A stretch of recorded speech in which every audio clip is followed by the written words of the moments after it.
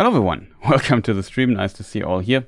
I hope you had a fantastic day, sorry for being late as always, but yeah, you by now should know me, right? Always a bit complicated. But yeah, always saw a lot of comments here and so on and so forth. And some heated discussions, but what is wrong with my window here?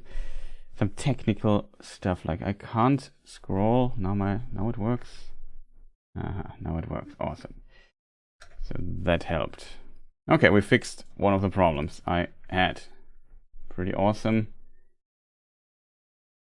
But yeah, pretty nice to see you all here. Sorry for being late as always, but what can I say? It's just difficult at times.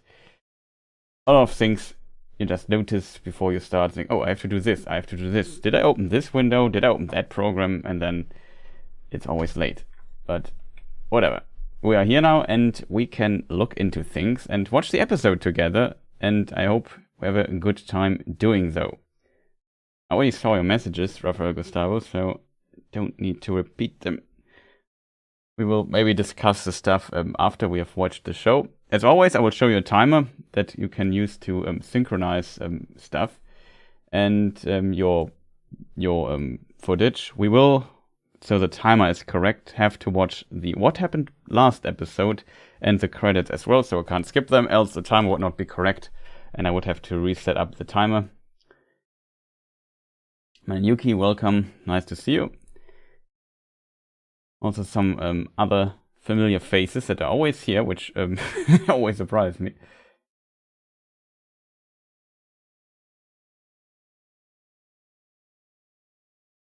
But yeah, we will discuss a lot of things. I already have a review out. I had like an analysis stream yesterday. I was also invited by Dan, Voice of Geekdom. We discussed the episode there as well. And yeah. So as written earlier, Raphael, the first episode is not $1 billion as the first season. It's not 8 episodes for $1 billion. That is a misconception. I think it's 560 or so. It's not the complete stuff. And a lot of the money goes into development, building the sets, and so on and so forth. So I have no idea what will happen with the sets and stuff when they move to the UK. I have no idea what's going on there. I thought there were quite a lot of riders in this scene, so that was, in my opinion, relatively impressive, I have to admit. So I agree, the orc numbers seemed a bit small for what is going on, but yeah, what can I say? We analyzed and discussed all these details in previous streams and criticized them. At some point, you can't live in the past, but have to move forward. And that is the situation we have. We also had some questions, like how did they know where to go? Halbrand told them, you have to go to Tirharat, to Ostiris, the watchtower. Close to it are the people, and he knew where roundabout he saw the orcs the last time he was in the Southland. So that is how the Numenorians know where to go. What is far more strange is that they have to come from the west, but they have the sun behind them when it is rising, so they come from the east, which makes no sense. But always some details we discussed previously that always make a little bit not that much sense if I'm completely honest. But yeah, it's kind of interesting.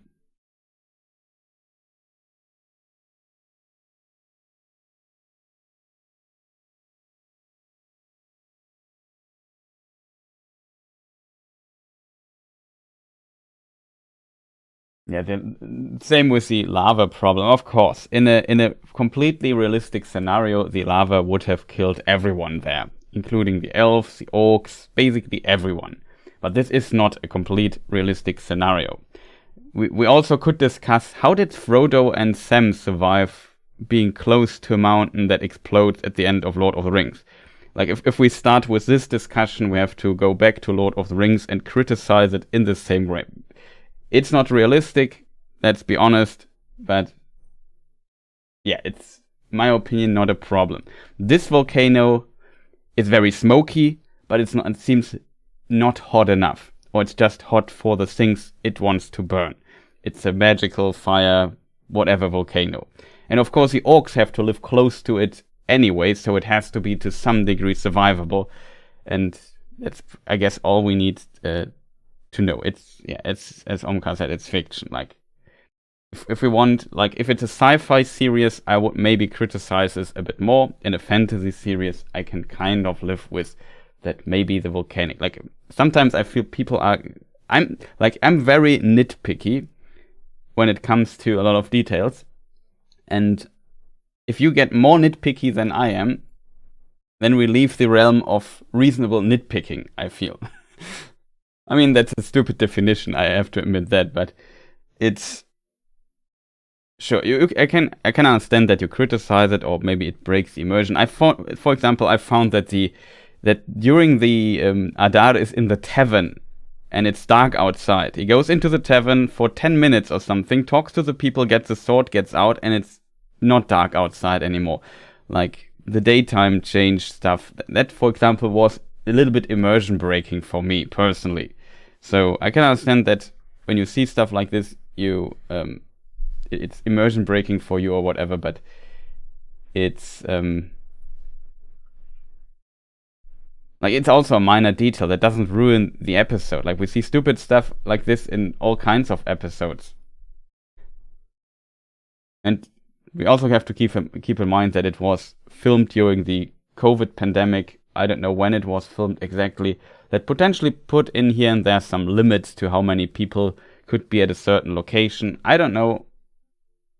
But there were definitely issues when it comes to filming there during COVID. Hopefully, the next season they don't have the COVID excuse, I guess. So hopefully their stuff gets better when we maybe get later to the really big battles in the Tolkien books. That might happen in season 2, 3, 4, 5. Then they don't have a good excuse. So I hope their things maybe looks scale and size-wise a bit more on point. But yeah, I agree. They have a problem with size. They have a problem with time in the show. We discussed this a lot of times.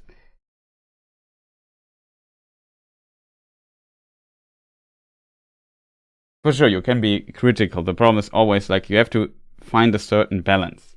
I mean, what is there to criticize? It's not...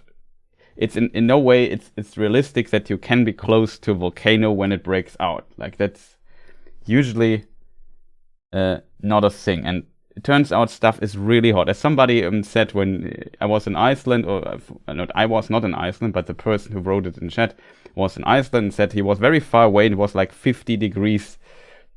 And the lava was really far away because that, like, if you have like really, really hot stuff in the distance, it just is not a good idea to get close. That's why when you get too close to stuff, you need like complete heat shielding and so on and so forth. You can't just sit on a rock in the middle of a lava flowing thing. Like, I think that's relatively unrealistic. But then, as said, we have to criticize Return of the King as well, and we don't want to go that far because we still enjoyed Return of the King a lot. And I know a lot of people are critical, but you can overdo it. Sure, it is not realistic. I agree on that. Let's move on. It's just, what else can we say about this? Like, a lot of things are not realistic. Like, a lot of shows have these classic film cliches or tropes that are going on. For example, you get hit by an arrow. If you are not a main character, you die instantly. If you are a main character, you do not die instantly. And it's like basically a rule for filmmaking. Like, it's in a lot of shows. Also the Peter Jackson films that are often so loved.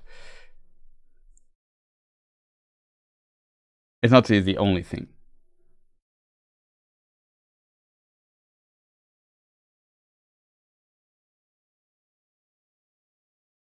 I would argue that Frodo and Sam were in the volcano and then destroyed the ring, and at the end, the volcano also, in my opinion, looked like it was breaking out. So, can we...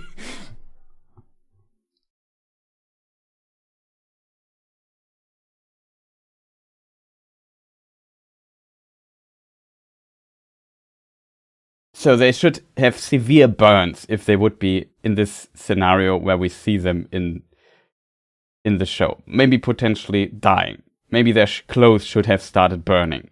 Stuff like that. Yeah, in my opinion, I would count it as getting close to breaking out and exploding.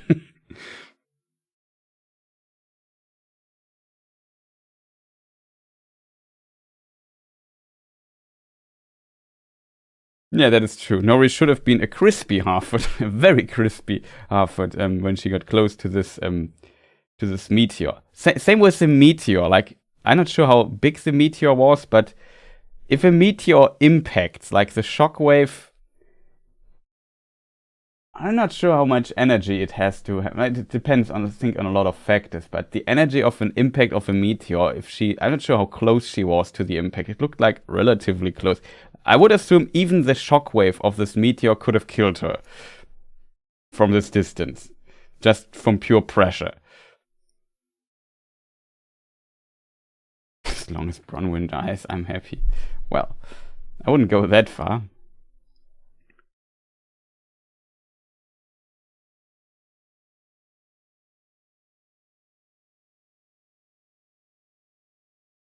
Yeah, I think like a lot of details could have been kind of different. I agree. Like there's stuff that is like in the plot, and it's needed that the plot works. It's needed that all these characters survive this explosion of the volcano. It is needed, and that's why it potentially will happen. Like the main characters, at least. And there's some stuff that is, you could argue, is unnecessary. Like, I don't know. I didn't mind this scene, but for example, Galadriel in a plate armor doing this horse riding stunts. You could dodging an arrow. I could say that's unnecessary. And I agree, yeah, the show would have worked without that stunt, but whatever.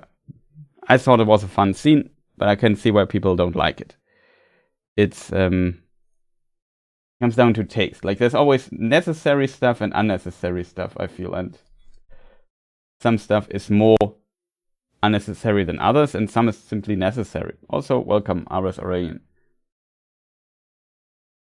Case closed. Exactly. So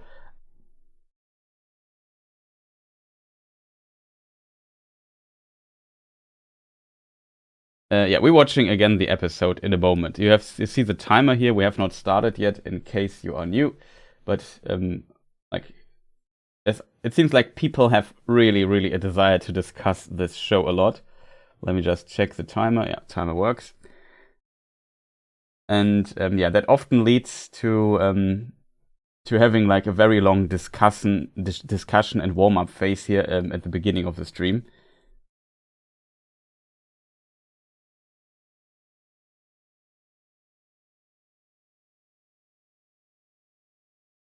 Yeah, that's totally fine that it takes you out of the story and so on.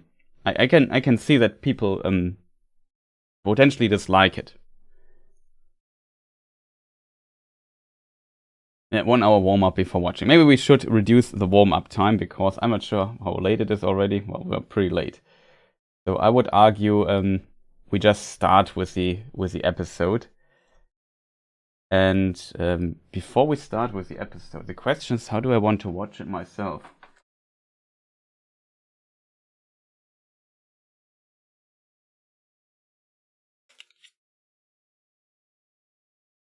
It's probably too complicated. Or you just watch it in the browser window. That's probably the easiest way for me.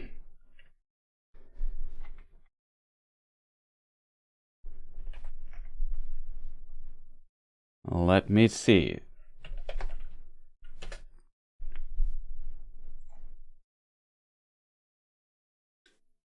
Prime Video. The Rings of Power.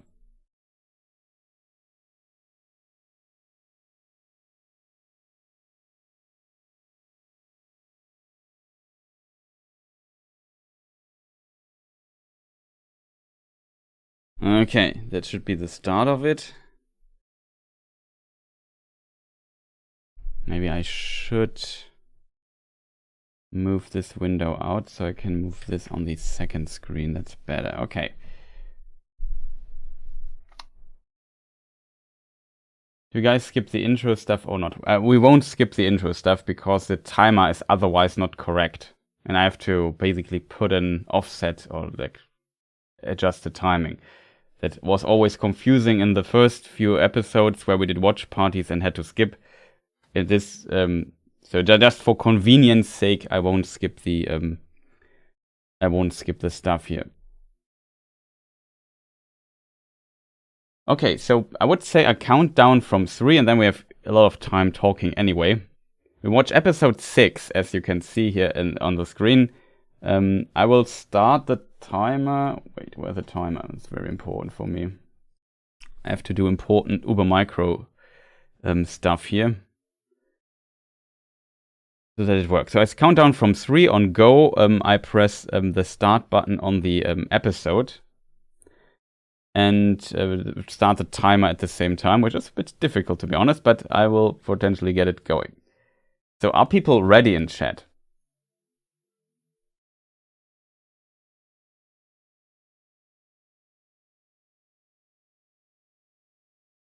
Who built the mechanism the sword shard activates? I guess Morgoth's servants built it, because it says the tower and the stuff in it was built by those. Maybe by Sauron, hard to tell. And yeah, Amazon built it, it's not in the books or anything. So, okay, ready over here. Awesome. It seems people seem to be kind of ready. So I count down from 3, 2, 1, go.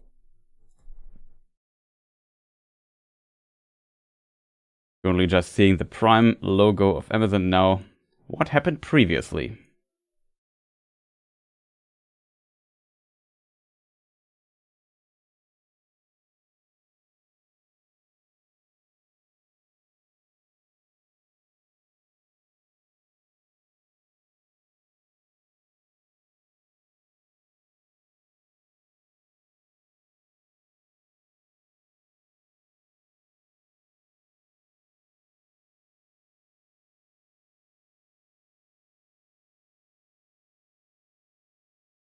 A very important point. He swore to never to return. I know to who he swore it. Maybe to himself.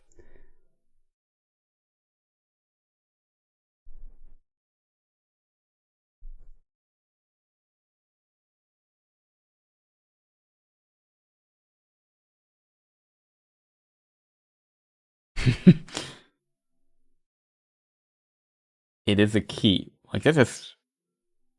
If it would, I think the sword might play a bigger role again. I can't believe that it would be just a key. That would be so stupid. Now the intro starts. Just like the pre-credits, whatever you call it.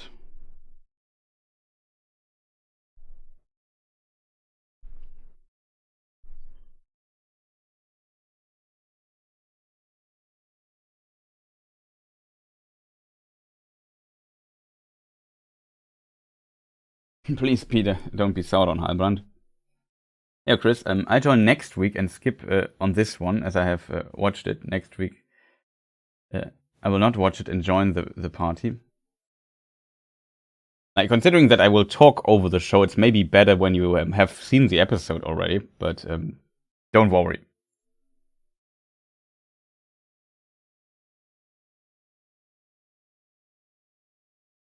Yeah, the intro is pretty cool.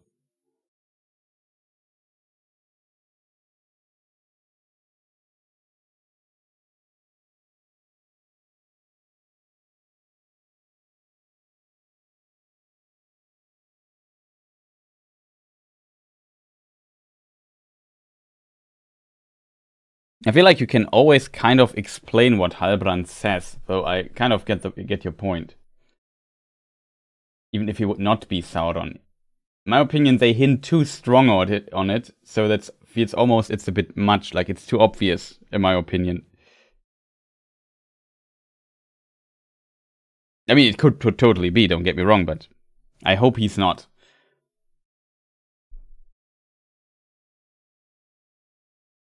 Yeah, definitely possible. Maybe he appeared off-screen in Eregion already or so.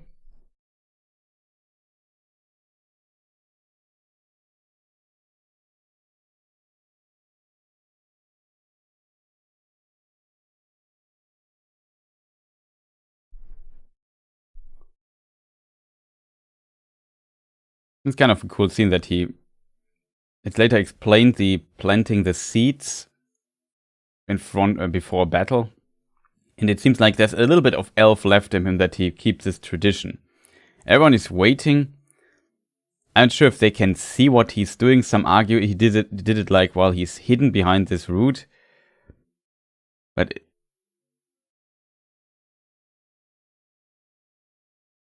I don't know.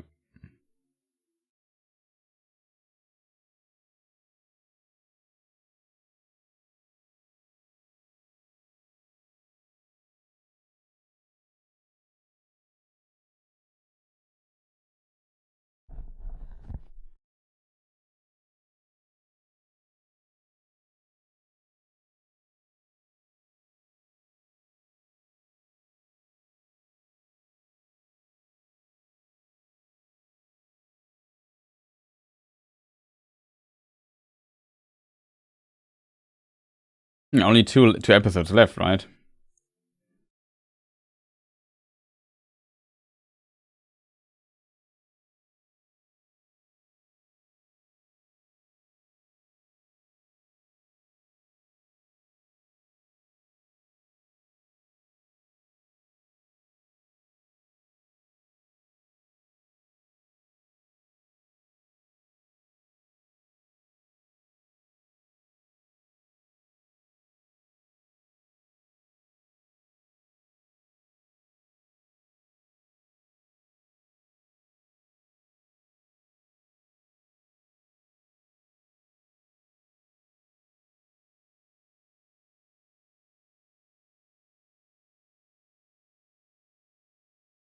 Yeah, next episode will definitely include Halffoot and Stranger stuff. So yeah, now they march over the bridge. They have a ram. And last episode it was hinted at that this tower is pretty unstable and it will fall, and that's the little trap. Spoiler.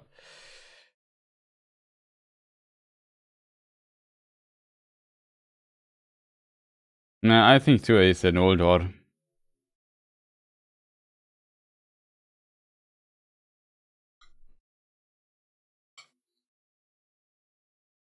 Nobody there.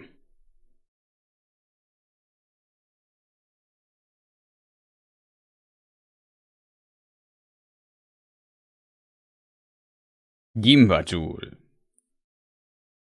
Find them. It's interesting, usually here find them is an imperative. And on the ring, it's not. It is one ring to rule them all, one ring to find them, one ring to bring them all, and the darkness bind them.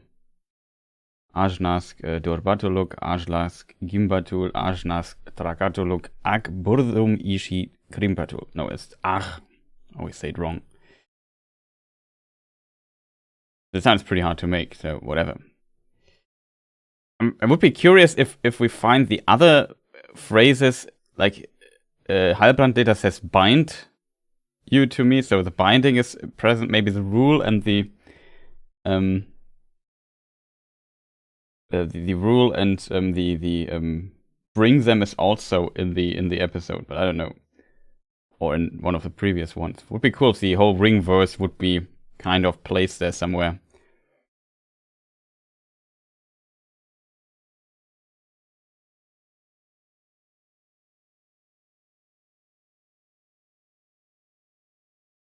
Nampat means death.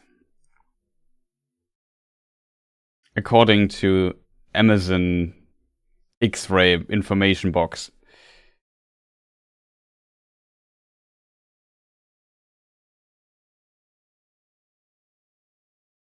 Now here my prediction was a bit wrong. I thought this would maybe activate a mechanism, but it's just close the door.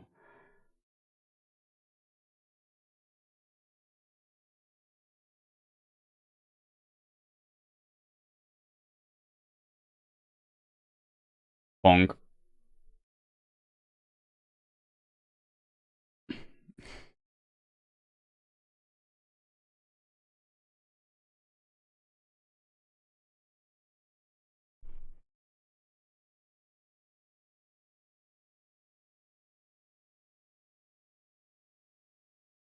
They definitely got a few orcs here.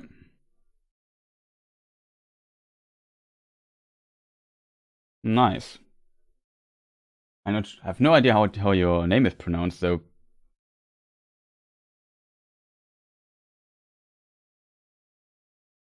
Jay Zeitsonnen? Something like that. But thank you for your membership. Much appreciated.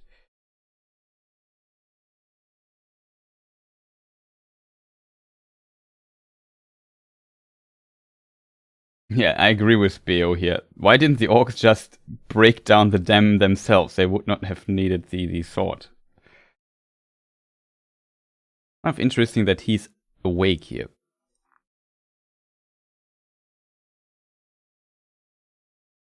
This is also a funny scene. Like he gets the apple.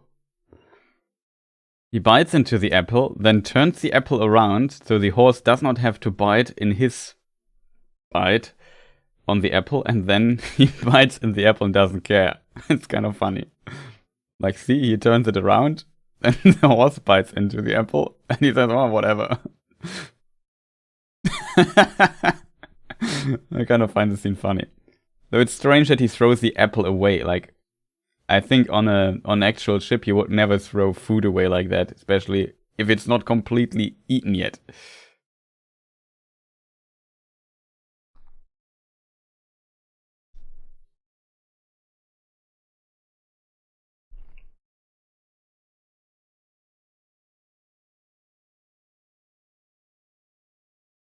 Yeah.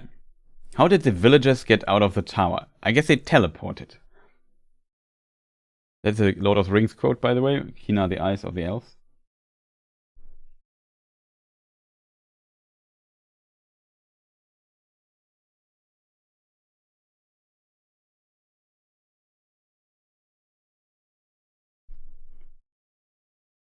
Until we finally see a far less annoying Galadriel, which is awesome. It's a good scene with Isildur here.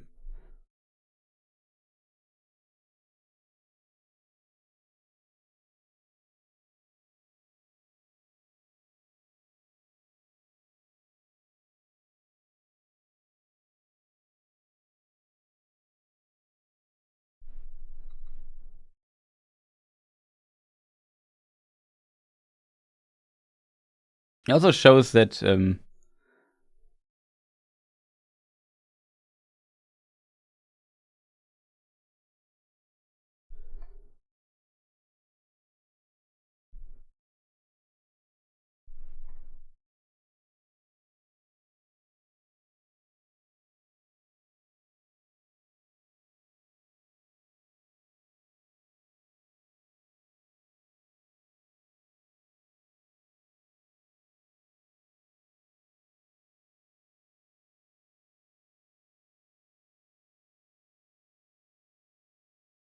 Galadriel is just, in my opinion, obsessed with something. That doesn't mean that she can't be humble.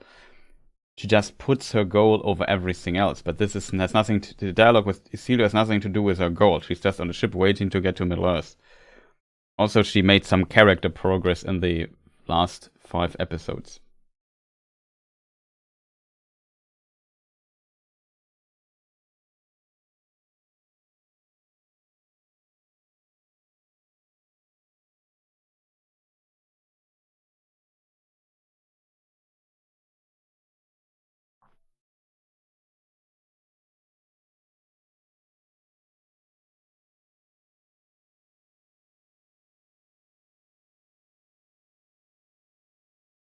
It's an interesting revelation that Elendil's wife drowned.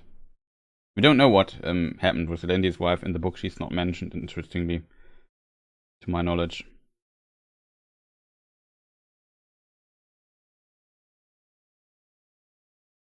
Here on the map we see Pelargir.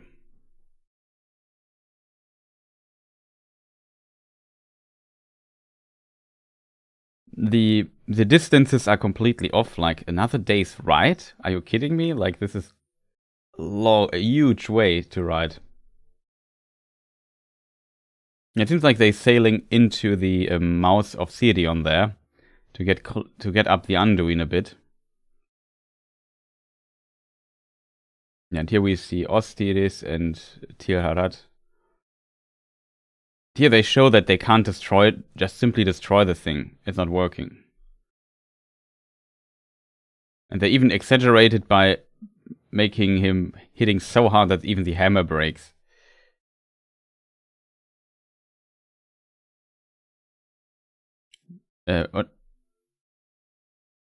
Another Peter Jackson reference, I feel.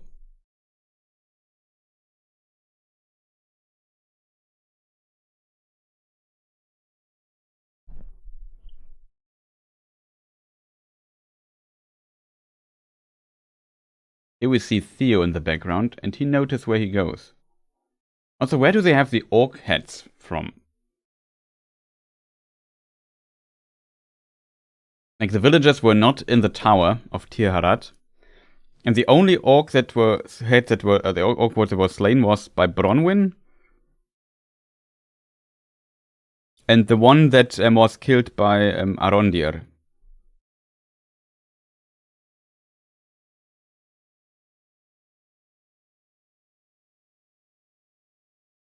It's also strange that they don't leave the village and go somewhere else, because considering that the daytime is much, much longer than nighttime, they definitely would have an advantage against an enemy that can only move at night.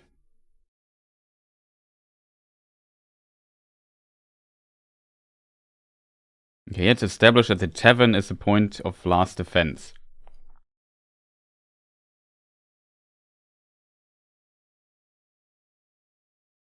In the background, we also see this weird thing on the wall. A little bit.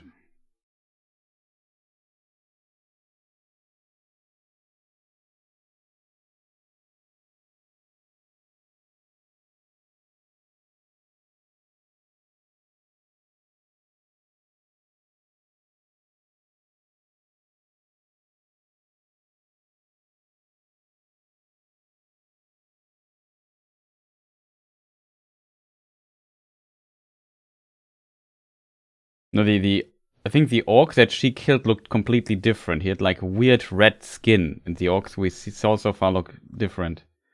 And there were two different heads. I mean, one was killed by Arondir. Not sure how he looked. It's kind of strange that they have two orc heads there.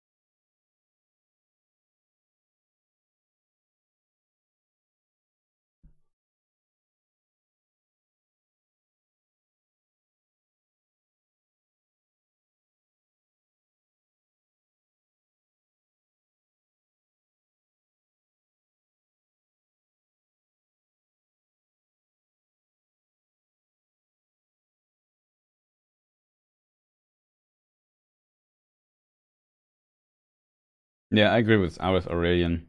It often feels like some of the scenes are simply missing. How did they escape from the tower while being, I don't know, watched by the orcs? And orcs can see pretty well in the dark. And like, it was kind of made, the last episode gave me the impression they were trapped there. And this is their last stand. And I would even say that the tower is potentially a better position to defend than this village here. Because there they could only be attacked from one direction. In the village they can be attacked from all kinds of angles. But here it's explained with the planting of the seeds, what we have seen with Adar at the beginning. I like that, to be honest.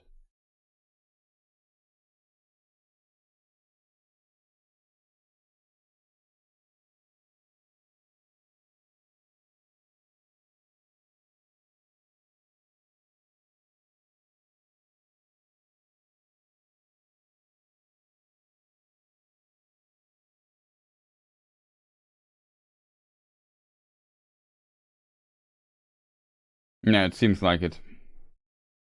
It seems like the orcs didn't know about this pass and didn't guard it, so they could escape unseen. That is strange.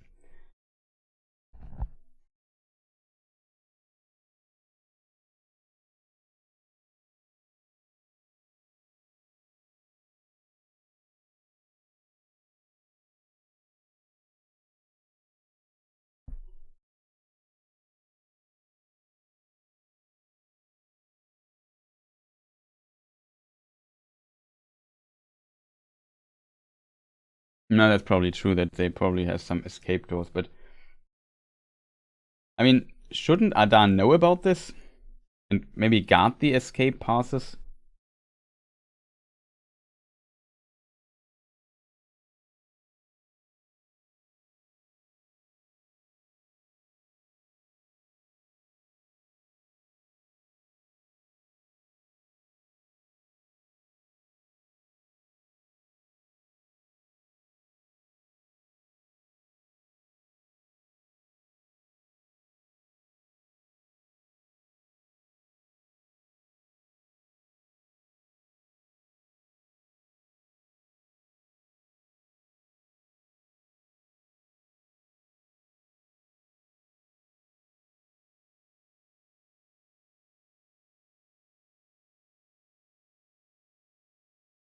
You mean the other villagers who kind of betrayed them and went with Adar instead?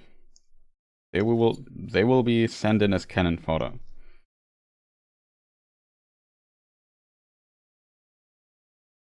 But it seems like all the villagers escaped and are now in this village.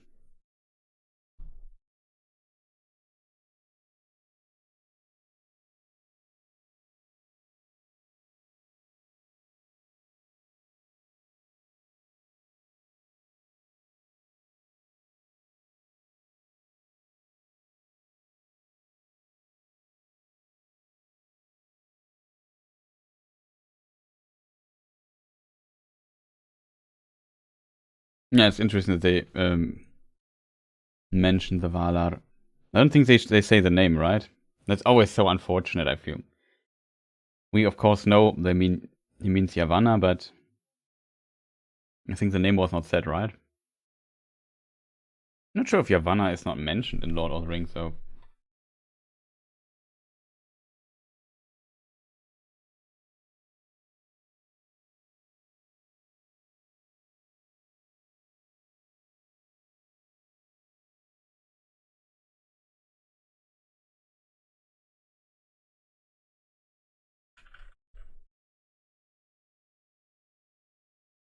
Not directly. There's a month's name that is called Yavanye. And this is mentioned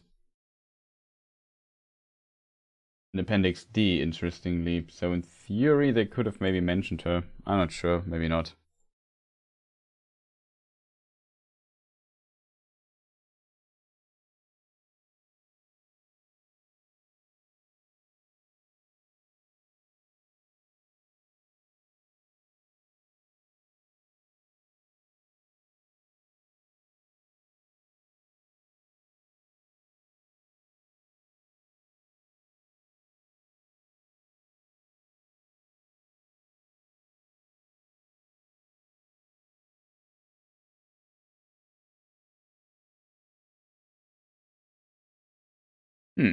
Where is she? I have to admit, I don't fully understand how she doesn't see the other woman here.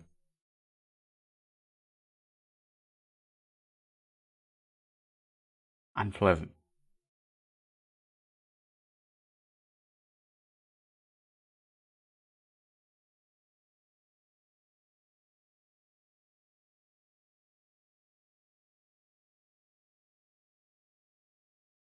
It kind of makes sense that these set stuff on fire. Kind of funny scene. Classic.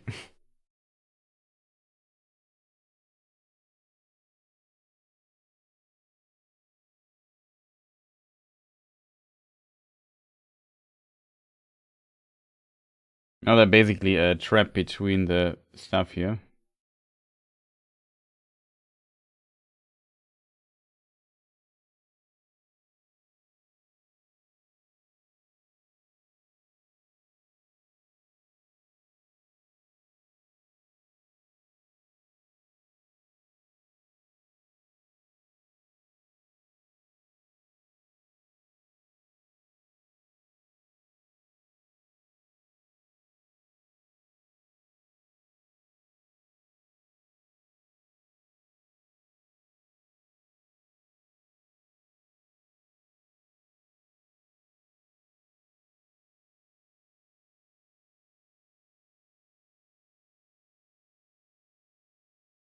She parried him.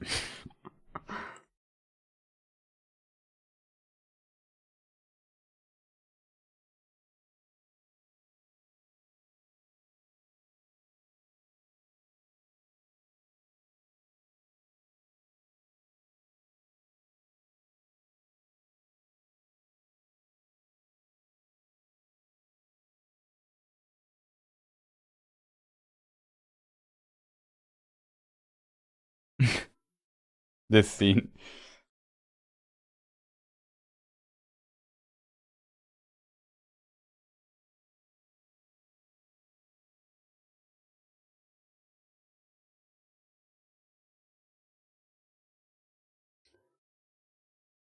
He does his capoeira move, which he learned for the show, I think. Didn't impress the orc too much, though.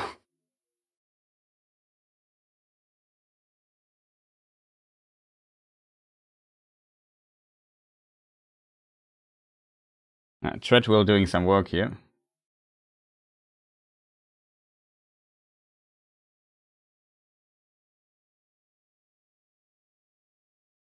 Oh, now comes the unpleasant scene with the well in a moment.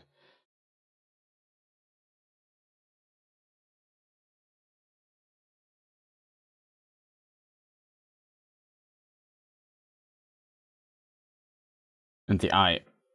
That's really a bit much.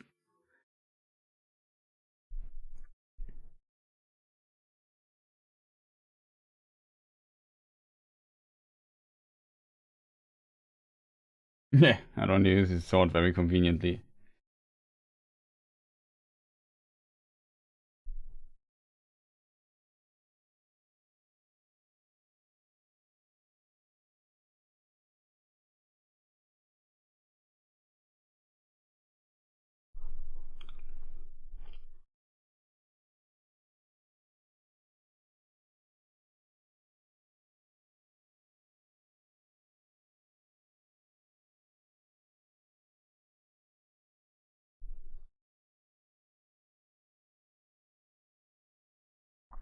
To be fair, Bronwyn doesn't come completely out of nowhere. Like, she's also fighting there in this battle. That she at some point comes to help Arondir kind of makes sense.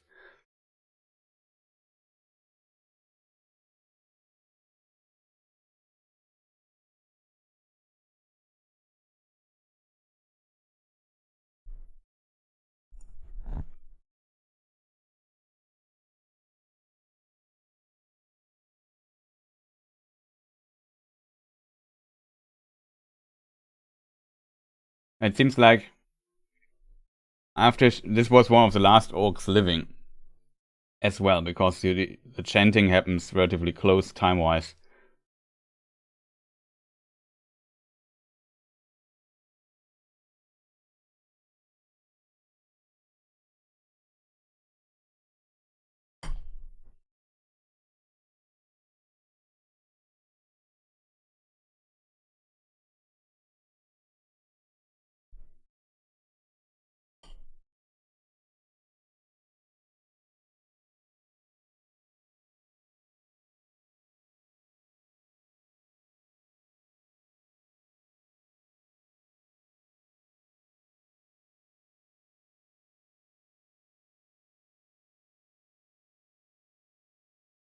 But she had not much opportunity to heal herself, I feel. Not sure if she could help the cow. Maybe.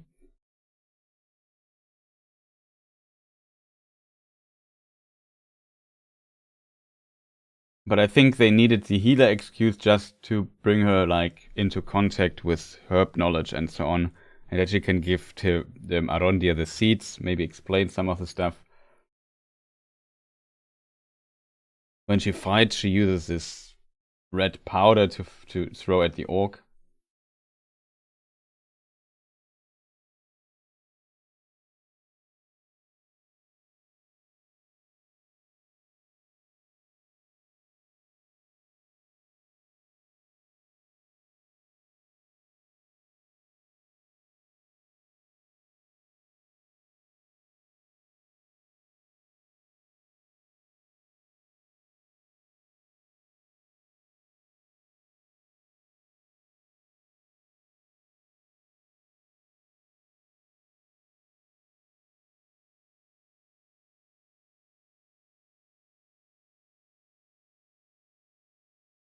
But we don't need evidence of her healing. That she's the healer is a completely unnecessary side information. Sure, you could have leave it out, would have made a difference or anything. Probably not, but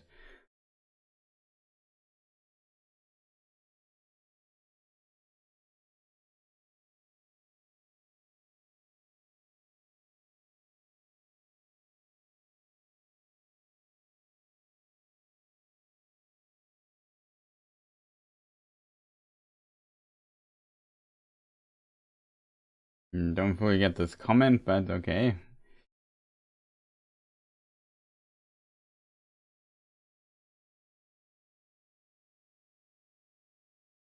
Mosin Lala, welcome.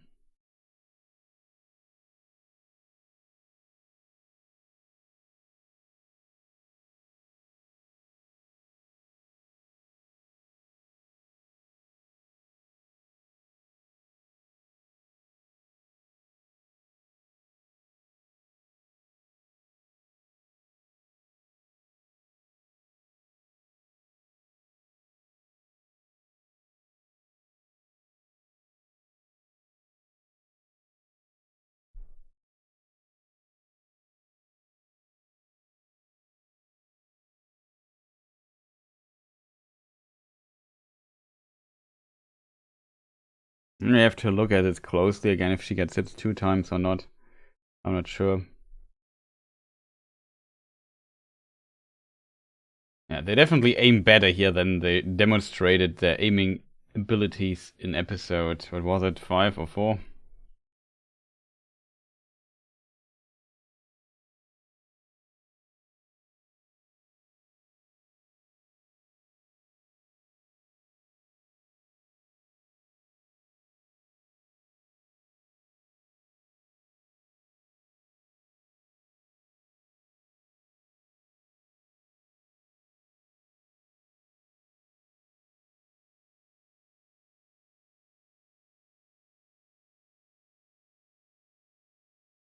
I mean, this episode's full of Peter Jackson references, so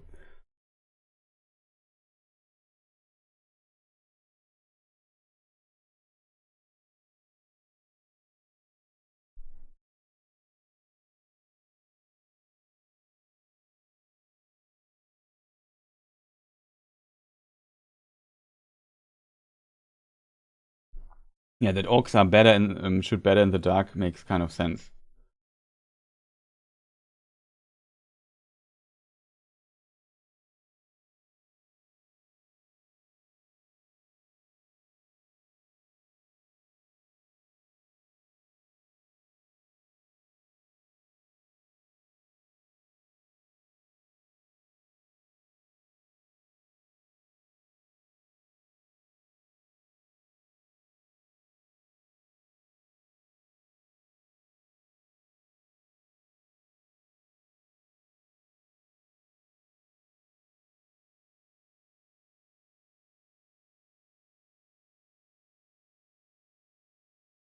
But yeah, Elfin seeds. I know, but it's usually a plant for that it grows on barrows.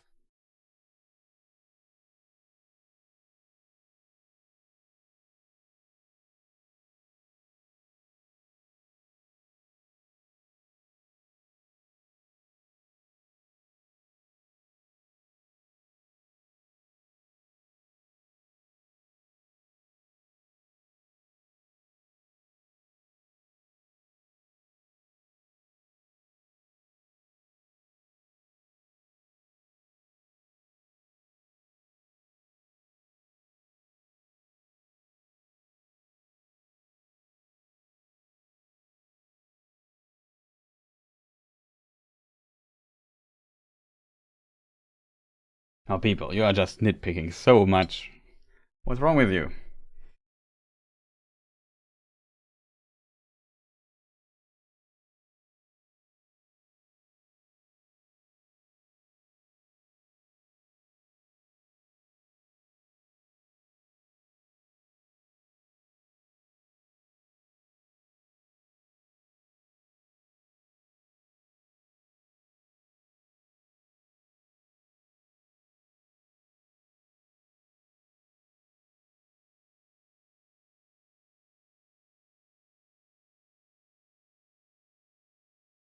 To be fair, I wasn't sure if she will not die, so I can't agree with you there, Belegur. I could imagine that she died here.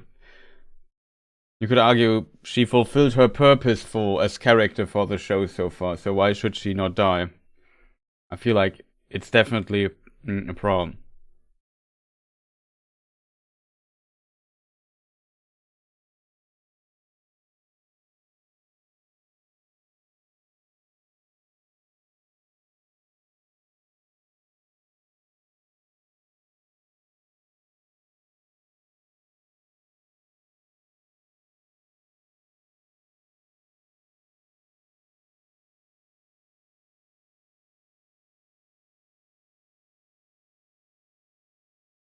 There were definitely a lot of errors they could have avoided.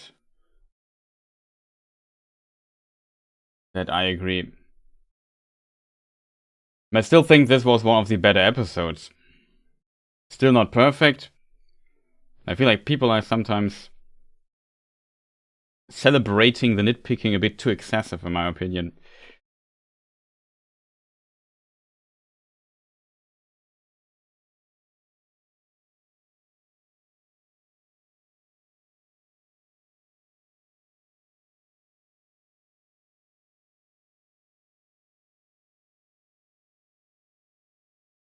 It's definitely not the worst show I have ever seen, to be honest.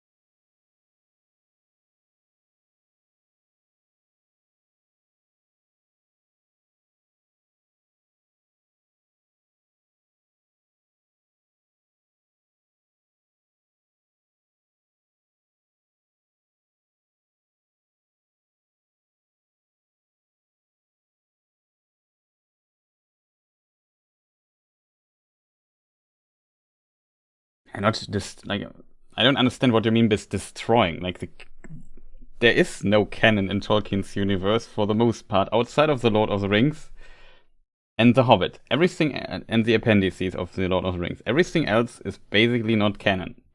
Anyway, we have a very good understanding, and we have very individual imaginations of canon. But if you think about it, Peter Jackson also destroyed the canon then in a way, because he changed Aragorn a lot, he changed Gimli a lot, he removed Glorfindel from the Fellowship of the Rings, and so on and so forth. Like, I sometimes feel like people always measure with, like, I don't know, differently depending on what they like or not, and I feel like it was a bit far, in my opinion. I agree that this show does a lot of weird stuff, very weird stuff, which I also dislike.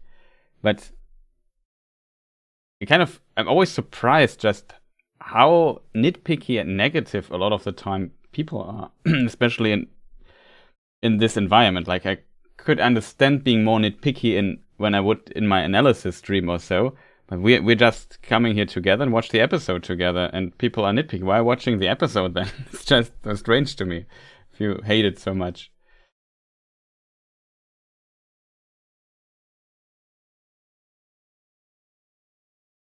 For example, this scene annoyed me a bit, that he's inside the tavern, comes out, and suddenly it's daylight. It seems, like I said, the show definitely is very terrible at portraying times and size.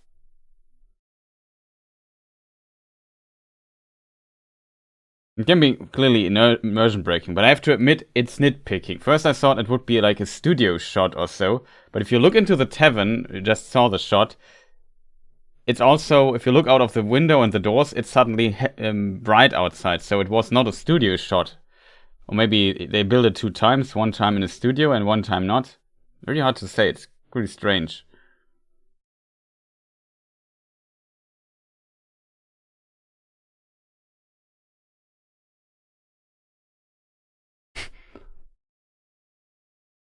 I like how the horse just runs through the fence. It's kind of funny.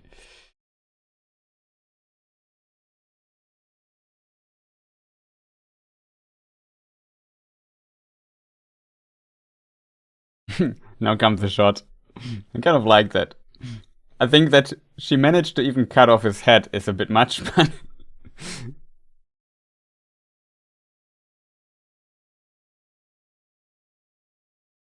And here he does the orc thing.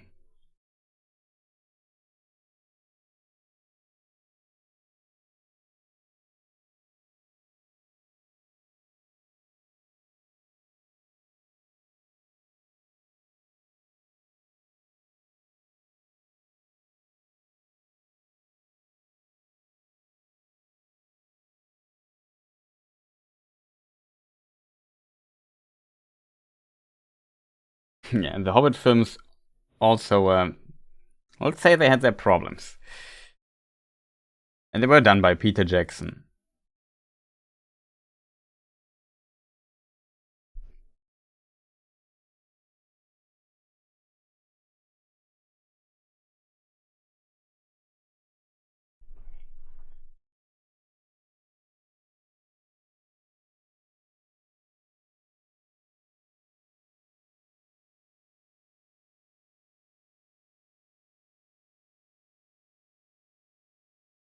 No.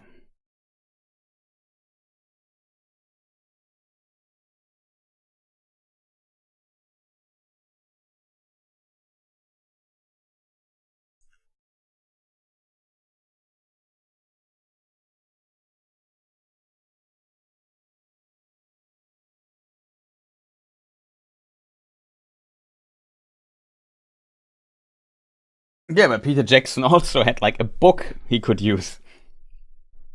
Who knows what he would have done when he had no book to basically use, just some loose notes. You have to keep that in mind.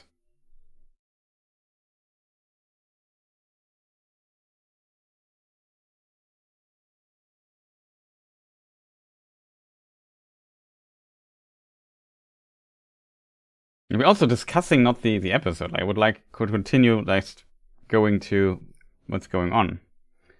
I've just this is a discussion for after the show, people. Like when the episode is done.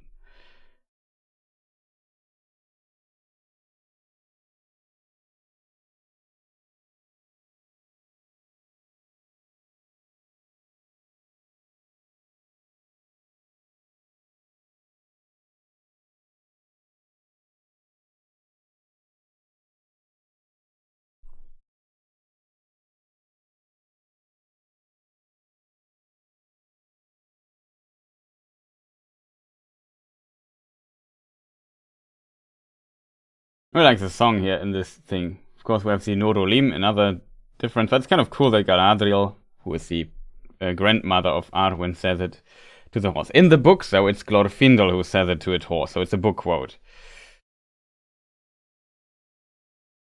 I think the chase is pretty decent.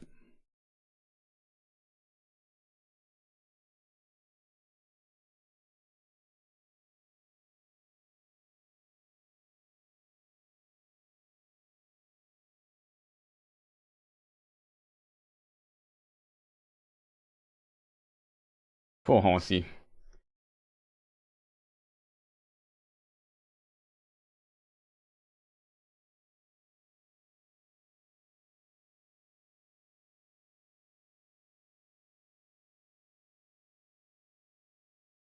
And this, what we see here, is just a few sentences in the Silmarillion. Like the big fleshed out parts from the Silmarillion we have not seen yet. We have just literally a few sentences here. this is based on.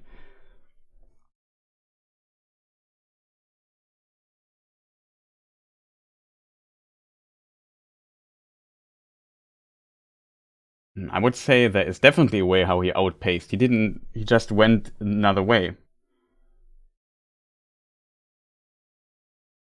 It's of course again a film trope, but it's in my opinion not impossible to just go another way. It depends just where they wrote.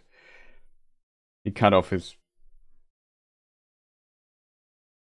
It seems Halbrand, it makes sense for Halbrand because he is from this region, so he kind of knows this place. Maybe he knows where the path Adar was taking is leading to, and he could intercept him. Definitely a possibility.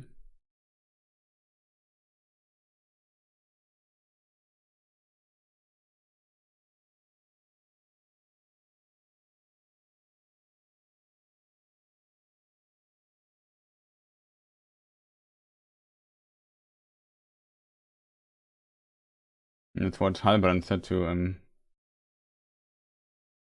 I think, to Galadriel, right?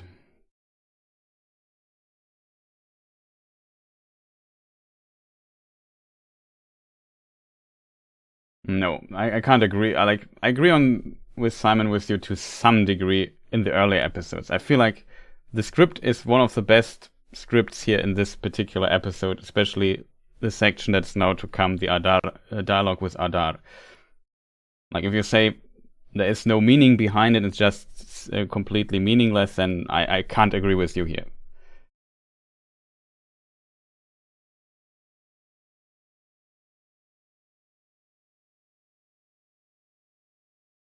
I think the scene that's now following with Galadriel and Adar's probably one of the best dialogue scenes in the show so far. In my opinion, it's really good.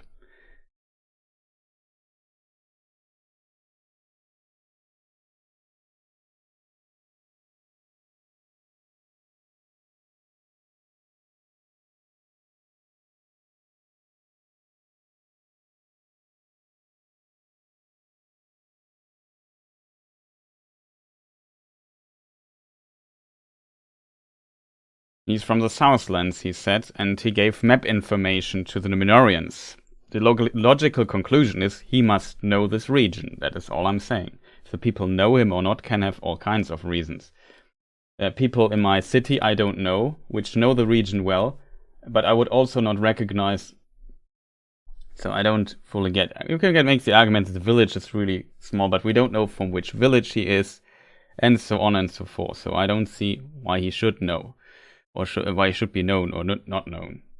Hard to tell.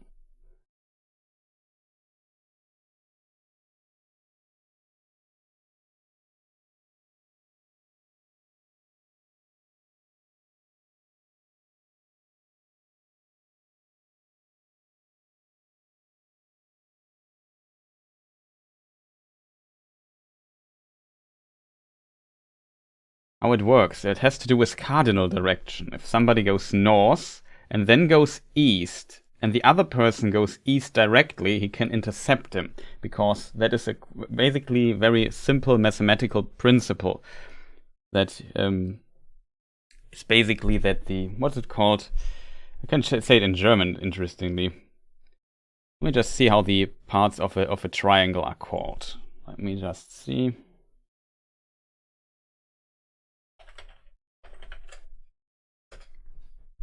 What is it in English?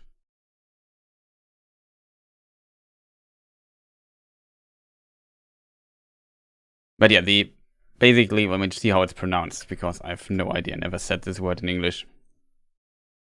The hypotenuse is shorter than the...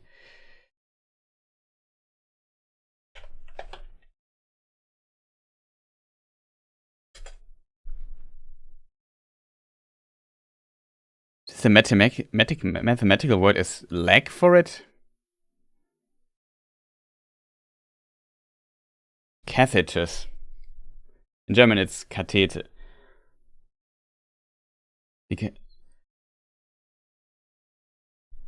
So, it's definitely possible.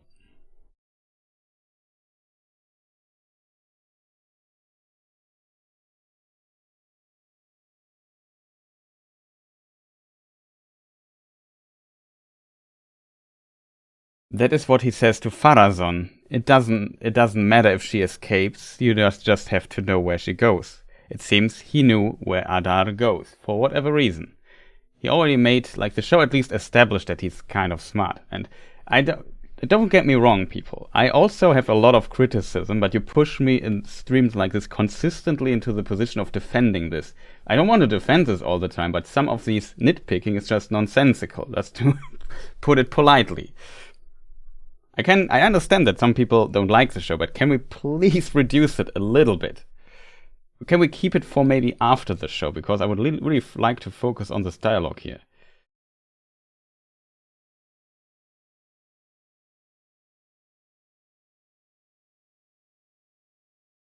Exactly, CPP. He went a different direction. That is also my impression.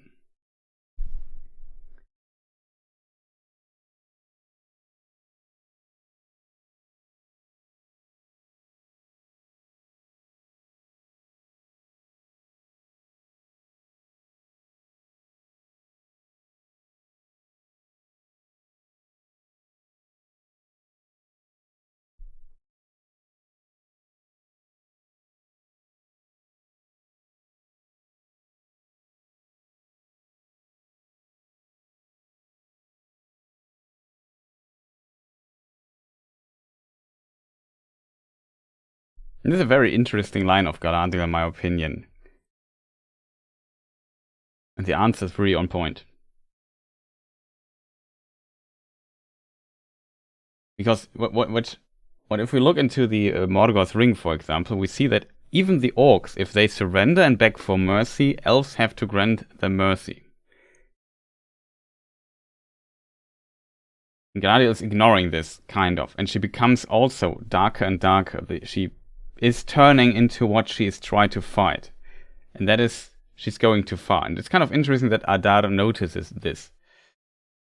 I think Adar is also pretty twisted, but I find this really interesting. Like, Galadriel really found her match here in Adar. And that, I think, is a really interesting depiction. Also helps that the actor of Adar is pretty fantastic, but I think also Galadriel the actress did a pretty good job here. And it's kind of interesting that he asks again who you are. Seems to, I don't know, realize something. Very strange. Kind of makes him think.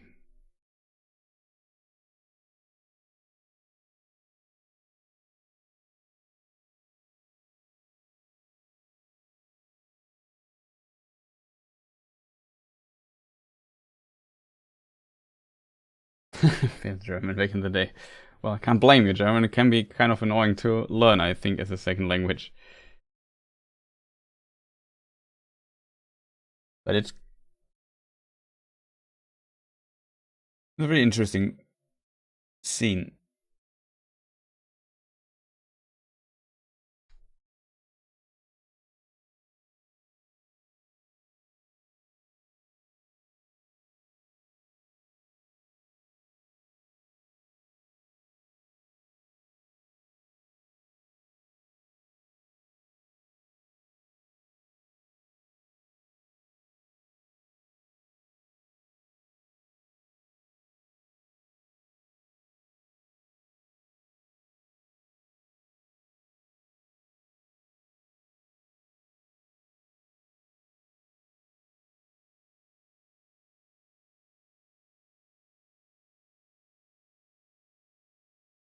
It would be interesting if Círdan shows up and he knows Adar or something, if Adar survives this season. But there are so many cool things said in this dialogue with Adar. And really, like, if she looks for the enemy, she should look into a mirror. Kind of interesting what all the details here. And I think Galadriel really needed this to maybe develop a bit further. I agree, please no romance. I would agree on that. Because that would be terrible.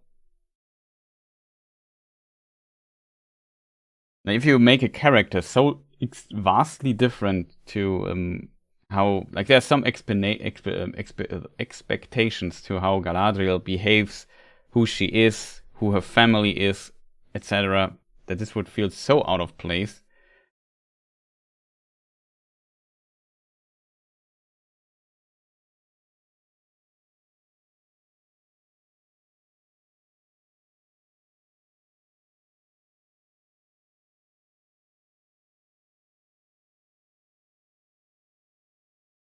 Yeah, funny that they now have all these, like, I assume the Numenorians had supplies, but they were starving a few days ago, and the village has recovered. Bronwyn can even walk around already. I like that Miriel is so happy. She helped these people and said, yeah, father, I don't see the darkness here. It kind of worked out. Awesome.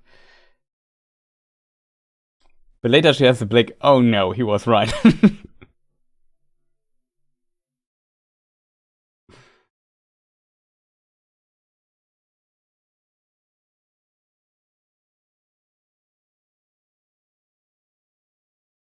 It's always, in my opinion, important to keep the balance. Like, you have to praise the things that are good, and you can, of course, criticize. But since this is a watch party,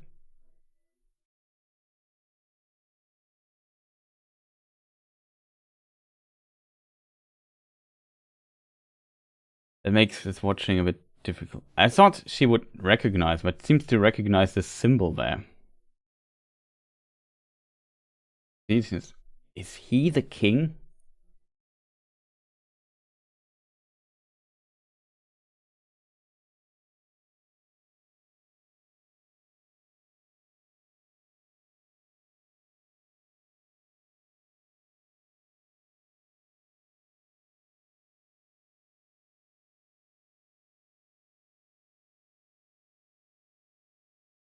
Kind of interesting that Halbrand he accept.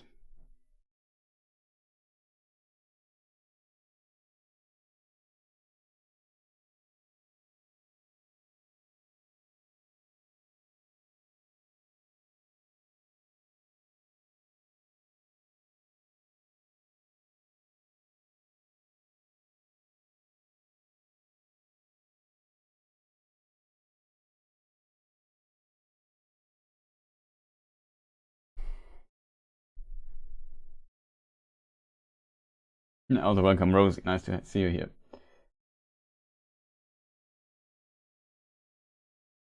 Already left my like. It's my fourth viewing, I can imagine. Some people have to watch it a few months. I don't know what's going on with the Southlands exactly, but map-wise, they are in Mordor. And there's no implication that there's also Southlanders outside of Mordor. If it's bigger than that, I don't know. It's kind of strange.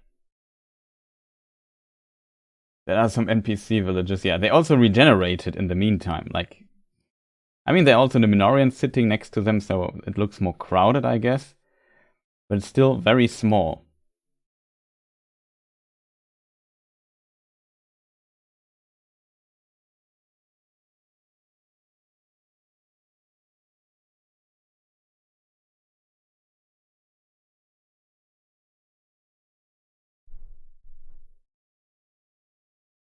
It was, of course, clear that Waldrick has the stupid sword all the time. That nobody checked this sword. It's just so strange.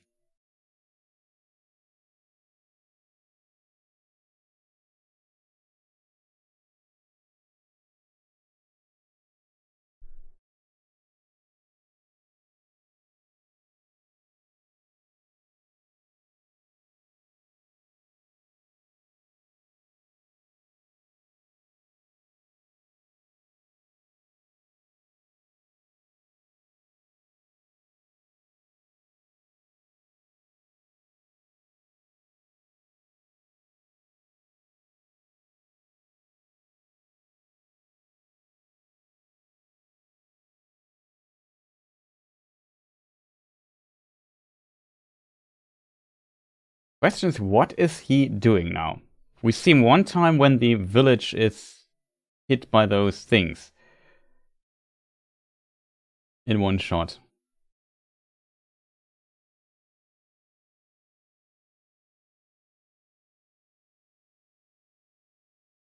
Now it makes kind of sense that he killed Rowan.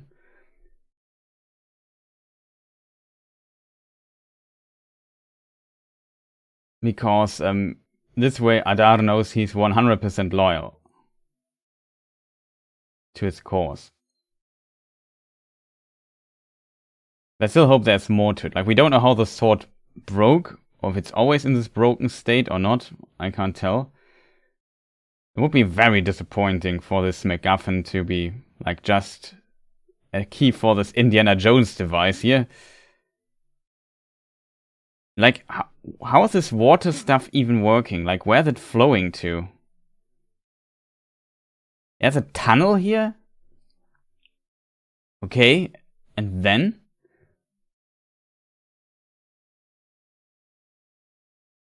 Really strange.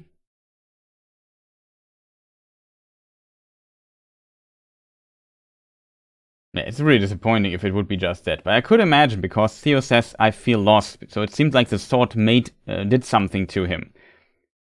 So it's probably more than just a key, but I don't know.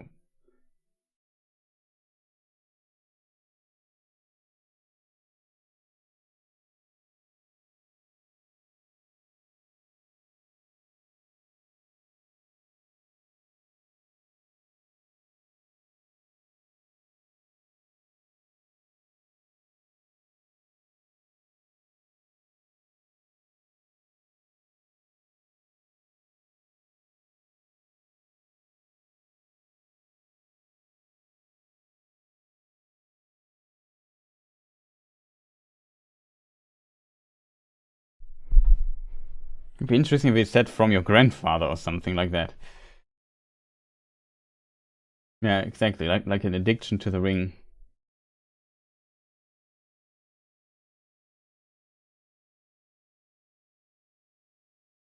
Yeah, that's also a thing. Mordor needs to be really, really flat, that this kind of works. Because else the direction of the river flowing makes no sense, right? It's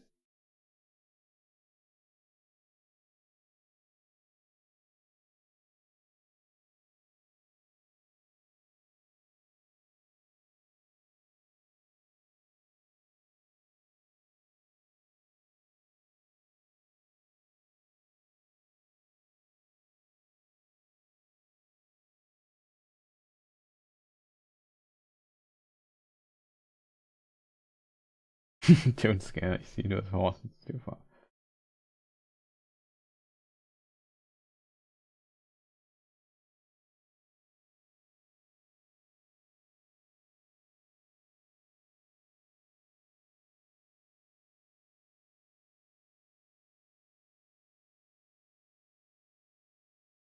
I like how he lays down there and listens to the water flowing. It's kind of cool. Like, he knows what's coming.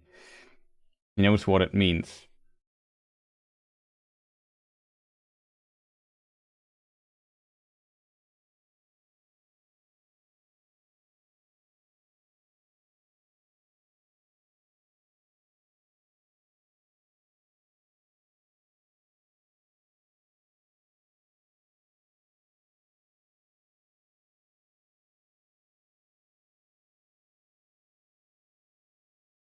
This music reminds me a bit of James Bond at times. There was this one short theme inside the magma chamber.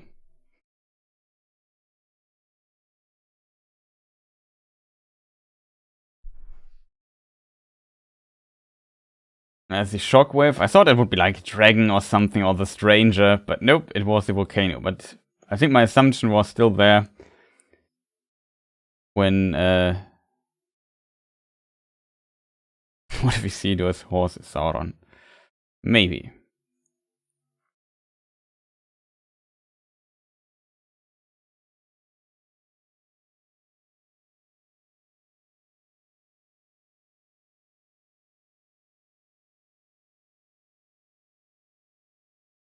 Yeah, that's true. As long as the angle of the trench is getting lower towards Mount Doom, it works. But I still feel like for that to work, the land has to still be very flat.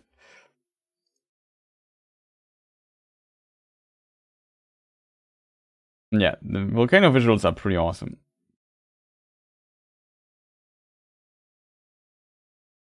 And here we see Udun, hell, or the underworld coming. Now Mordor's turned. Also like how Medial helps some people, Halbrand is helping some people too.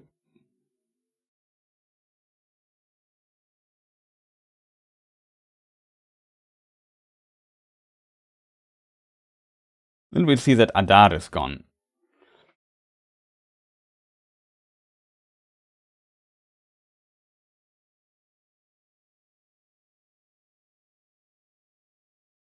Chris Newman, Callum Green, and so on and so forth. Credits.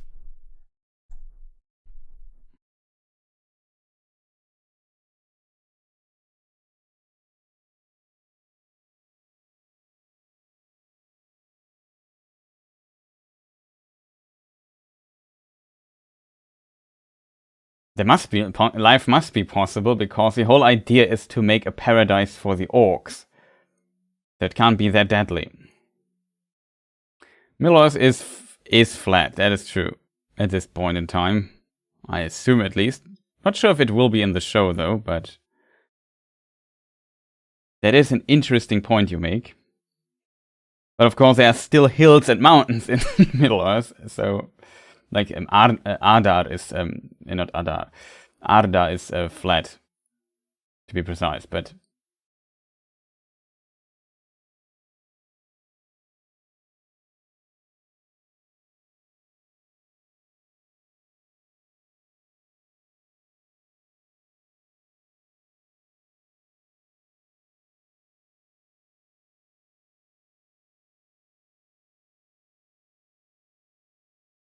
yeah, I think too, it was probably the most enjoyable episode of this season as well. Probably, maybe I liked episode 2 a little bit more, even though I think in many ways it was a weaker episode, but I just like the Durin Elrond section so much.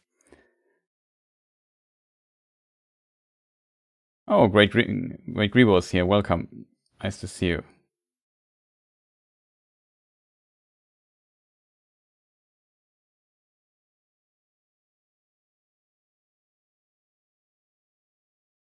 I want Friday now. Well, we have to wait a bit. I'm kind of happy as a creator that there is still some time left.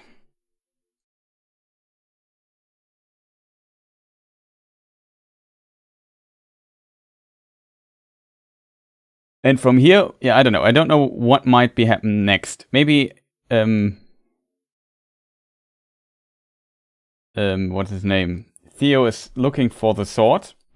Maybe he finds Waldrick and kills him or so, or they fight, or he gets in contact with Adar or something like that. Definitely a possibility. Or maybe he's not looking for the sword. Who knows?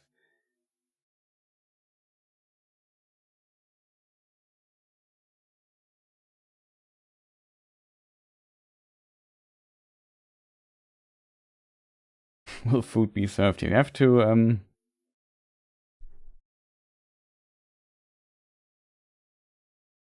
look out for food yourself. But maybe I can post some food emojis in chat, if that helps.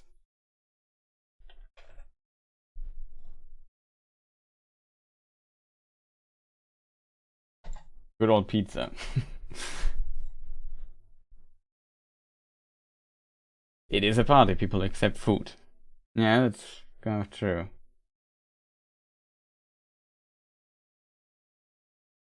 Thank you, very kind of you. No problem.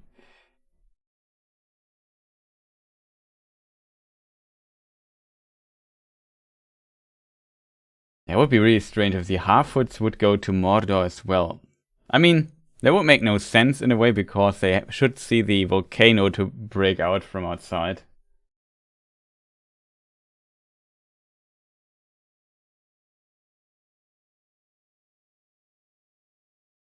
I think some of the mysteries they should maybe clear up in the next 2 episodes.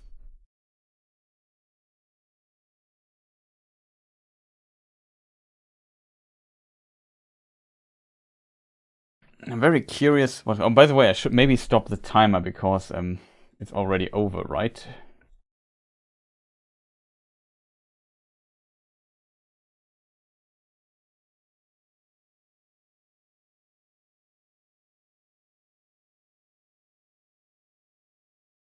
Ah, that explains the problem. Okay.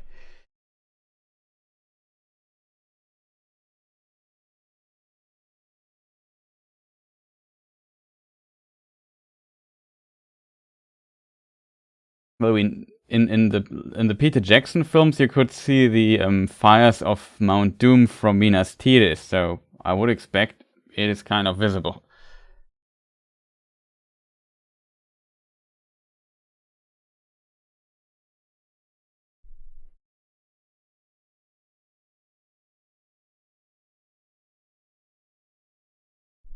Yeah, potentially it could definitely change a few things. It should definitely be noticeable, I feel like. At least the smoke should be the ashes should be very noticeable.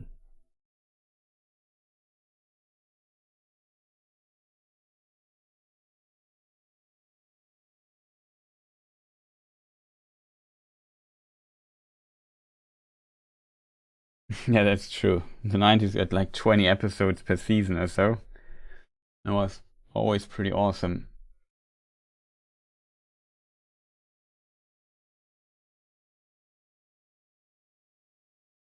But yeah, 8 hours of episodes is still kind of okayish, I feel.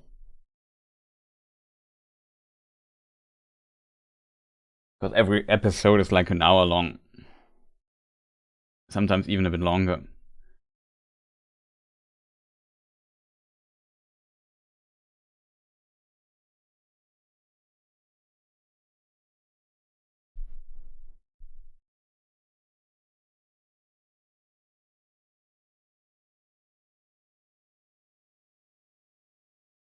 It's like a cinnamon roll. Wow.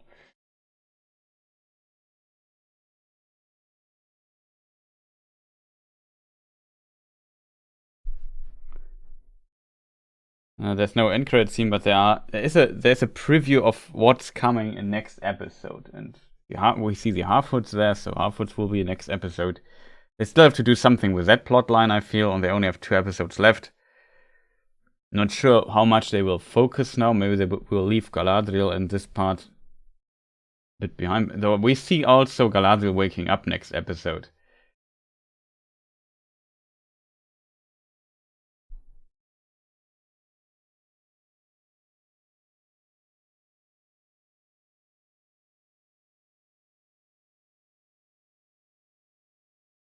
No, the every season will have one more episode. So the next season 2 will have 9 episodes. Season 3 will have 10. Season 4 will have 11, and then 12. And so a total of 50 episodes, 1 hour. So it's 50 hours in total.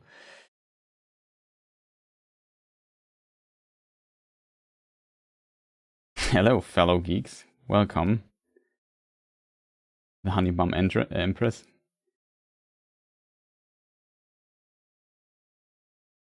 Yeah, it could be a direction thing. I don't know. I'm not even sure if it's a studio thing or not.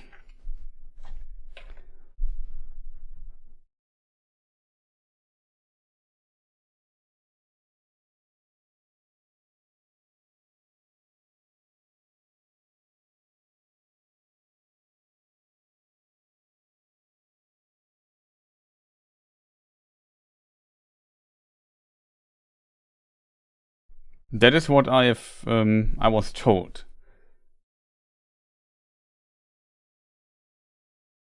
That it is 50 in total, and it gets one more episode each season. I agree it's strange, but like I said, that is the information I got.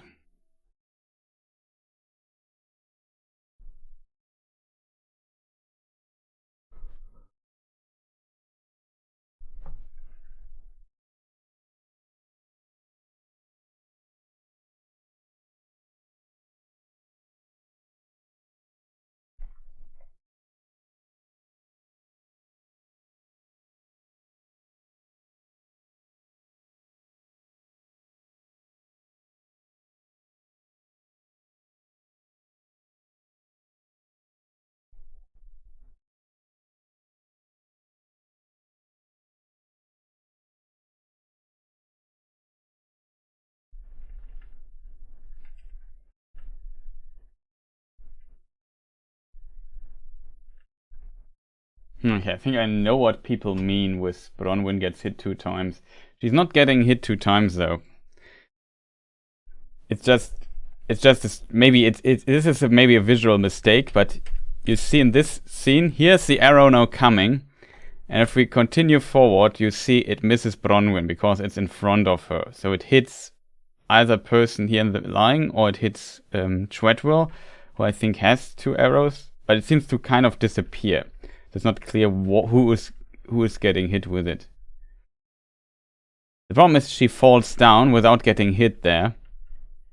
Maybe it just touches her lightly. I'm not sure. And here comes the actual arrow that hits her.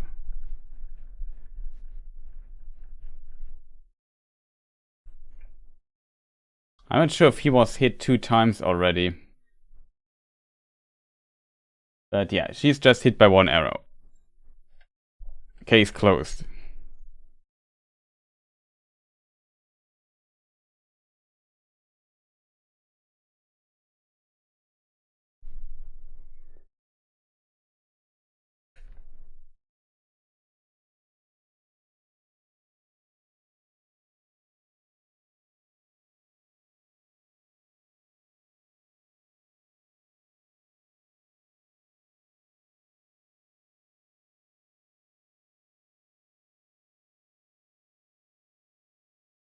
Just trying to find how Treadwell is hit by 2 arrows. Maybe it's the second arrow for Treadwell, even though the angle is not fitting. 1 arrow, 2 arrows. No, he gets 2 arrows instantly.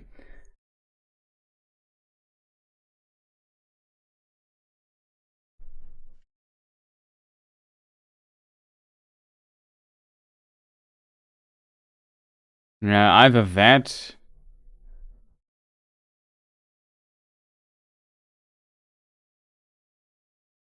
Yeah, I think it's an arrow.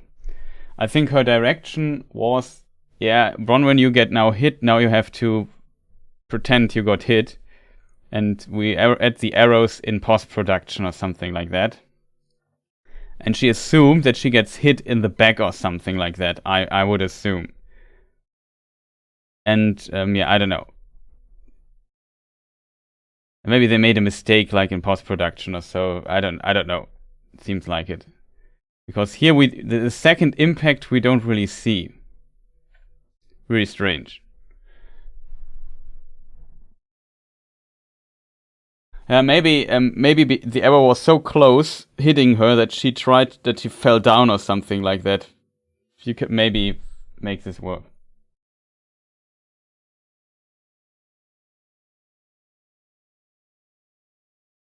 The sunset at 1932. It will take me a moment, because here in my program the time code is not correct. So if you say 19 something, I will have a hard time finding it.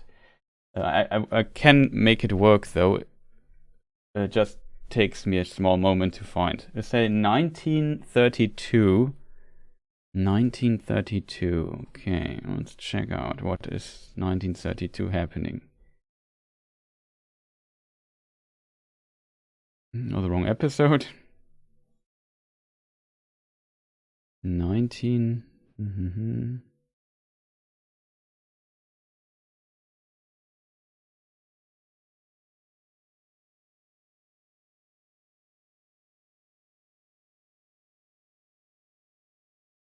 This scene, okay.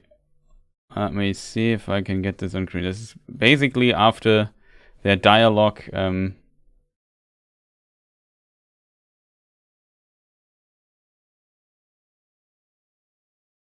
You mean this scene here?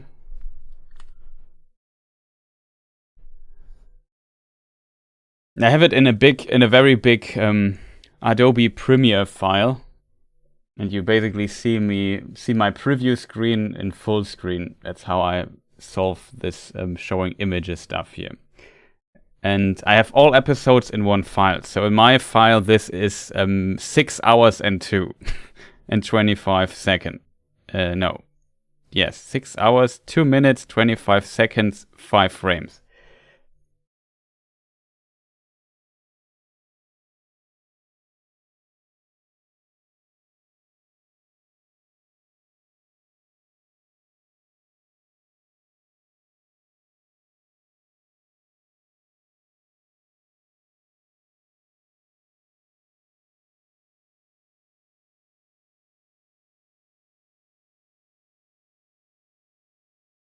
Yeah, that's a good point.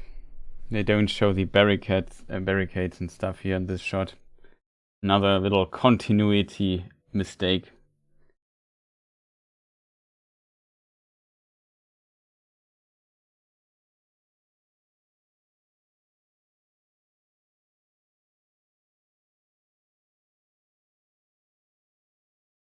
Thanks, Chris, for the warm welcoming and your streams of high elven quality. Hi to all from Finland by Jukka. So pretty awesome to have you here, of course. Shoutouts to Finland as always. Don't mess with the Finns.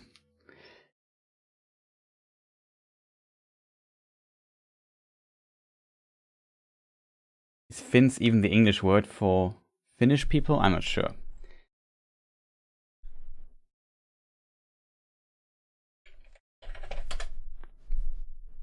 It seems like it. Okay.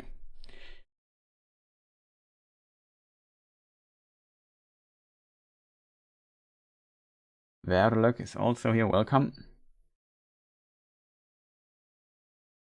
Yeah, I agree. Like, there are a lot of little mistakes that add up that can break the immersion. Like, this here is like a detail. I didn't even notice this, to be fair, because I was looking at the focus of the image was more here in this direction. I was looking at the sunset and the landscape.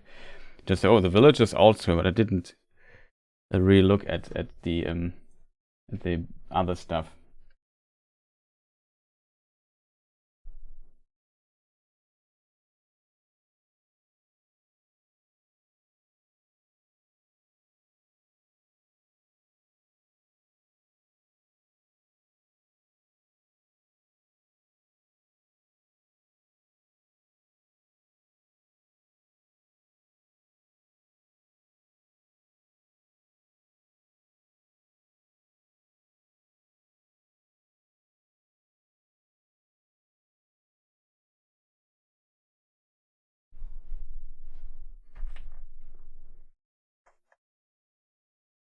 But I also noticed like quite a few continuity mistakes myself. Oh, Liana Stark is here. Welcome. Nice to see you here.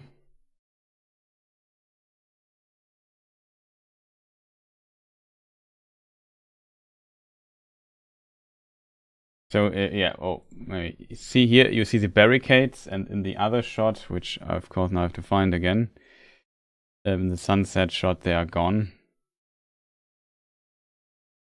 I mean, maybe they placed them at night, but that would be very unrealistic in my opinion, so kind of see the problem here.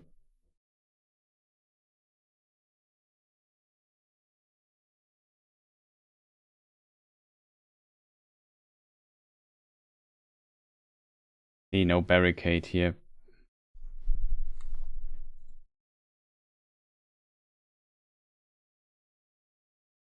He should be paying us all. Well, there's no reason, just a simple continuity mistake. They had this landscape shot here. Here we see also Mount Doom. Kind of interesting. Still, you definitely see, like, this village, it's relatively low. It's relatively hilly in the direction of Mount Doom, which makes sense, kind of, because we're going in the direction of a mountain, so the landscape could become more hilly and stuff and go upward. So I don't really fully see how the river is working here.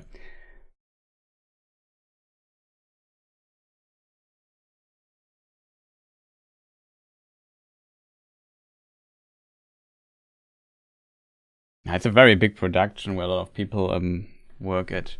I'm not even sure if you could see the shot here.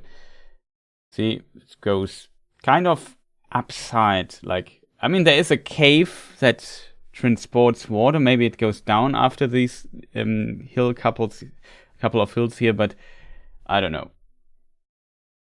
Lord of the Rings also has inconsistencies. That is true.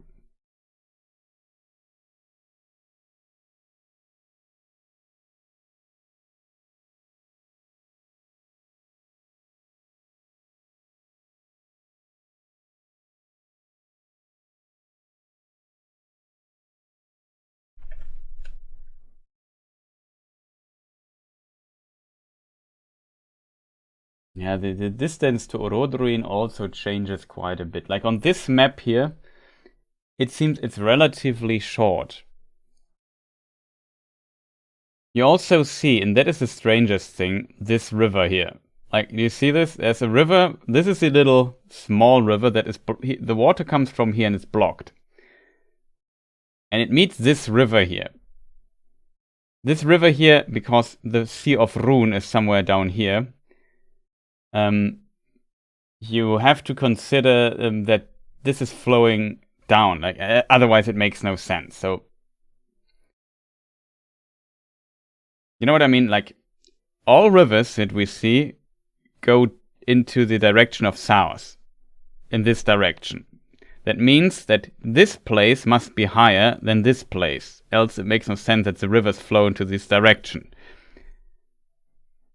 So if this river now is flooded into a cave, it gets out here and gets to Orodruin. Like it's just so strange to me. I'm not gonna lie. Like it makes so absolutely no sense. The whole water flowing, like from a geographical standpoint, I feel like I can't even tell you where this river is, where this water, how is it reaching Mount Doom here? But Mount Doom is also like, it's just like the position of Mount Doom is also completely wrong on this map. I mean, it is possible that the Numenorians, due to not having accurate information of this place, they don't have a good map of Mordor. But if we consider this map here, which was also published by Amazon and just was a bit edited by my editor, but then Mount Doom is just much, much further away in comparison. And you see that Minas Ithil or Minas Morgul here would be in between. So Kiris, Ungol, and so on would be here on halfway between village and the mountain. And if we go back to the other map, you don't really see this. Like here somewhere must be the Vale of Morgul, and that is kind of strange. Really strange map.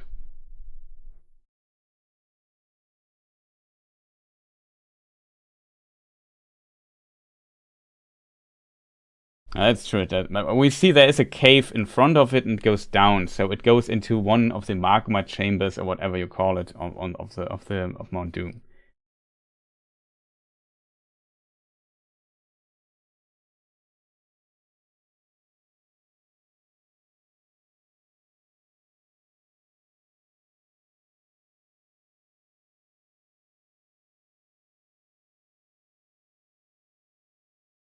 Yeah, sometimes it really feels a bit like that.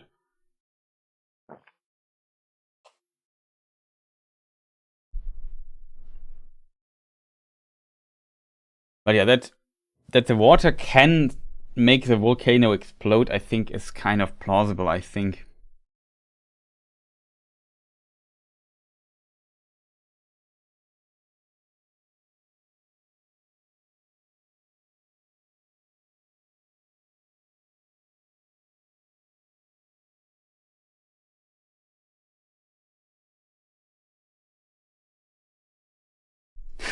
What is this? I'm building a shelf today, and here there is another stream. Nice timing. Yeah, I said there would be another watch party. We just watched episode 6 together, which is now behind us.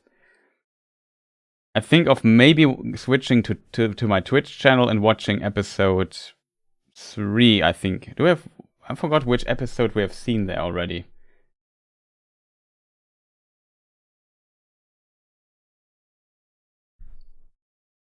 We have seen 1 and 2, so I would have to watch episode 3 on the Twitch channel. Because I need some content there as well. Could also play some games, but I don't know.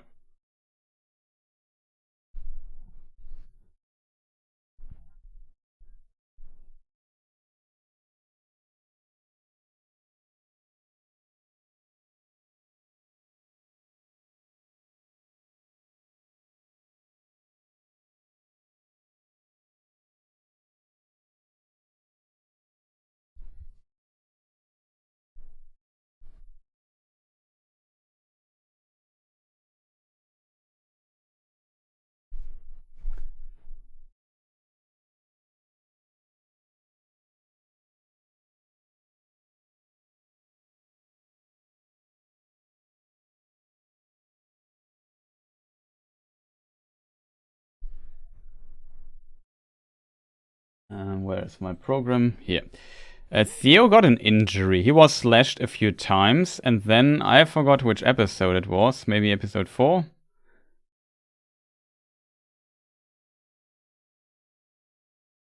By the way,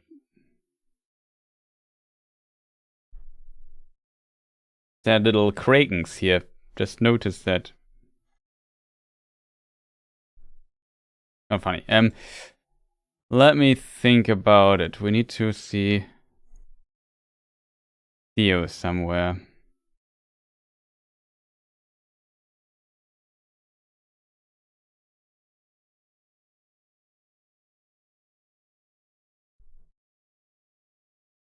But here he got slashed and he got a wound on his leg in this episode. In the earlier episodes, he got the wound.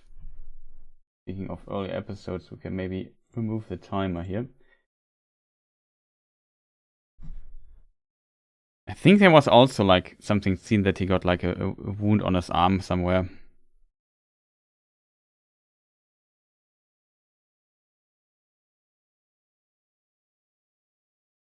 Do half-elves heal fast? He's not a half-elf though. He's not the son of Arondir.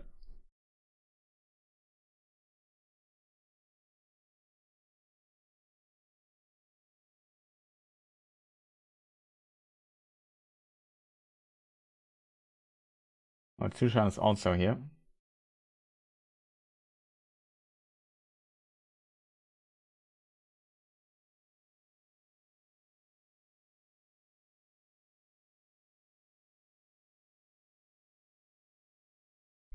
Yeah, that's true. The trenches, I'm not sure how efficient they are and how much this would actually work, but... And from this map scene, which I still want to look at, to be honest.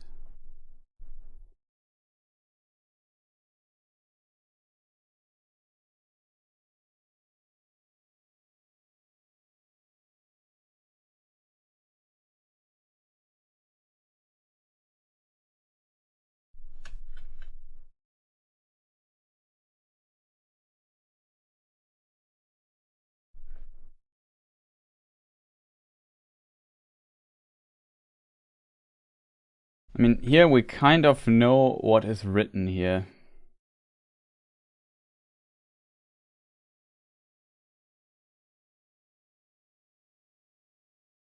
Let me just see if I find it. Where do we have it? Like somebody basically found out what these letters mean on the map, and I have this little thing here. We can read it better now. And this is kind of helpful to figure out what is written there on the actual map.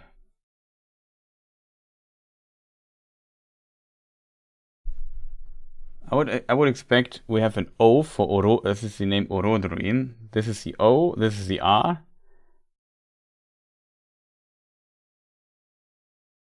Interesting. This seems to be the small O then. But yeah, the small O, Oro must be a D.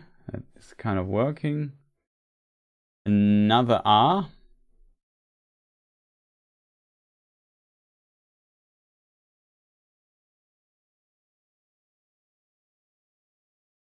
This must be the U then. The U here looks a bit...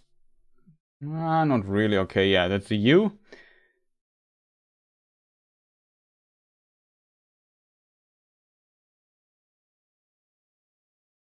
The I kind of works as well. This is the N then. A bit moshed together. This here should be Austiris then. It's a bit hard to recognize, but this is the S. What's the I?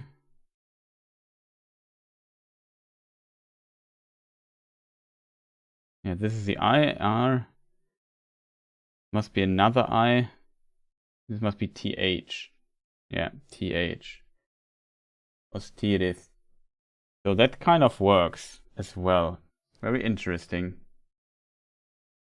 This must be then Tir Harat. So this is a T. Yeah, this is a Tir.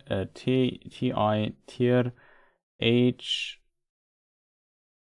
It's really hard to see, but I guess it makes sense. This is an H. And yeah, it should be Horden or something like this, right?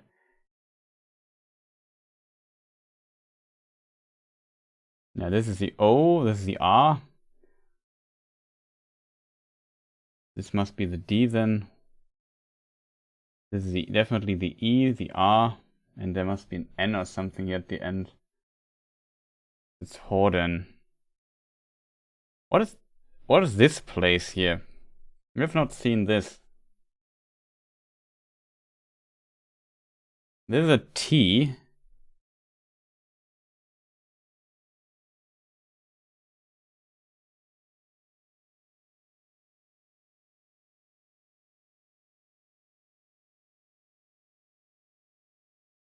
What is this letter?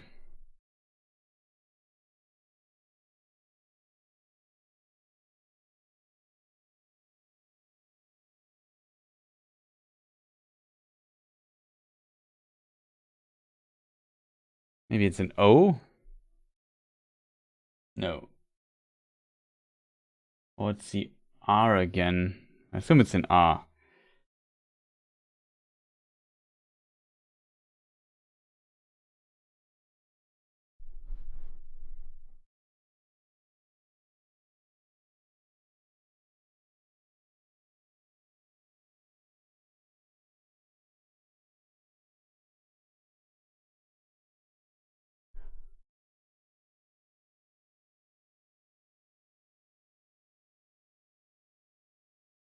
Can't be the Q.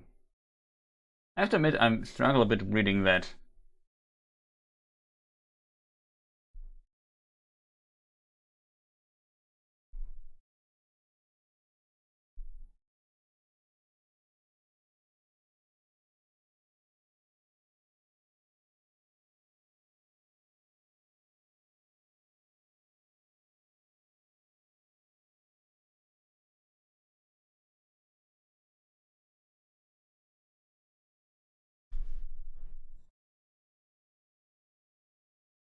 Yggdrasil, no. Maybe it's an R, yeah, I'm not sure. Could be. Maybe we ignore it for the time being. But what is the second letter, chat? Is it an I?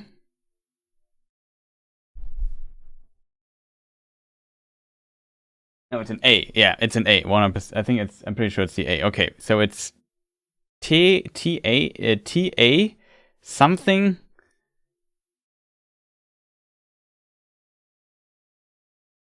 This letter I've not seen. Maybe it's a Z.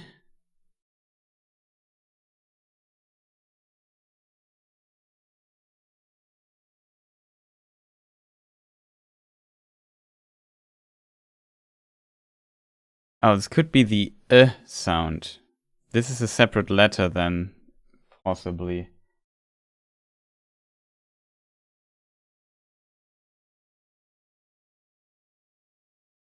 This letter here, I'm really not sure what it means. That's an F or something.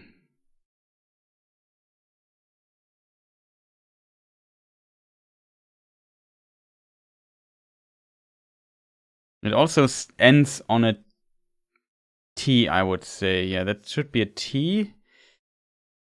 T-A, something, something. I think, something. It's really hard to read.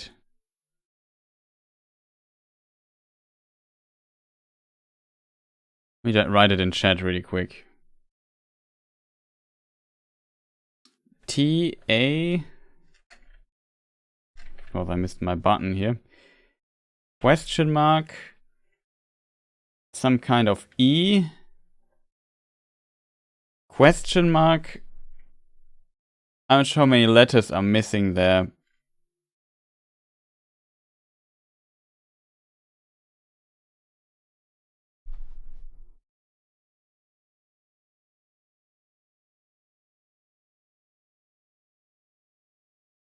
Okay, and O it might be. Question mark. Maybe another question mark. O. This I also can't read. Like the lines here are crossing. This crossing here is really putting off, but I'm pretty sure this here is an O. Not sure what happens after it though. Maybe it's an S and a T? Maybe. With a K and a T. Question mark T. Let's put it that way. Something like that. It could also be something Ost.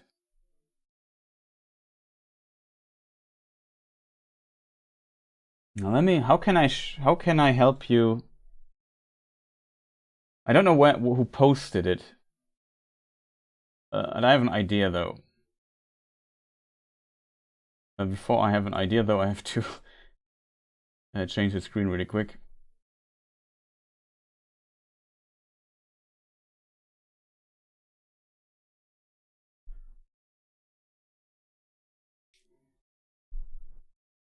So maybe for people to help. It's not I made this or anything. Oh, I need to upload it, right? Something like that.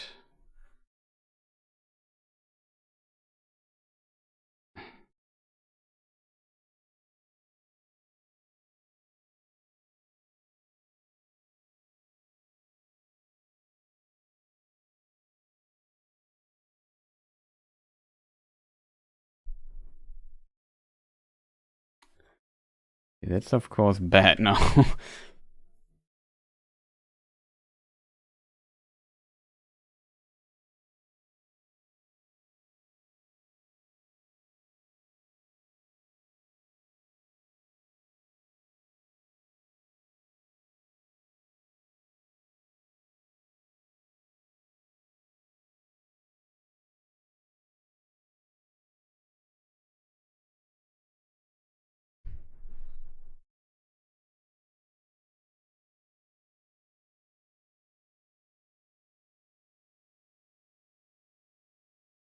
Oh boy, it's too complicated to do the stuff now for me.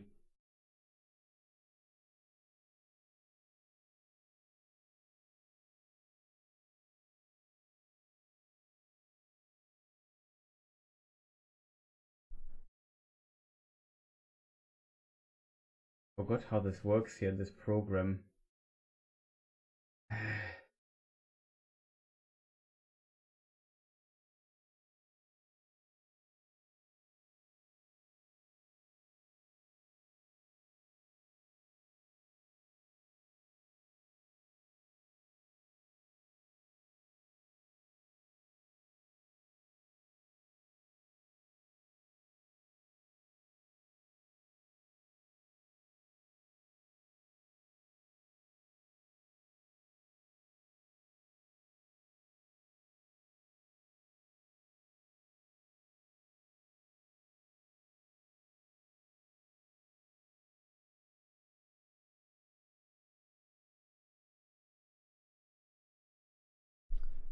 Oh, okay, what is my password for that?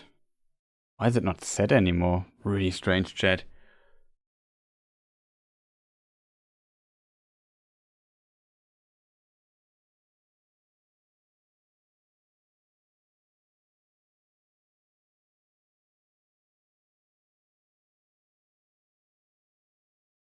That's definitely possible. I'm not sure what it was. But he's definitely only hit by one arrow. Maybe it's an editing mistake, post-production or so. That is a big problem now. Because I don't remember my login data.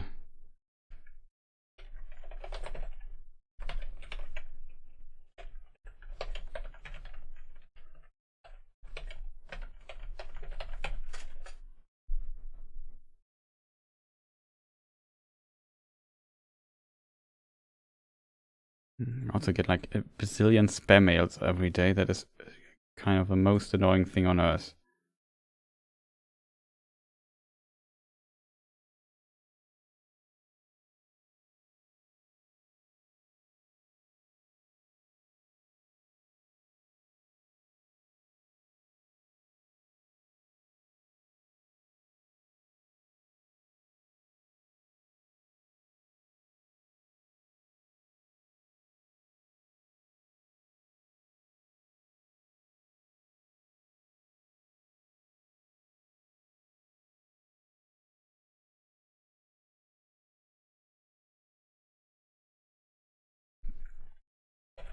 Else maybe I have to upload it to Discord or something. It's probably the easiest way.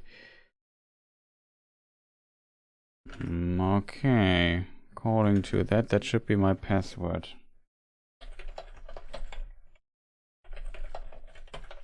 My mail address for this.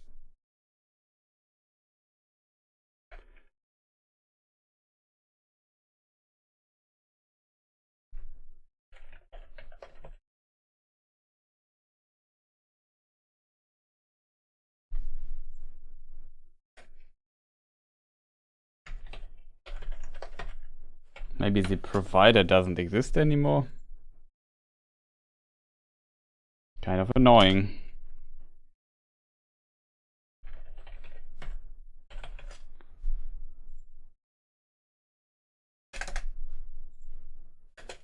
I don't know.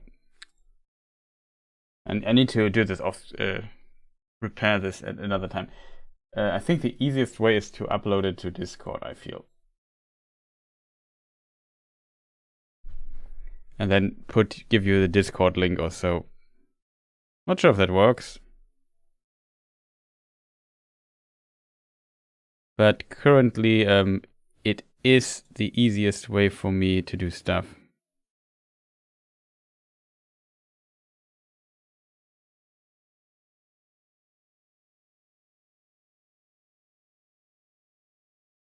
Where do I upload it? Good question. Maybe I just post it on the main channel, and I assume I can link it then to people. Sorry that it takes so long. It was like, if this would have been set up correctly, it would have been just a matter of seconds. This way it just takes forever.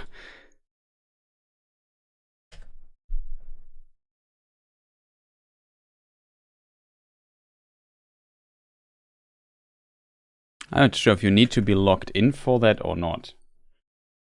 Just try. Doesn't look like it. Okay. I hope the link works. Maybe it doesn't work.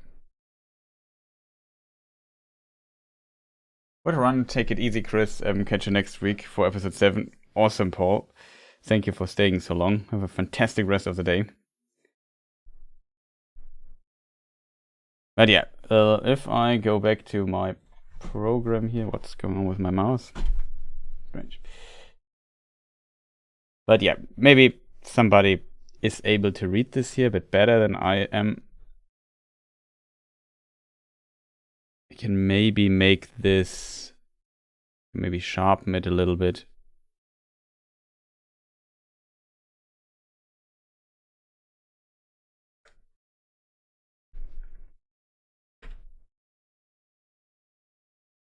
It's interesting, makes zero difference. What is going on with Mr. Mouse here? No, sorry, just hit the microphone. Okay, now a lot of things are strange here in my setup. I have not gonna lie.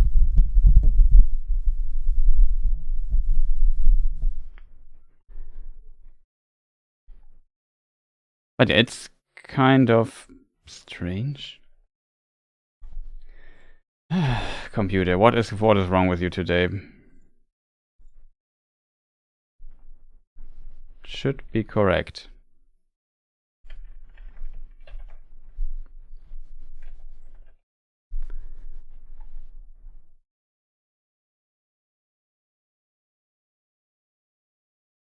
Aha, finally. Can sharpen it a little bit. And maybe try to make it a bit bigger.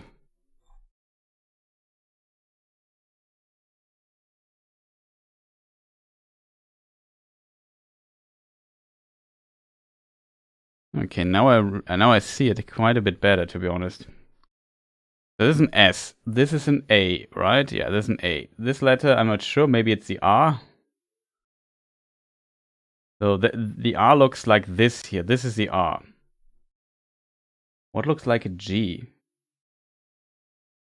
Maybe it is a G, but the G should not have the thing above. Maybe it's the O. O is in the wrong direction. No, it doesn't work.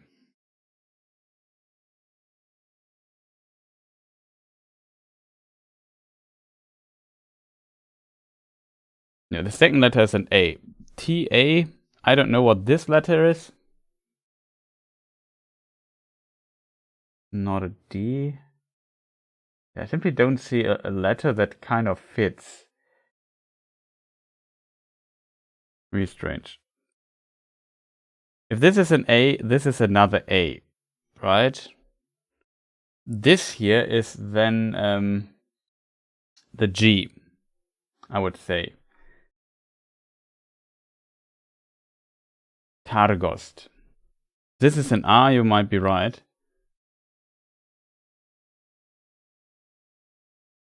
I mean, the R is the only explanation that kind of works, right? But for the R, if this line here would be missing, then it would be an R.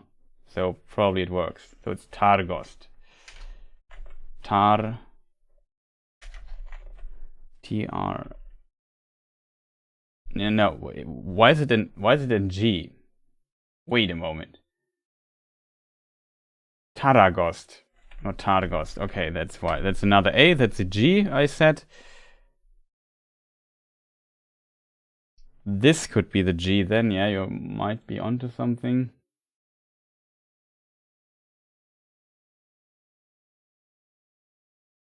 The O.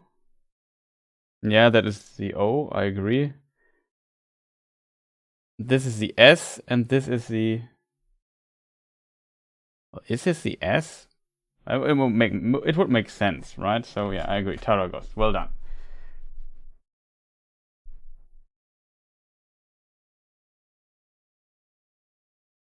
Yeah, it's a writing thing from Amazon.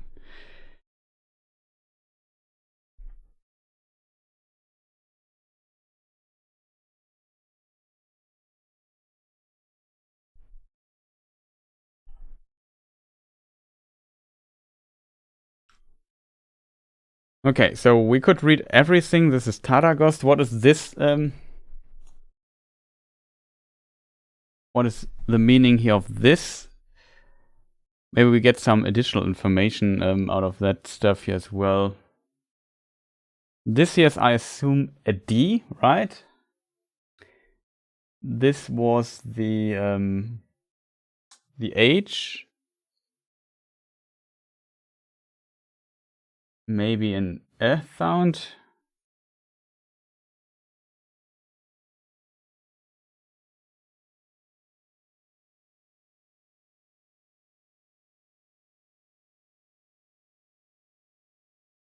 What is this letter? It's not a K, right?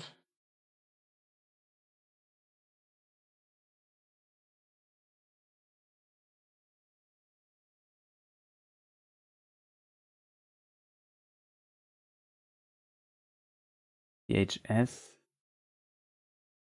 Oh yeah, you are right. It is the S. I'm an idiot. Yeah, that's the S. S. So DH could be like, if it's Elvish, it's the like in the TH as in the voiced one.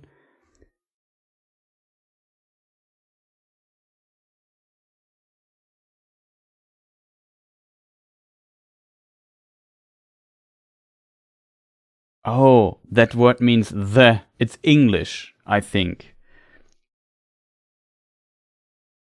The sa.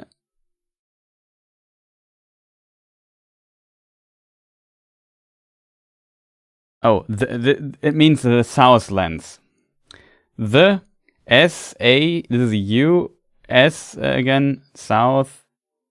Wait, why is here an H?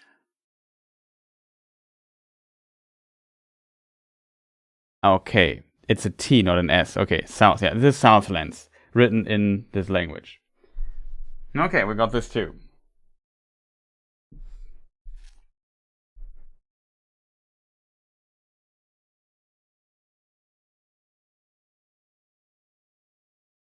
Okay, kill switch was just faster.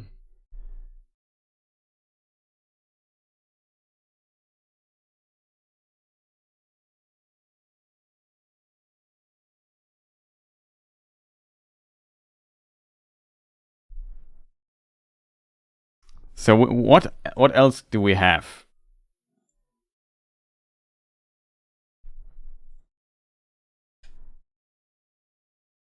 I mean, there's a lot on this maps here. Sadly, some of the stuff is really blurry. But I really had not the time yet to look into this, so maybe it's a good opportunity. I hope people find this at least remotely interesting.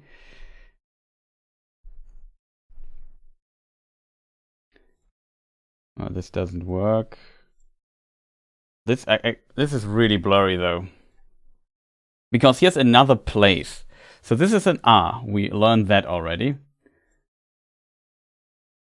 I would suspect a vowel. So this is either an E. No, it's definitely an E, I would argue. This here is a little bit tough to read though. R-E?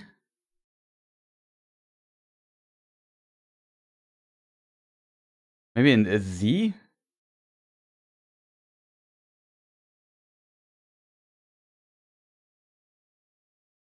It's really hard to tell. These letters is too blurry for my taste.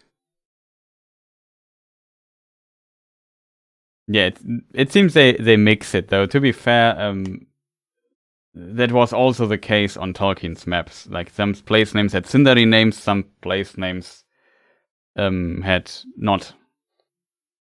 So I'm not sure. Eregion, Southlands, they're good. I'm not sure if his map says Imladris or not. Can't wait. I could look it up. One moment.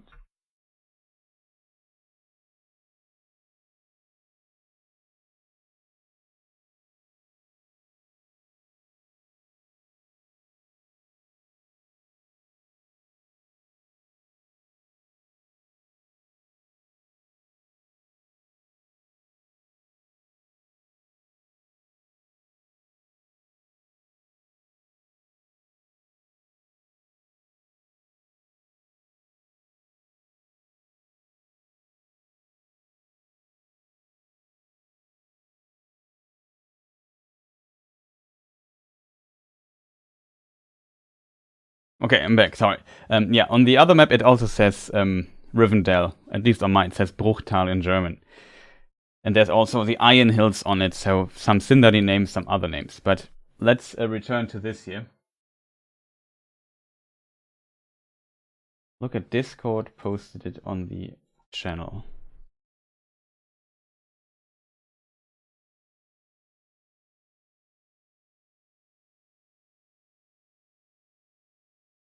Did you post it on my Discord?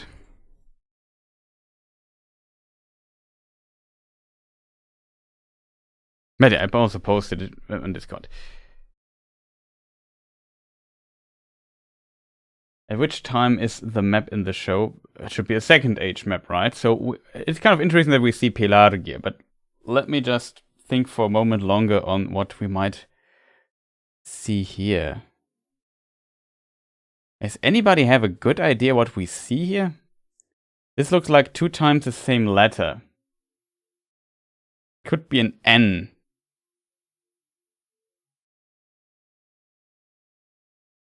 Double N would work, double R would work.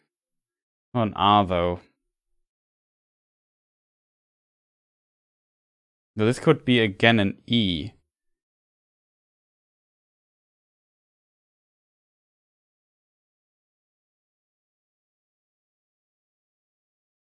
Because this line is above, like here. So I would say this is an E.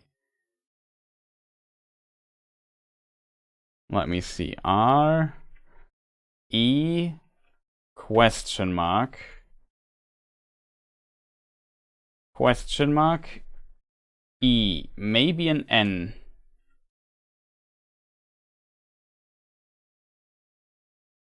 Big circle thing with a line. What is that? Big circle thing with a line. Not many big circle things, I feel.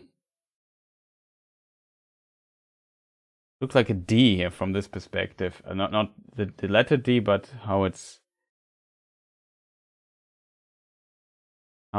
done.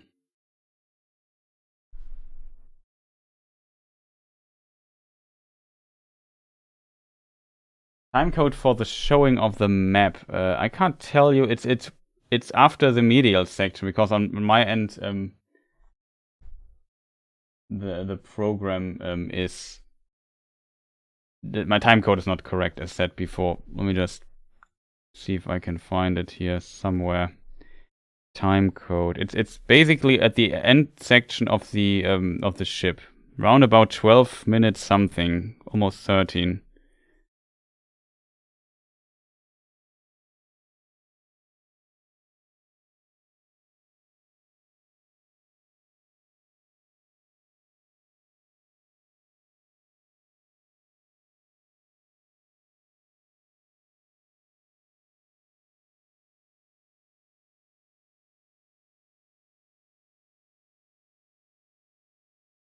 No, I'm lying. It's earlier. It's 12 minutes. 12 minutes 58. Roundabout 12 minutes 59 or so.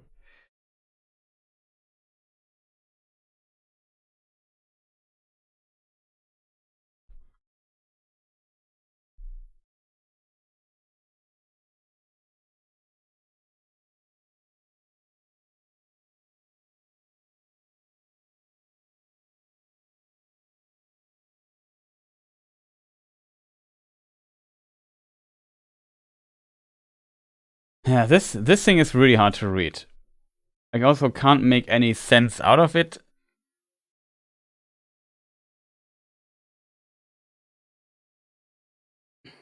Maybe I should have gotten my Atlas of Middle Earth, right? That might be helpful.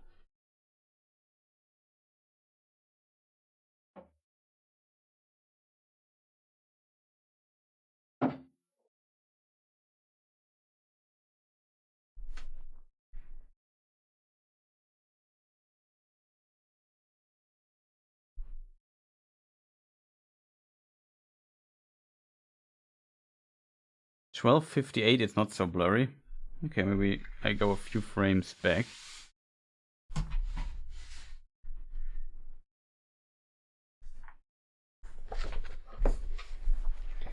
Let me see. Gondor. What place names do we have in this region? We have Ithelond. We have... It also existed in the Second Age. Dol Amroth is it called later in the ages, so it should not be called Dol Amroth here just yet.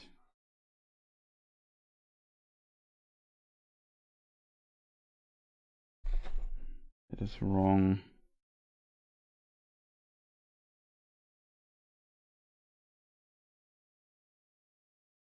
Steep, Lord of the Rings.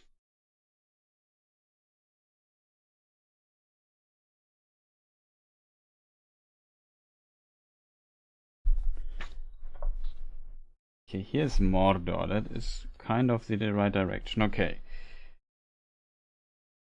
So we have Linhir there. We have, of course, Pelargir, which we also see on the map. From its location, it should be Linhir. I have to admit, I don't really see Linhir on it. Oh, the amazing bad boy. Nice. Welcome.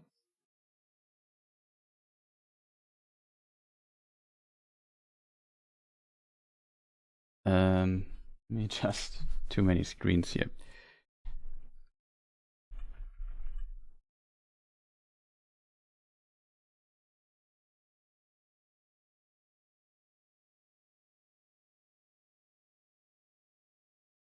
Not 100% sure.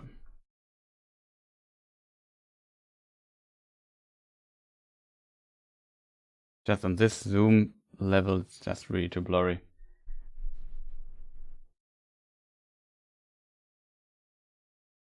Yeah, that's true. I also noticed that. Map action, yeah, we're looking at some of the names written here. This is Pelargir. I can already spoil that.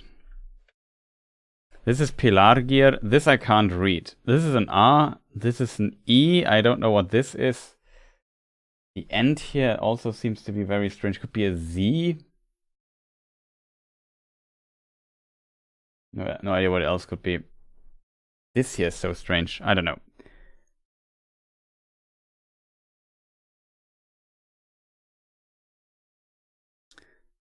This should be easier. This is again an R.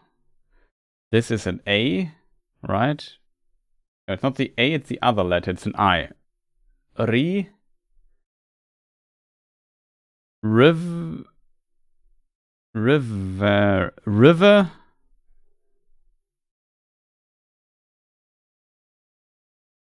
P. Is it a P? Yeah, this is I assume a P. What is this letter? An O, right? Yeah, O. Poros.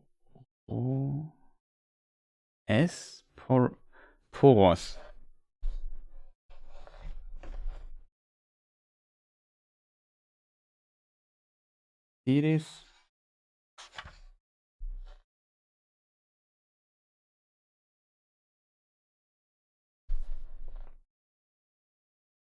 Yeah, Poros is a river here on the map as well, so that makes sense.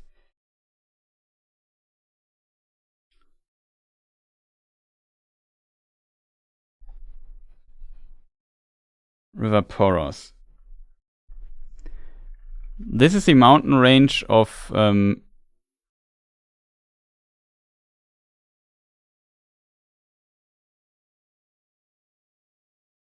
I assume Ostiris, the Southlands, Taragost. It's not too bad to read. Let me just maybe zoom in a bit and get it better on screen. So what could this place here be? It looks like a tower or something.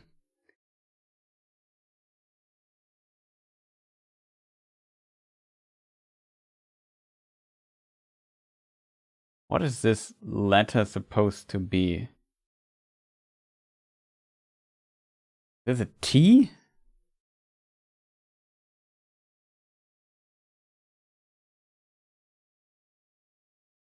No, it's a K. There's a K, of course, it's a K. This is an A. Kara.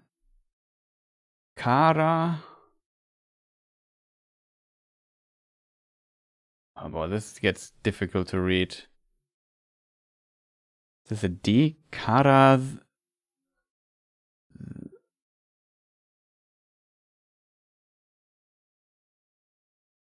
Oh, we are still seeing the thumbnail. Sorry for that.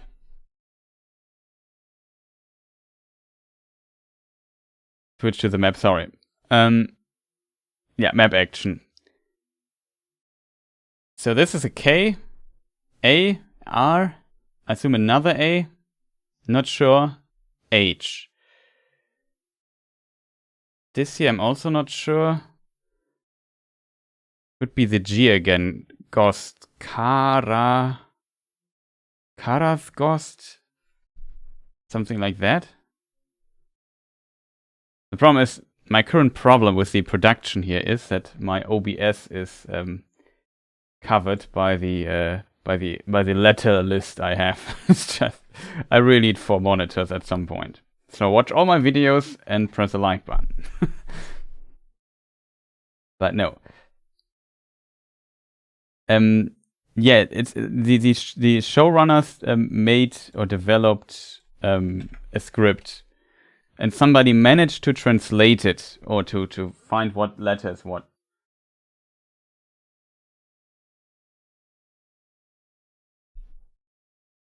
What is this? What is this strange letter here? Is this supposed to be a D? Yeah, this must be a D, I'm pretty sure. Then we see the H, which looks like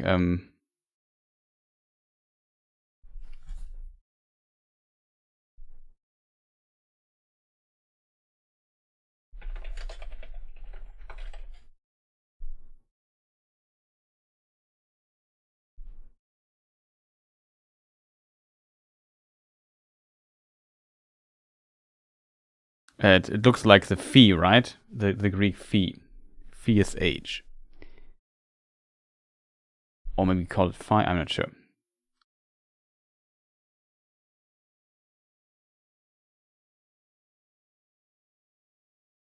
Oh, you mean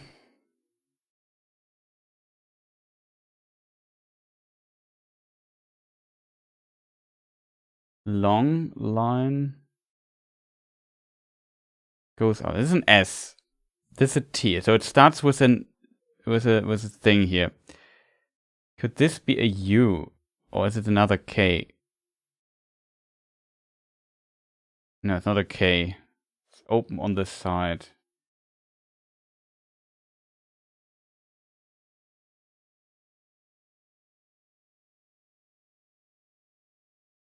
Kara. I think that is an A. Definitely possible. Kara Thust. Yeah, maybe that. I mean, I would expect a vowel. Could it be an O? It could be an O as well. Karathost or Karathast. If this is closed and this is the line for the O, it could be the O. It's not an E, it's not an A. And it's not an I either. Yeah, I think Karathost. Maybe it's also an A, I'm not sure.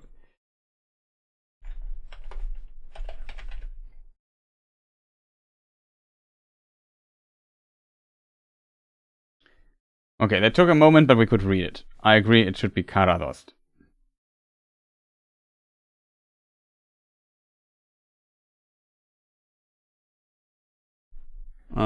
Let me switch the thing. There was like another, like there are of course more names, but as said, some names are just very hard to read.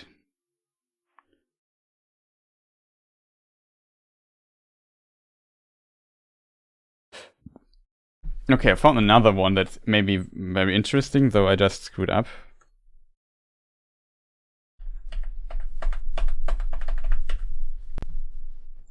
This one here.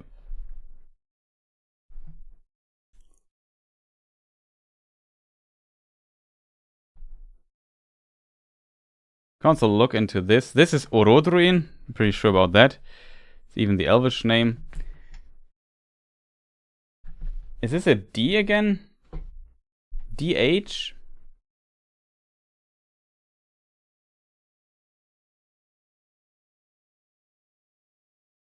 Looks like a D, to be honest. So DH, the.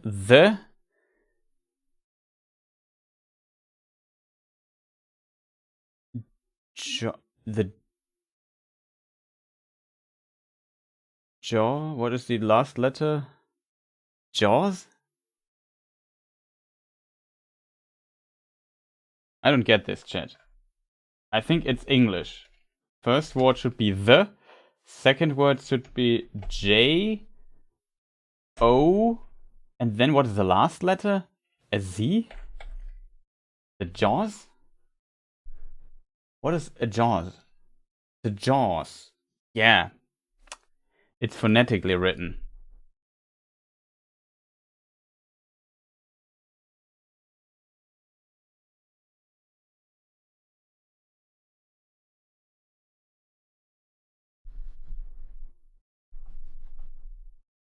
Oh, there, you posted it. The Jaws. Yeah, that is the Jaws. Orodruin, Horden, we got Tirharat. Ostiris, we got in the corner. Taragost, we have that. We even have Karathost further south. It's not on the map. The Southland that we could read. Firespur. Interesting. Kelos, Siris, the river Siris. Assume the word. No, it's just saying river. Siris River. Ah, that it says this way around. Okay. Mindoloin, Edoe River. Yeah, those stuff works. And Mindoloin then. Let me just switch the scene. You can't see it, right? Somebody made. I mean, it's much more fun to read it yourself, but I have to admit, though, it's also kind of fun trying to read this stuff. I can post it here in chat. You could, but yeah, it's definitely Jaws. So for people curious, what is on that map? It is from another screenshot, though.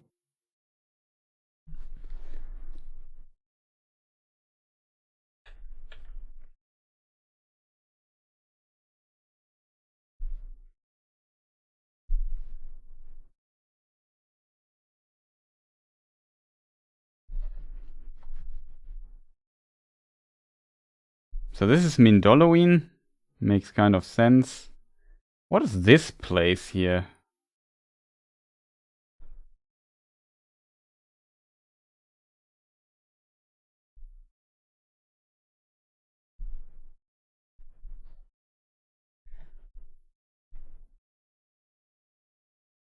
I switched the scene, right? I did. Okay.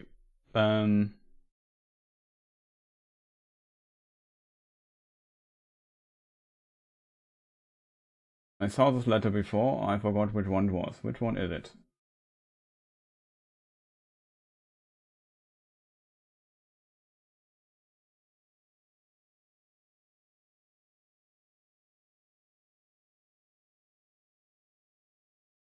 Am I stupid? What is this letter?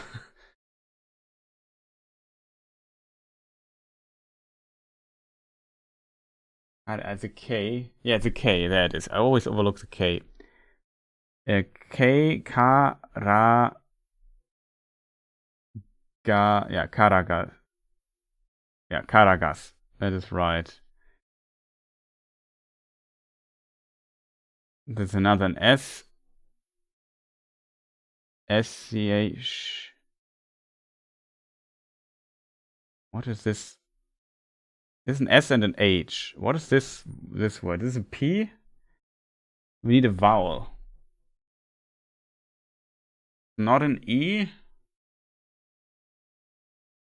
What is this letter here? An I?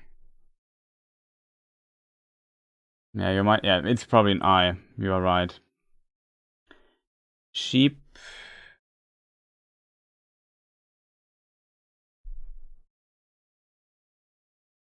Isn't something missing here? This is the O, right? Sheepo. What is this? What is a V? Is this a V or is it something else? I think it's a V. Okay, and the last letter is again a D and that makes it completely no sense. Yeah, the X is a P. So if it's an I, ship, I would assume this is an O. I don't get this letter here. Is it a V? Sheepov. And then a Sheepov? I don't get this.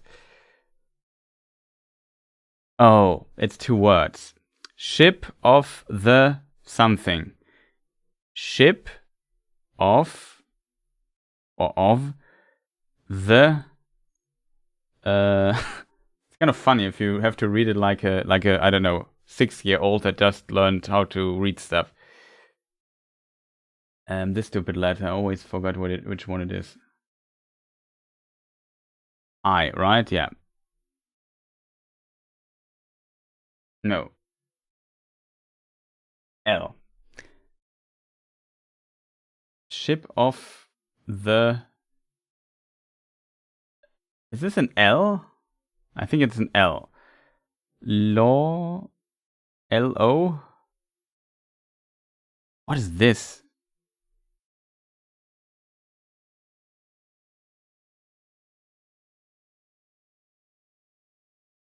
Shore. Ah, that's an R. No. Shores? No.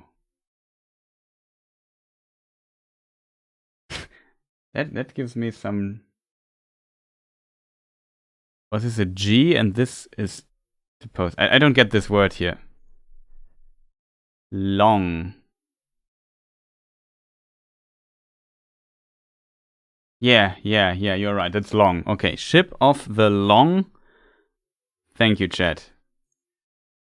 It's kind of, for me, it's kind of always difficult to see the words, and then I all have to think of English words that kind of fit, and they have to fit phonetically sometimes. So yeah, but yeah, L-O is an N and a G. Yeah, now I see it. I don't get this letter. What is this? Have we this ever seen before? Is an F?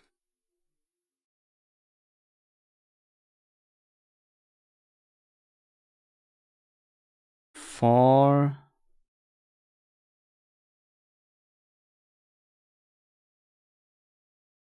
foam. This doesn't look like an E, to be honest, but what else could it be? It's a U. Fume. No. Foam? Foam? It's a U, right? It's an M. It's an U, this is an O. F-O-U-M. How do you how's the phonetic spelling of foam? Let me just check a dictionary.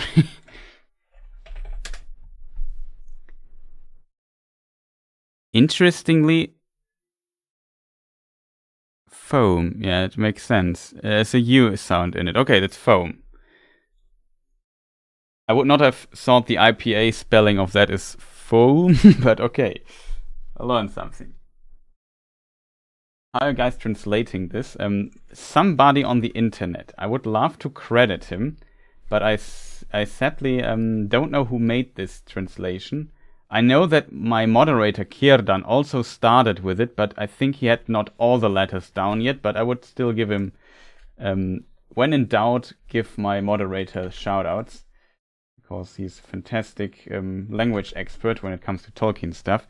With this link here, you get like a translation of the letters, if that makes sense. Then you can basically read some of it. For example, this is Mindolluin. This was Sirion River, and so on and so forth. This I forgot again. And there was also like somebody who is just much faster than we are, and he made some of it on Imgur. Posted it on Imgur, his little map here. Dude.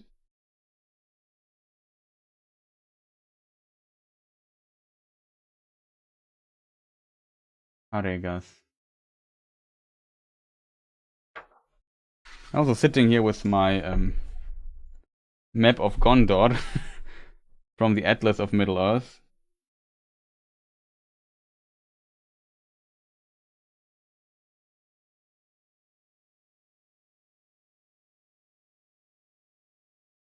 I don't know. I'll have to keep an eye on chat.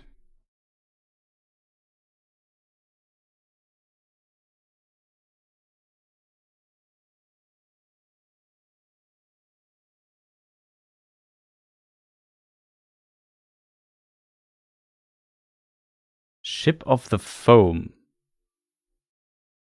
Ship of the Foam. Maybe that is a translation of some name.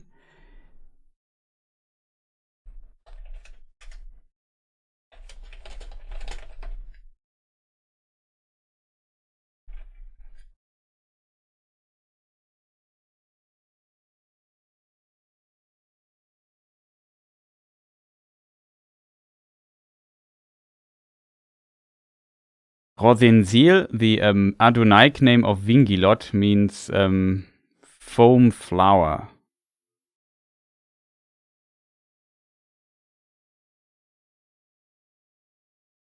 Same Vingilot also means that has the same meaning, of course.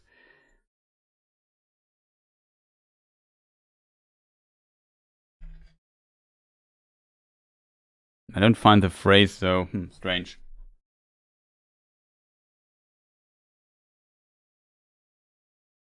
Does it say Lossa nach below? No, this is M. Let me just get my thing here up. This is an I. This is an N. This is a D. O. L.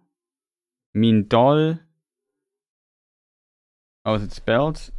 But it should be a U, an I, and another N. So it's Mindolluin. And that is the name of the mountain where Minas Tirith is built into. So it's Mindolluin. River Sirion. What is this here? K again, right? Yeah, it's a K. E. Right? Yeah. Is this the S? No.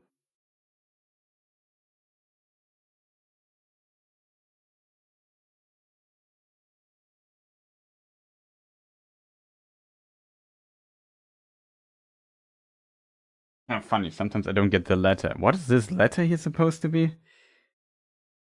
It's the R letter. It's an L.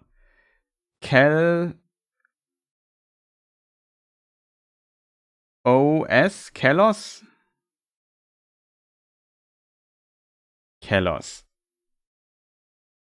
So, I don't know. I have to admit, it's the river Kelos in this area. I have to admit, I don't know all the Gondorian rivers out of my head.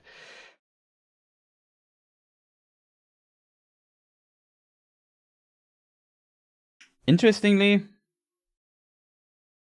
that is a Mayo. No, it's not. Is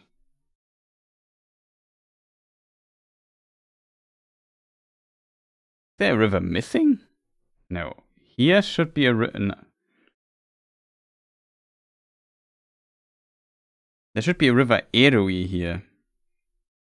Ah, that is Erui. Okay, this is not Sirion, this is Erui. That's my mistake. This here is Sirion. This river here is the Sirion. Then this is the Kelos. Okay, now I just lost. I was on the wrong river. Yeah, they made up the script for the show. But it's kind of interesting, you have to admit, that you can read it. And of course, as a channel that likes language stuff, it's of course fun to do stuff like that.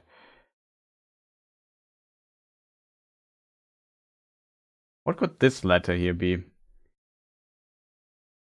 But yeah, this is is it?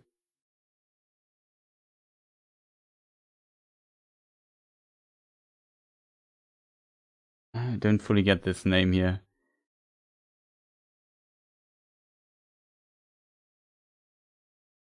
Z? This is a Z or a Z sound. This is, what is this letter here? Strange looking, like an N. Is it an N?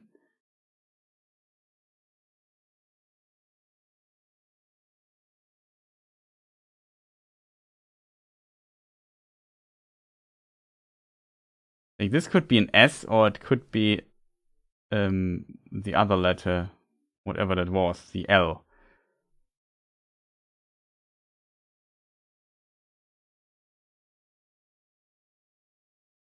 Not an E. It's beautiful.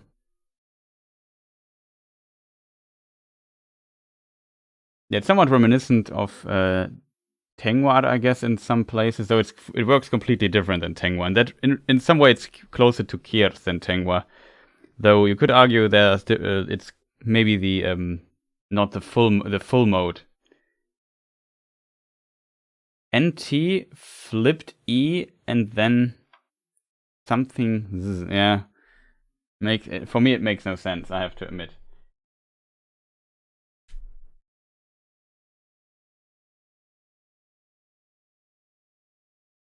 This here, it's really strange. I can't really read this.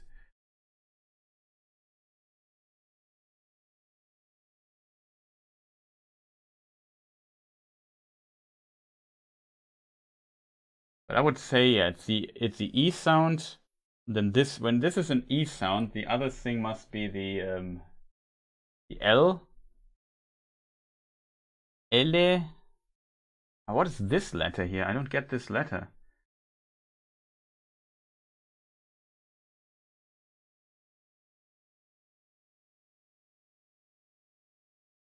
And this letter I don't get. This is a Z. Ele. But it would be two. It would be then two S sounds. Huh? I don't get this word at all. Don't ask me. They made this up.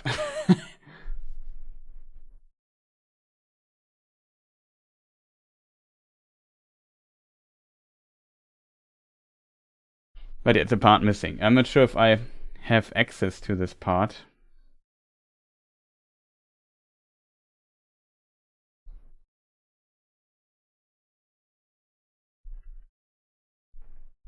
It's screw me. I just pressed the wrong button and returned to the beginning of the map. So now I have to find this particular place again.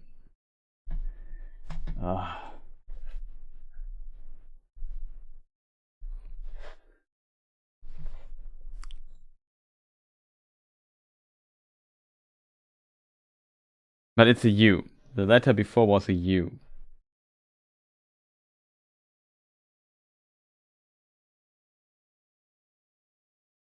If I remember correctly. Yeah, it's a U.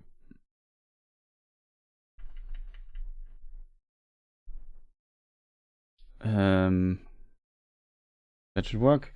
See this here? This is the line above the U, this is the U. Only the all the other stuff just makes absolutely no sense, but maybe that's an N. This would be another N. Uns. U. Un. What did I say was the other letter? Unel. Unellens. Unellens?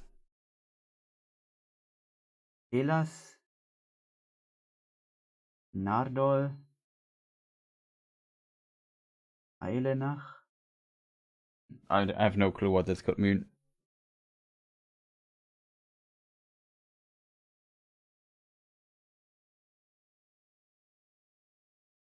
Oh, a T? Maybe it's a T. Also a possibility.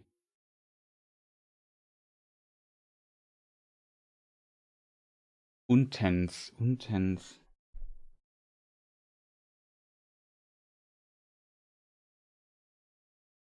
I don't see anything on the map that is even close to that, but what do I know? So we maybe ignore this. But yeah, here you see the P, the E. This should be the L, right? Yeah. P. This is an A, Pela. This is the R. The G. This must be the I. Yeah, this is the I. And another R. So it's Pelargir. This here means S.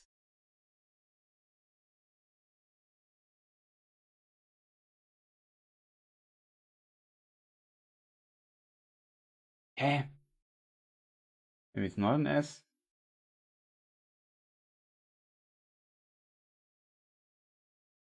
Don't know what this letter here is supposed to be.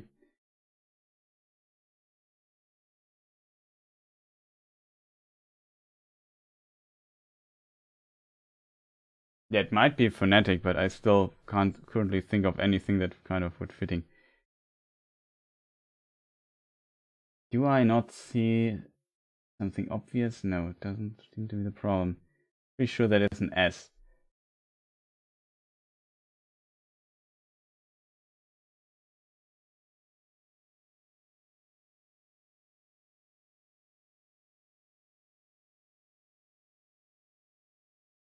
This last letter is a D again. What is this letter? This is one of the letters I really struggle with interpreting often. I can zoom in a bit more, yes. Maybe a bit too much. Let's maybe go not past 400%.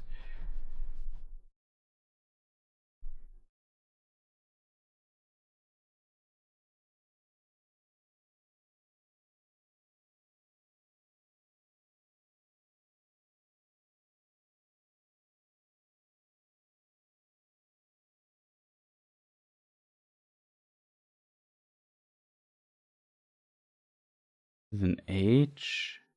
Don't know what this letter here is supposed to be.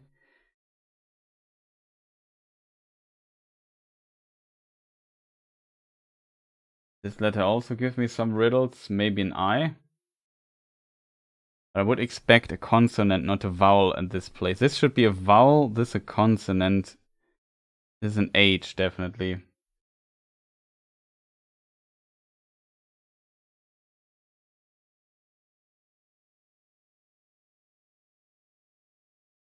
Not a G, maybe a K? No, not a K. What vowel could this be?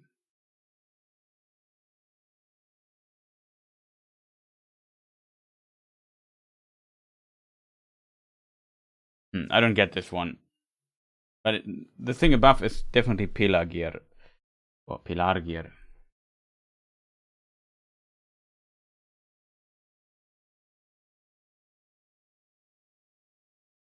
Strange.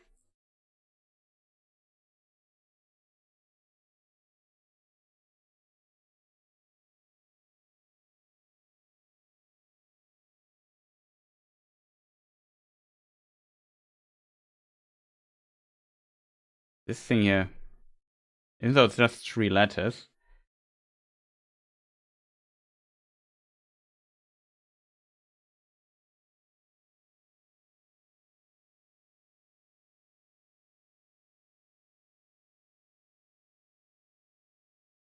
Don't think it's an L.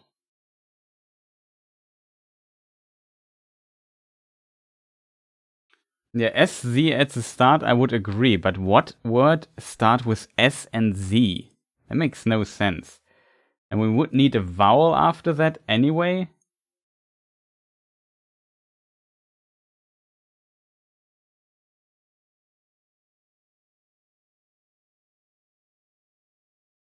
Maybe this is some advanced naming, I don't know. It's really strange.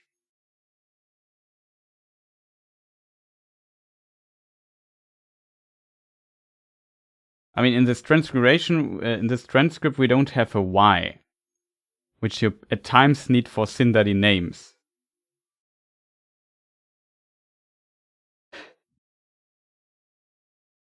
Emun, for example.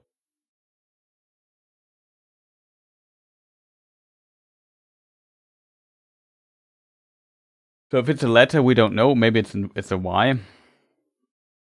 But as said, with an H at the very end, I would expect at least a consonant before it. So this might be some consonant, but which one could it be?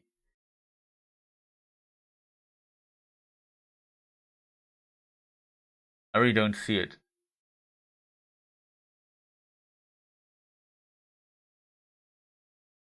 Yeah, that is probably true. Maybe they just threw something there. I would even expect maybe English or something, some weird phonetical way of saying something. I don't get it though. But it's kind of interesting that at least a lot of the stuff here you can read. That's kind of cool.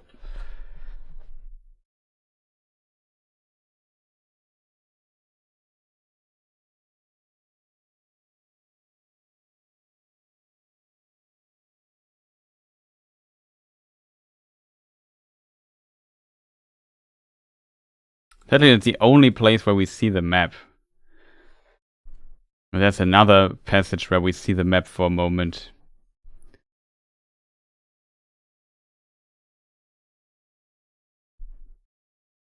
For example, this here with a finger.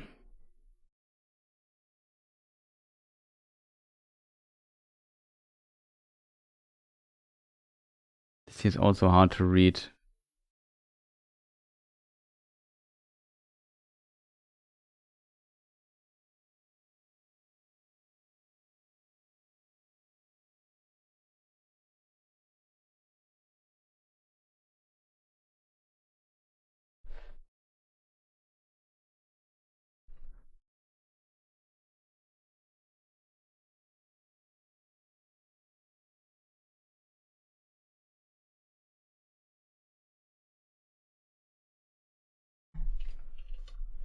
That's too blurry for my taste.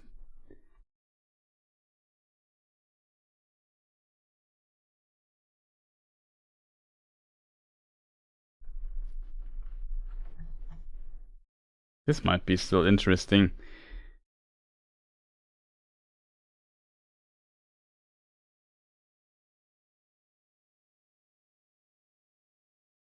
M.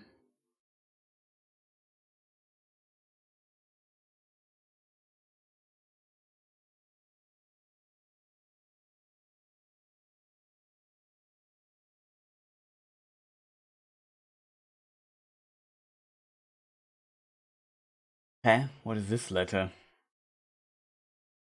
It's not a D. Maybe it's written on... I have the bad feeling this might be written on upside down. Can that be?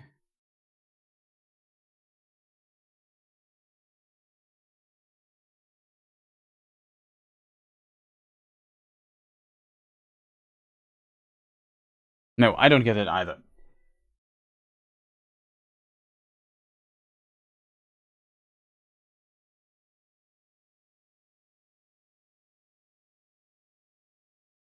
Will also make no sense that this is written upside down, right?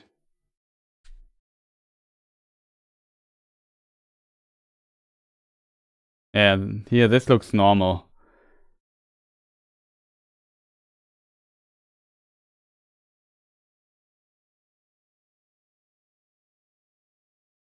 Kind of strange though.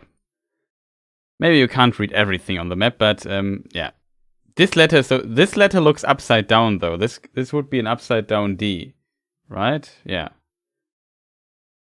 Otherwise, do we have a letter that is inverted D? The K maybe, but the K looks different. It's a mirrored K. That's really strange, this one here. It really looks like it's upside down at times.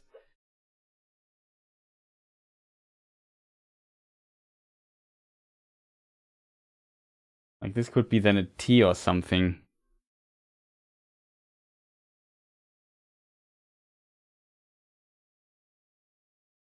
It doesn't look like an S. This is really strange, this one. This really looks like something is completely wrong with that.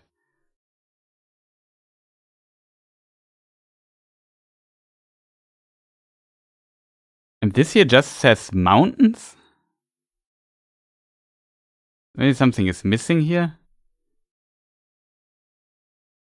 Or maybe this here belongs to this here?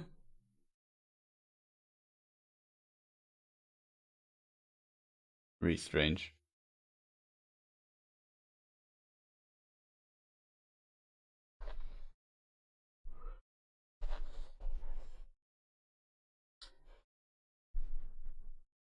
I would expect the mountains of shadow. Wait a minute.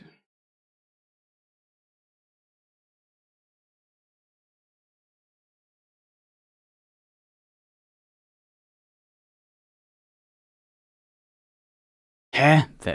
What happened here, chat? Is this an O? Doesn't really look like an O. It is an O. It is upside down. I see it now. It's Mountains of Shadow, which is what this place is called. Now we come to the really advanced stuff. This here is mountains, right? But this is... like you see, this is off. Like, if this is connected, this would be an O. This is a V off. Don't ask me what's happening with the other letters. This is just, I don't know what happened there. Like, can somebody like make any sense out of that? But this is then off English. I don't get this letter here. This is an R, right? Not an R, but it has the shape of an R. So it's L.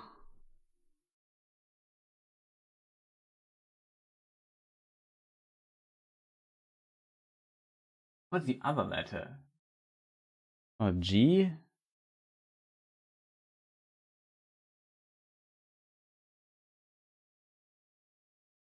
Oh, wait. Let's pretend this is an S.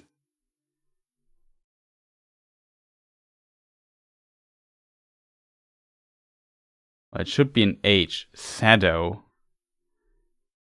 Does it even work? No. S? It's just A, maybe?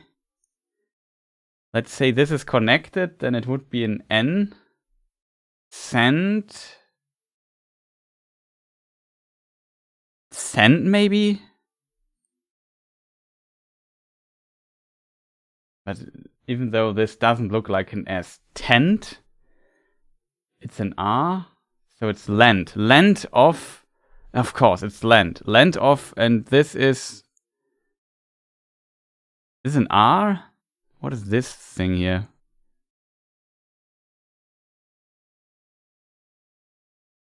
It's really confusing. Not a K. Could be a G. Something. Land of Gr. This is I would assume this is an A again. Or what was it? The I. Gree. And this I have no idea. Land of Gree. Of Grin? No, Grin, that is... Yeah, you could be right. Could be a Land of Grin.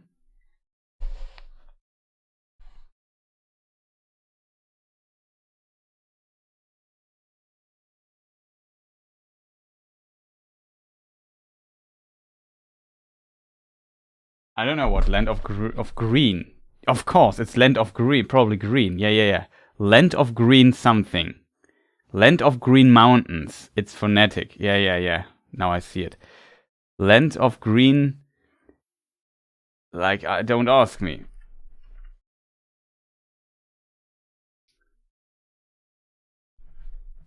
I'm not sure how many people are still watching. Probably fewer before we started with that.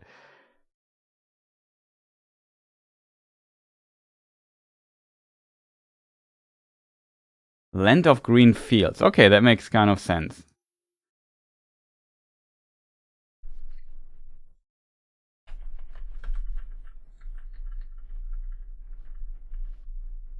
Yeah, here we probably see now the word field.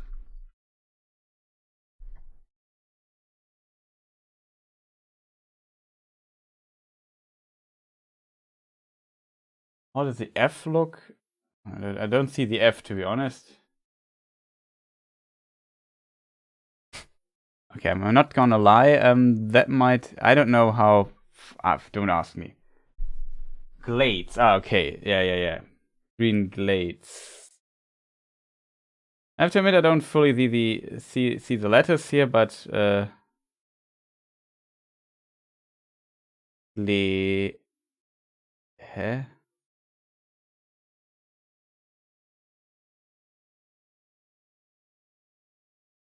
Glade. It's kind of the D. That might be an S. Yeah. It could be glades. Not the R. Yeah. Glades.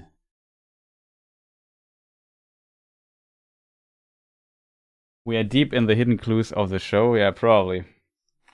I think the biggest clue I have seen already, and I mentioned it luckily in my review, which was that which was of course that there's Pelargir on the map. I think it's here, right? Yeah, that this here means Pelargir, and I could read it in the time of... As you can see, it takes a long time sometimes to decipher this stuff. And yeah, it's kind of interesting. This is the name of the river.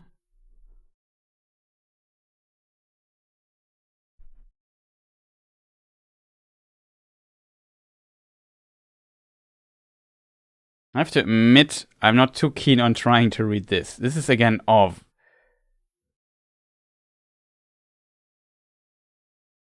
There's an M. No clue what this is. At least it's not written the other way around. This is potentially the of the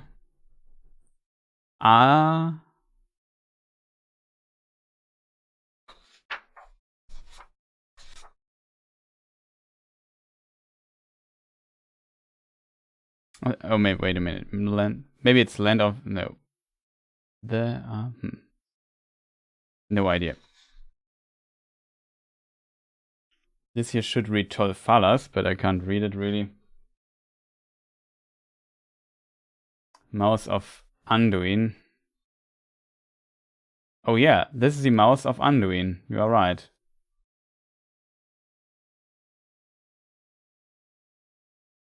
Yeah, Mouth of Anduin. This is the N. maybe. Really hard to see the end, to be honest, but it could be. This could be a D. Really hard to. Well, it might be the angle. I don't know, but you are right. Probably the. It could be Anduin.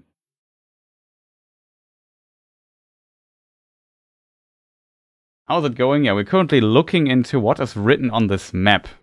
And we're making some progress. And I think we got most stuff that is at least distantly readable. Like I think the most important part is that this is Pelargir and it's on the map already, which is kind of surprising, I feel. But yeah, very nice to see you, Nikki. Welcome. Question is, of course, can we read more? I would assume this is a P. That is the, what was that letter? The O-Po.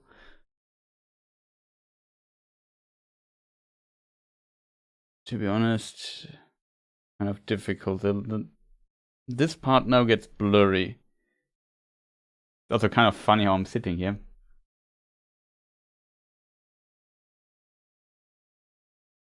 Yeah, it seems like they call the river Anduin. At least this is an A, and it is possible that this might mean Anduin, but it's kind of the writing not the best.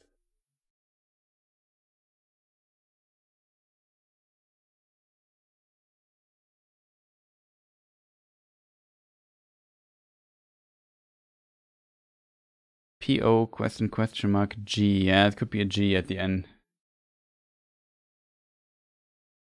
Yeah, you might be onto something.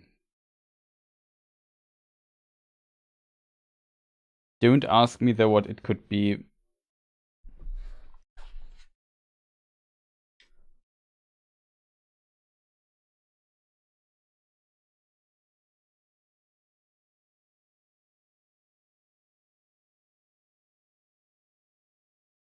We just try to find a better map. Here we have the Third Age map, which is probably the most helpful one. Doesn't really help here in this context.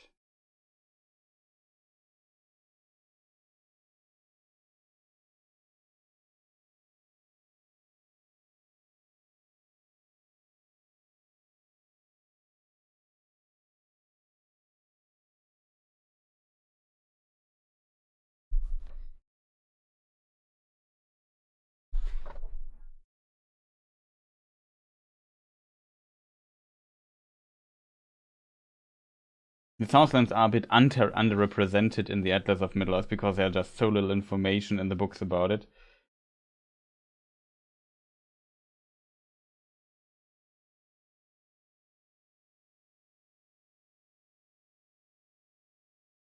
Still have to admit we got quite a few things. Yeah,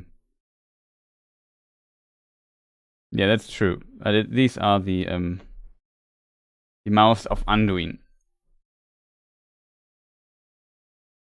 So I'm not 100% sure how that spelling works out, but whatever. I just accept it.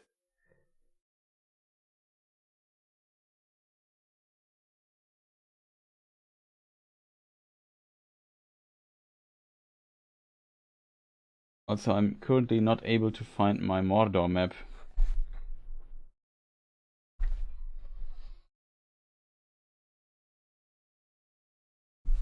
Okay, that's an interesting one.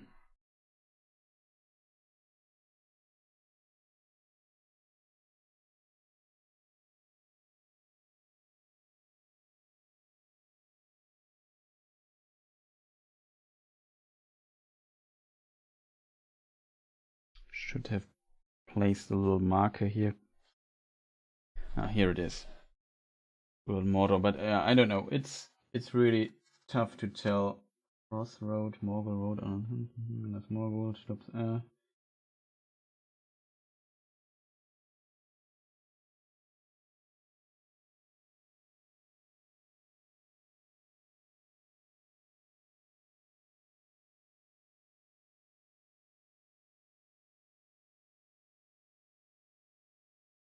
of interesting.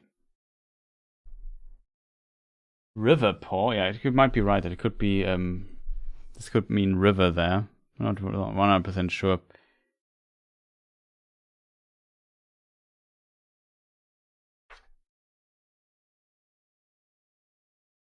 Well, as I said, I don't know all the rivers out of my head, unfortunately.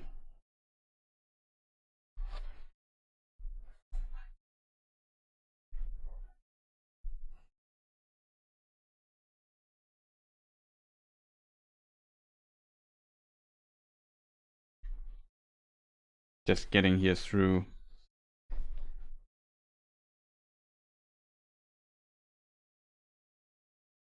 Yeah, River Poros. There is a River Poros. There must be Poros. Didn't we read this somewhere else already? I don't know. Slowly losing track. Ithir Anduin. I don't see that anywhere.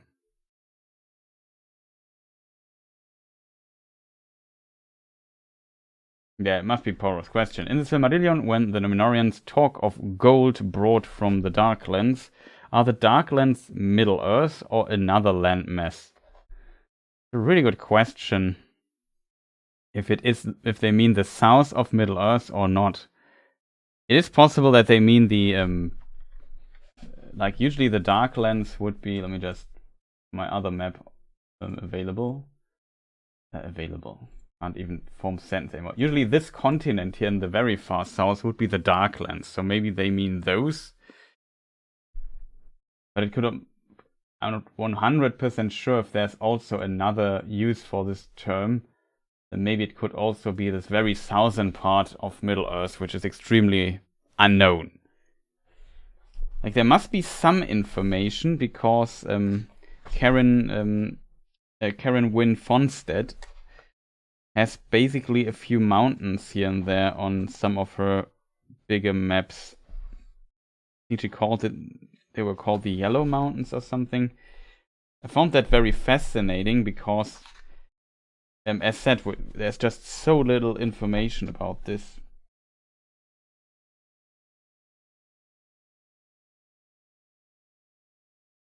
Interesting. No, it's also the Grey Mountains here on this map. Is this a first age map? Yeah, it's a first age version of the map. Check the second age version of it. No, here she also calls it Grey Mountains, which is kind of unusual, I feel. Because usually the Grey Mountains are somewhere else, and we have the Red Mountains. But yeah, just remember that there seems to be some weird name for this place, which I always find quite surprising, not gonna lie.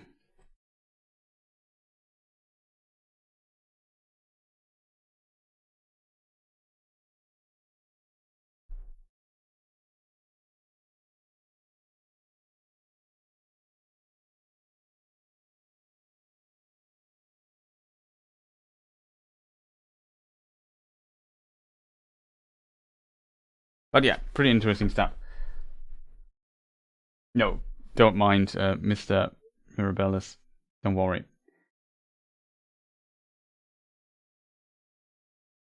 Thank you for the reviews. Yeah, much appreciated. Glad you liked those.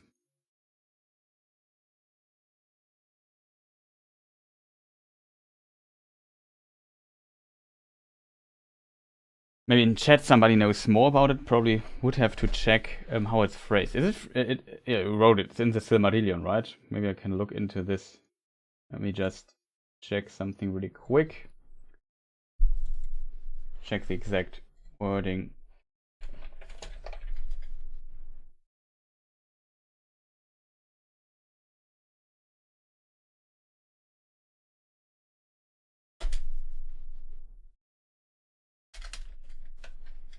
Interesting. Why does it not find it?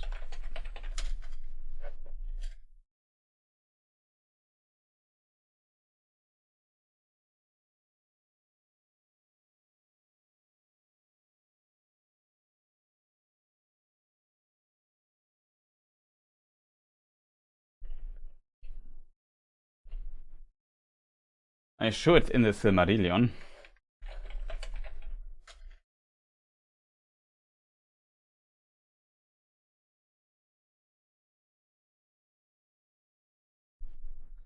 Because there is a mention, like I'm not sure, maybe you mean this, These things took place in the days of Tar Kiryatan, the shipbuilder, and of Tar Atanarmir, his son. And they were proud men, eager for wealth, and they laid the men of Middle-earth under tribute, taking now rather than giving. Maybe you mean this particular passage, but I would say this was potentially, more broader term, not explicitly said to be in the far south.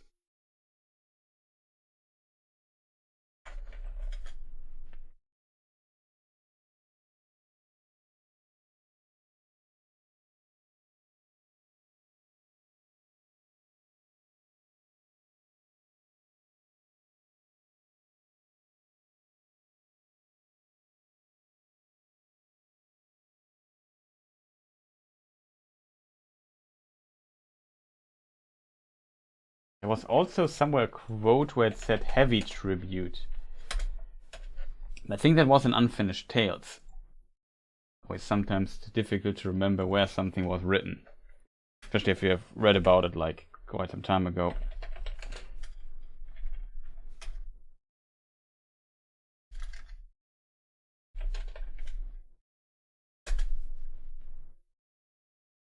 But I mean, there is some mention somewhere that the Numenoreans explored all kinds of continents of Middle-earth. Okay, now I found it. I think in this book, yeah. Tar Atanamir. He was born in the year 1800 and ruled for 192 years until 2221, which is fascinatingly very close to when the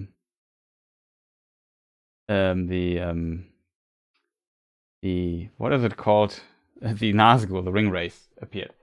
2251 they appear, interestingly. Whatever.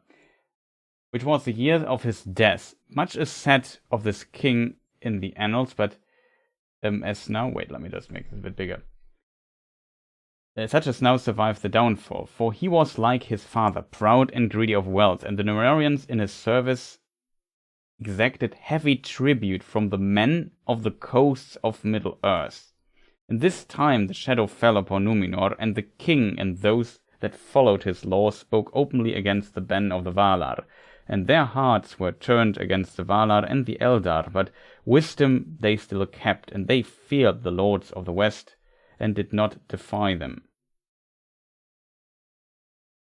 Atanamir is called also the Unwilling, for he was the first of the kings to refuse to lay down his life or to renounce the scepter, and he lived until death took him perforce in dotage. Okay, I've never read this. I never said this word. Whatever. Kind of interesting.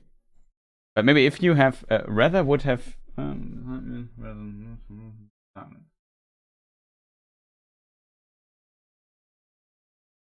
you found it.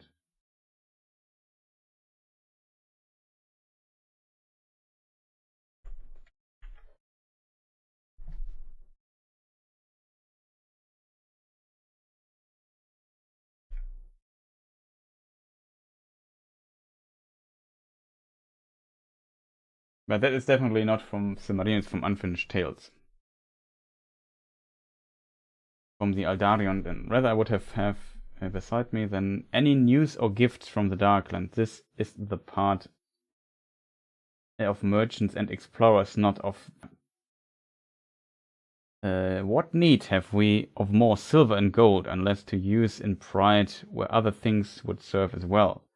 The need of the king's house is for a man who knows and loves this land and people which he will rule.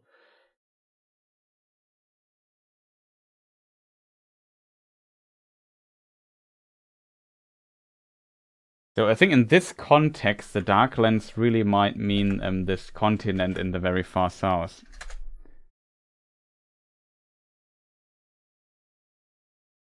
Oh, okay. Not 100% sure though, but Middle-earth is sometimes also called Darklands by the Numenoreans. Pretty hard to tell.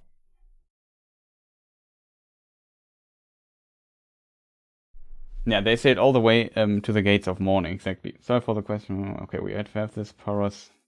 Okay, I think I caught up with chat, at least to some degree.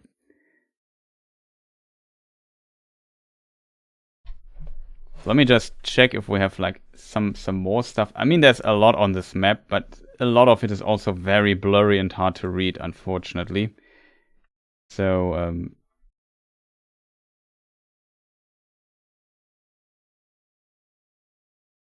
makes no sense to do this.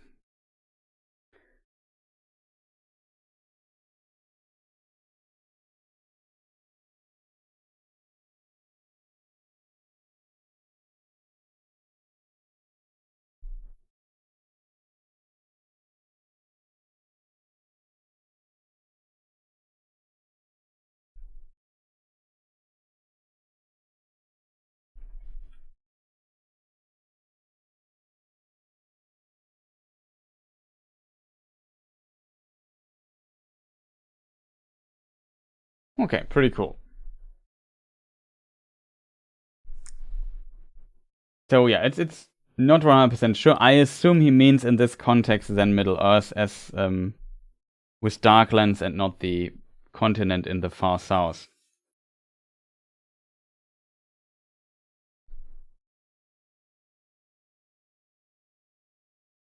Oh nice, Spielkalb is here. We're just looking at maps as pretty much always and try to read all the stuff. But we are done with it now, I would say. I think we could read almost everything, so at least quite a lot. And yeah, pretty nice. This one passage though, I don't know what happened there, because one part of this message is written upside down and the other is not. It's kind of strange. I assume though, oh wait a minute. I think I now see the mountains problem here.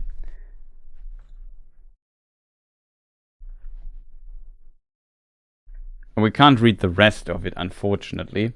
But here you see mountains, and here's off. I assume it says mountains of shadow, because that's what these mountains here are called. So I would assume that is what's happening there. Kind of interesting. There's a lot of stuff we could try to read in other episodes. But yeah. I mean, maybe they have a different name at this time instead of these dark names, Mountains of Shadow and Ash Mountains, and I don't know.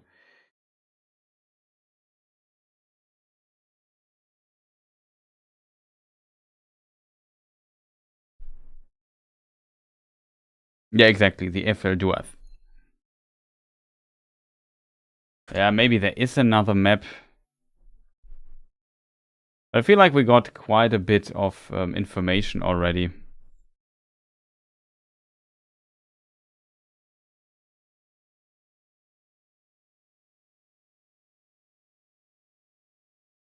Like, the only scene I found where we maybe can read it would be this one here. I think in the other scene, Miriel has her hand over it. I mean, I have this here in 4K resolution, so it's kind of impressive how much we can zoom in on some of these details, but here we read Mountains of. But yeah, try reading this here, it's probably not possible. I think it's a bit too blurry. I mean, in theory though, we know what we would expect. We would expect an S. I would argue this could be an S, even though it looks really off. And then the next letter is most likely an H. So, we have. This could be an E or the... Yeah, it could be an E. Maybe it's also written with an A. Would the A work? Maybe the A would work as well. So it could be sha, or something like this. Shadow.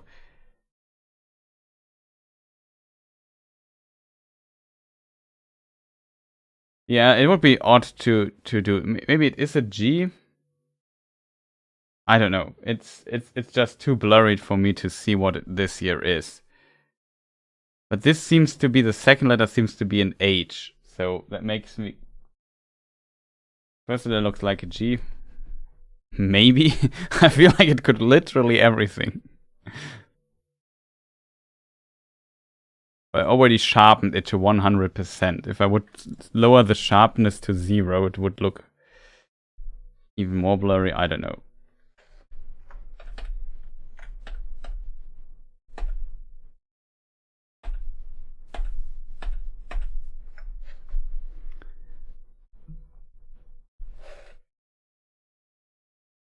Now we could just...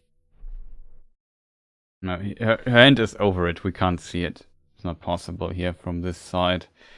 The text would be here somewhere.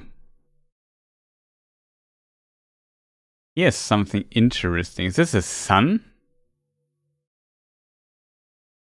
You know what I mean? Because here's... That is kind of strange, I have to admit. Yeah, this seems to be like a sun symbol. We see the rays. And here's maybe another sun symbol that connects these two things. And these... I assume this is Numenor, but Numenor should not be so close to the coast of Middle-earth if this... So, no, this is Tol Falas. This can't be Numenor. This must be... No, this is Tol Falas. What is this, chat? What is it? What's wrong with the distances on this map? Yeah, maybe a compass stylized as a sun. I agree, probably. I agree with Vince there. It should not be called Mountains of Shadow, I guess, but I don't know. And the sea is most clearly off. Like that is really strange. Also, Numenor does not really look like Numenor. Kind of interesting.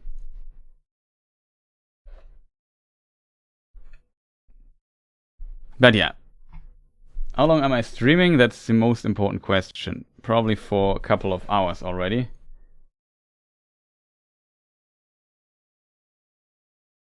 Three hours 40. Oh, that's far too long.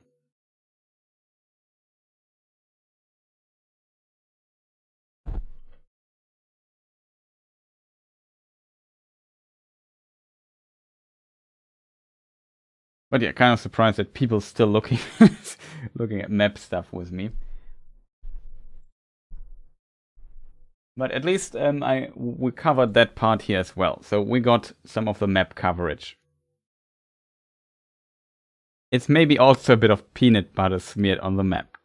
Put another potential too. Like a donut. I'll get hungry. Yeah, the coastline seems off. I mean, it makes kind of sense because you know how these medieval maps of ancient times are also pretty off to how the maps look today. I find this it kind of makes sense that Numenor has not all the information down and doesn't know everything and every detail about what is going on how it looks exactly. Like it's probably a bit off.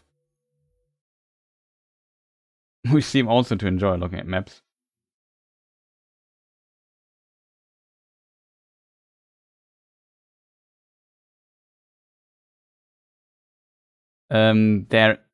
Like this particular map in this style is only in the episode as far as I know. There is an official map of the Amazon stuff made by John Howe. Available for download.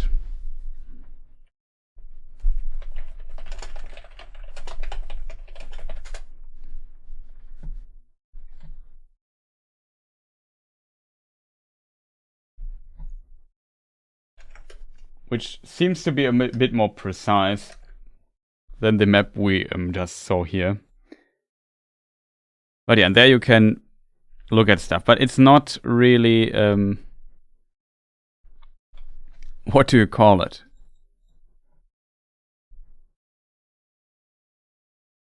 Like a lot of stuff is missing. Like not everything is named there on the map. There's also Belfalas, Aether, Anduin. The Anduin stuff looks different. The Mordor stuff is not mapped or not put at all. Kalinarthon, of course, we find mostly the names of the mountains and region names and some rivers. Not even all of them.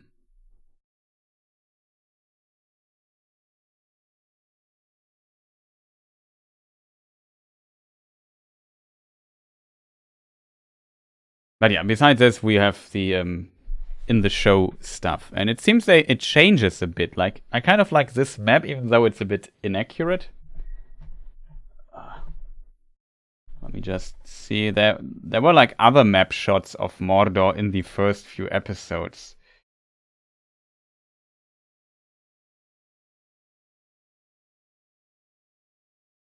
I should say in the first episode to be precise.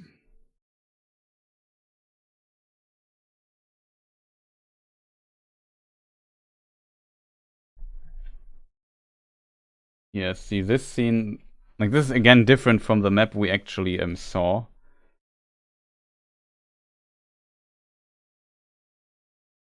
Oh, that's an interesting detail.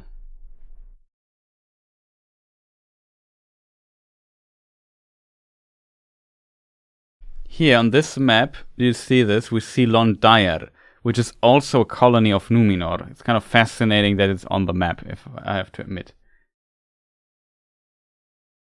Here we have Erin Vorn, which is more here, I feel, but whatever. Mithlond. Nenuyal, but it's not named here on this particular map. That's too far. Yeah, here we go basically over to Mordor.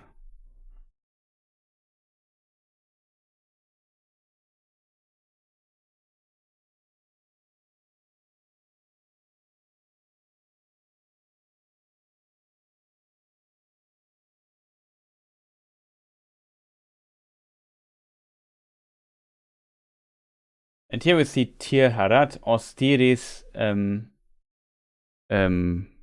Holden, Orodruin.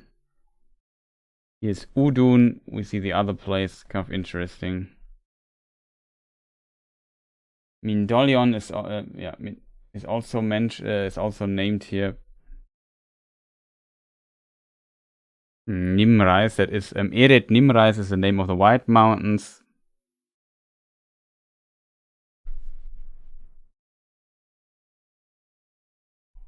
What's going on here? I can't really read that.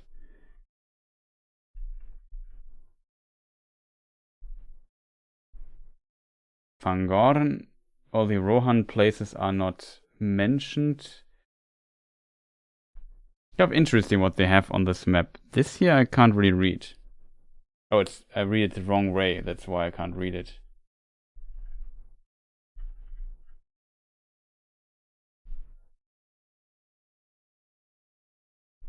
Funny question.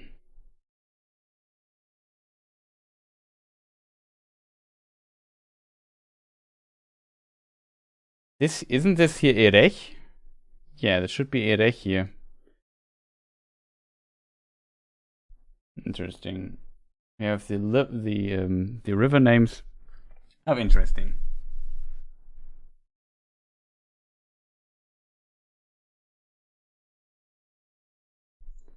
Then the map doesn't show us too many details here on that. Be careful that I don't get into trouble here.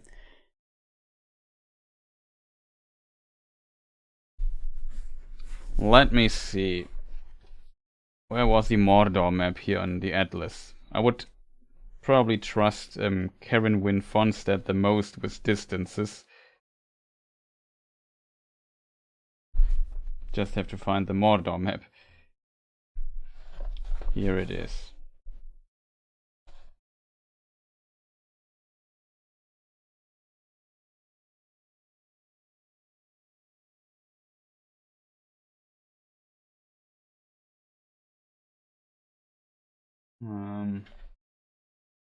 Let me just see. But a good question, how far is it actually away? The distances in Mordor should be fairly accurate because she could just use the map of Tolkien himself. So I'm pretty sure she did a good job here. So 7 centimeters are 150 miles.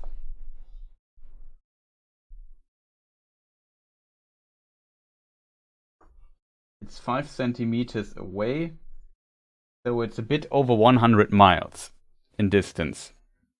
So 160 kilometers. That's quite far, I have to admit.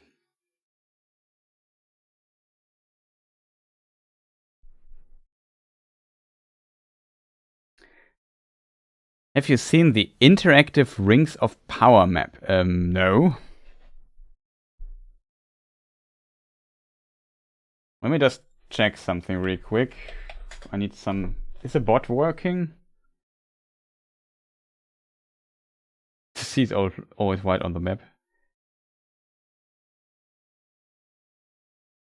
Yeah, bot is working. In theory, there is a command which I forgot. Do you have a link? Before you post the link, I need to give you permission to post the link, and I forgot how this works.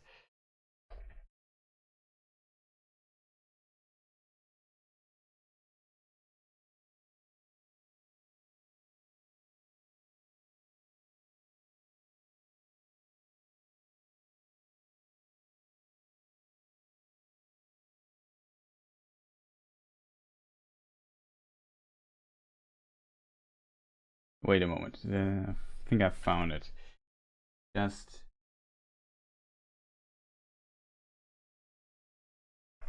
If you can post the link... Oh. I hope it works. Wait a moment till maybe the bot says something. I'm not sure if it will work. You have permission to post the link. Awesome. So you can post one link and then not anymore, and the bot won't ban you.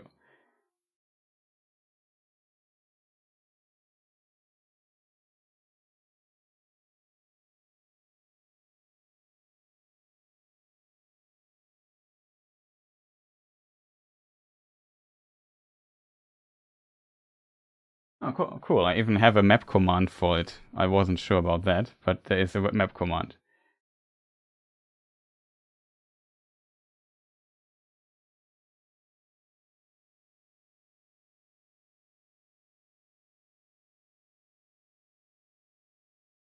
Swiss Chinese spy confirmed. Am I?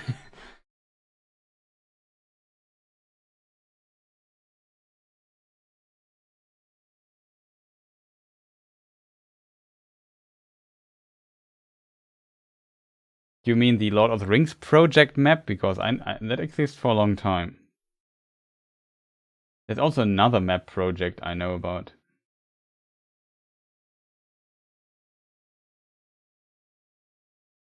But as I said, if you have a link, feel free to post it. You should still have permission. I think it times out in a minute or so. I'm not sure how the permission setting is set.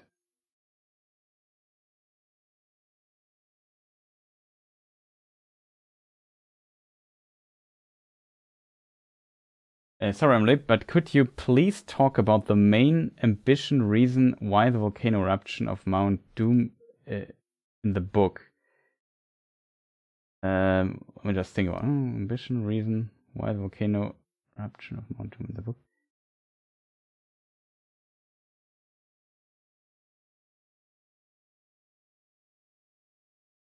Not sure if I understand the question, but I think in the book it has a relatively similar idea behind the eruption than in the, than for example, in the show, because the ashes kind of block the sun and the orcs are weakened in the sun. So it basically makes Mordor a better place for the orcs. I think that's kind of plausible.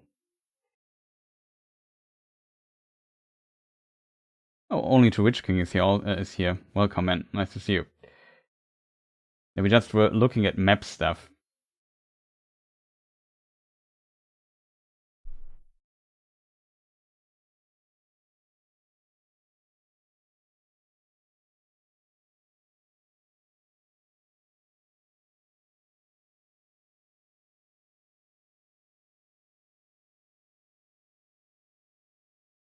Oh, that's awesome.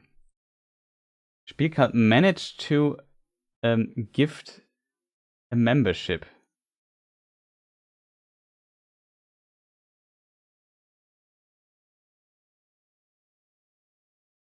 That is interesting.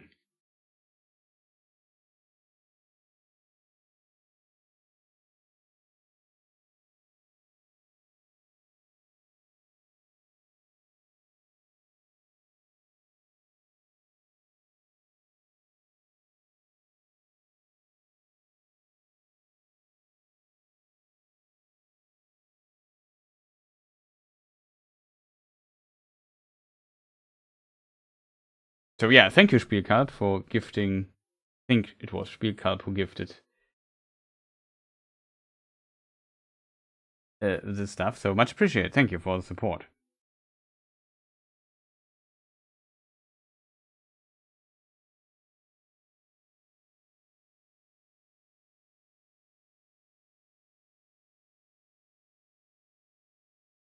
But yeah, let me just see. Interactive stuff.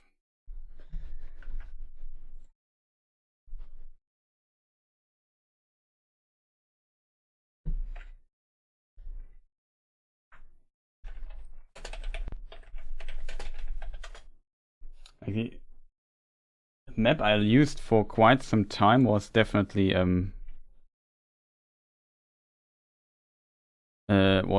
this one here. Let me just see where my OBS is.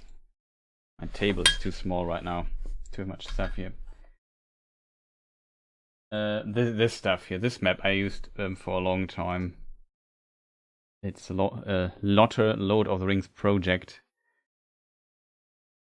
Also shows where the people were walking and so on. I think it was not updated for quite some time. It even has a Beleriand map thing going on, which is also kind of cool.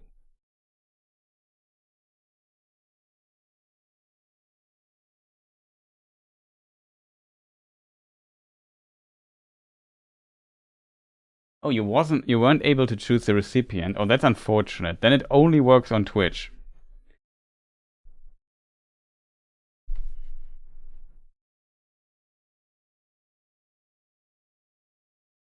Shoutouts to my fellow maidenless. Yeah, good old Elden Ring. So you have to gift all the people in chat gifts to find the right person, it seems. But that is really unfortunate. I wasn't even sure. Like, you asked me if I could activate this feature. I didn't find an option to activate it, but it seems like it exists.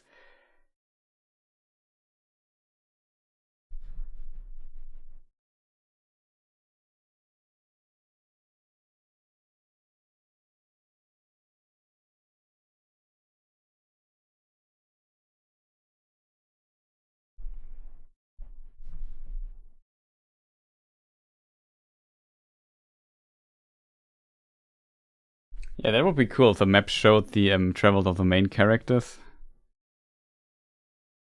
I feel like it's currently kind of difficult to see this.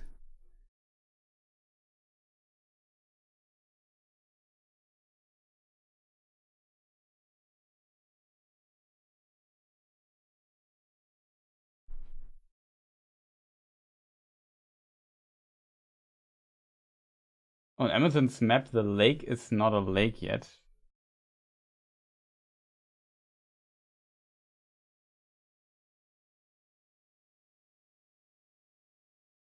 Spielkampf von Sparta also, I think, increased his own up to 2 months. Much appreciated. Or membership. Pretty cool.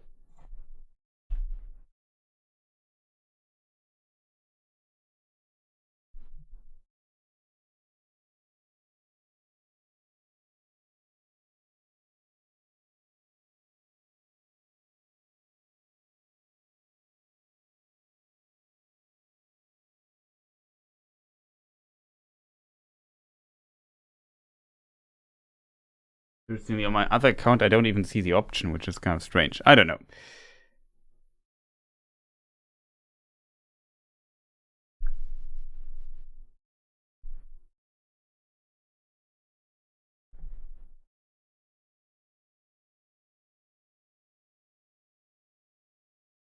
Like, I think on Twitch, it is possible to gift a sub to a specific person. And the Twitch subs also count as, like, when it comes to the perks, besides of course the emoticons that won't work on YouTube, but I also include the Twitch people in the credits. I count it as a tier 3 sub here. That makes sense.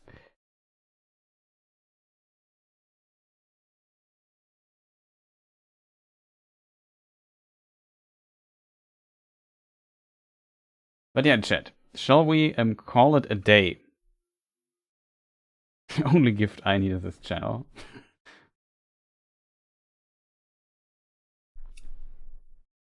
But I really think about starting the stream next on Twitch, so we get some Twitch content out as well.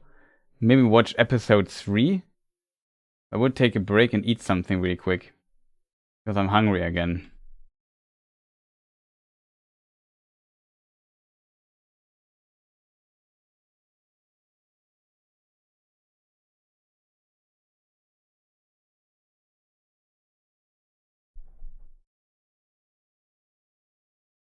Okay, keep the stream open for 24 hours.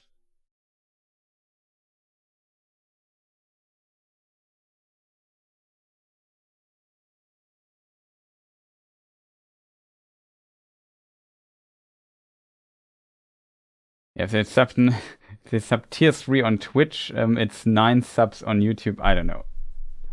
I think never ever somebody had I had a tier 3 sub on my, maybe once, maybe a friend of mine did. I'm not sure. Have you discussed if Adar was lying when he said he killed Sauron? Yeah, we discussed this in the analysis stream. Potentially, maybe he is Sauron split into multiple persons, and Adar is one of those. I'm not sure, but yeah, he's maybe lying because it makes very little sense, I guess. It was a lengthy stream as always. The problem is, of course, YouTube is being a strange place at times.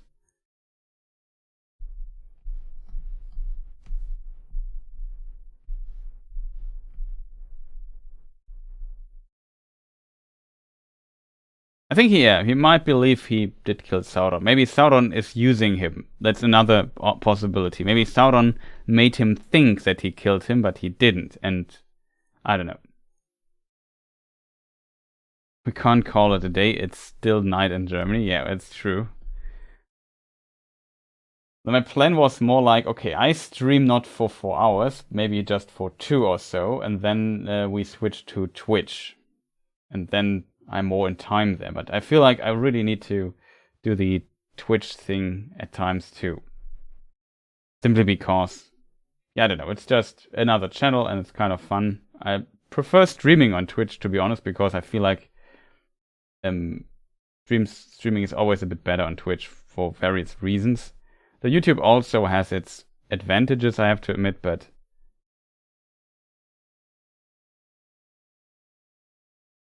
yeah, I probably will. We can watch episode 3 there, because we have only watched episode 1 and 2. I know it's late, but my sleeping schedule is ruined anyway, so I don't mind. I was streaming with Dan yesterday until, I don't know, 3 something in the morning, so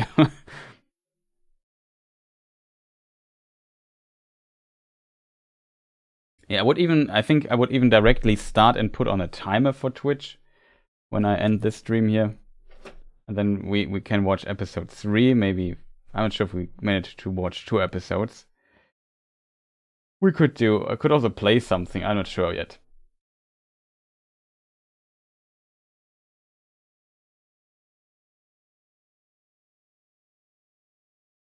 Can you start a Middle-earth dating site?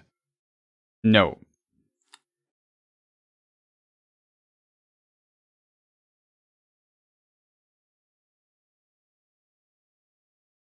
But I would like to have Google Street View for Middle-earth.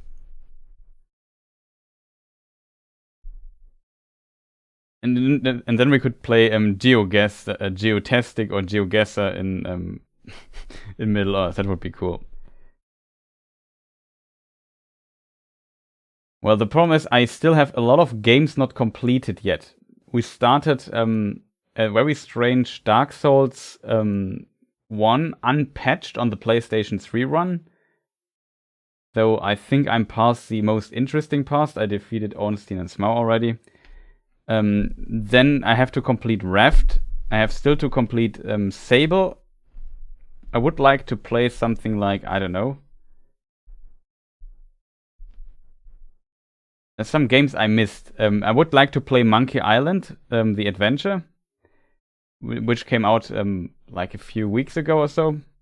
Your Voice of Geekdom is also here. I would like to have Lambus deliveries from Uber Eats. Awesome.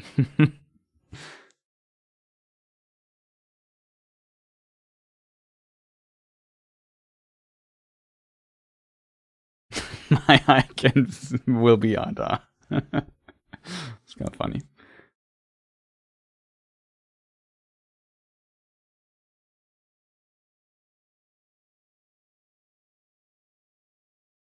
The thumbnail says episode 5 for the stream?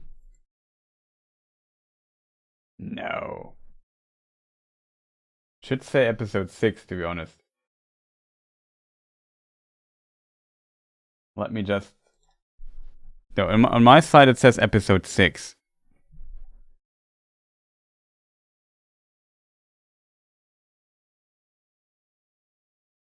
Though it's an easy mistake to make because of all the stuff.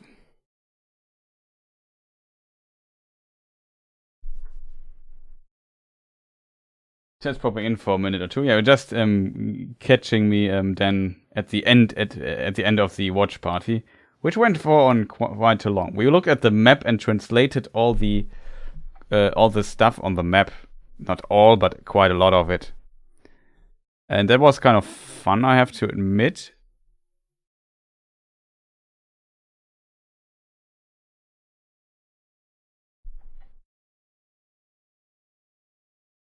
Yeah, this stuff here, we started translating. This says, for example, Pelargir, which I find very fascinating.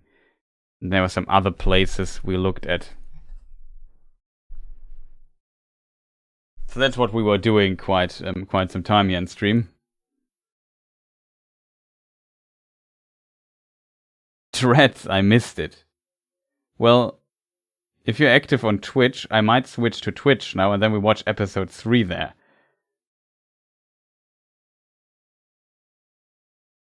It could be traces of nuts. You guys are also nuts.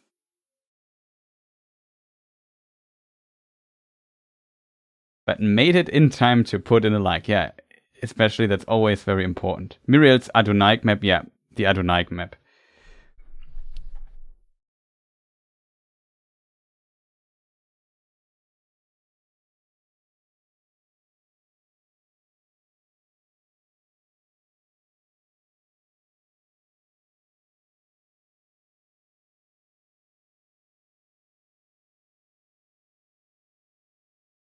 Like we translated some of the stuff here.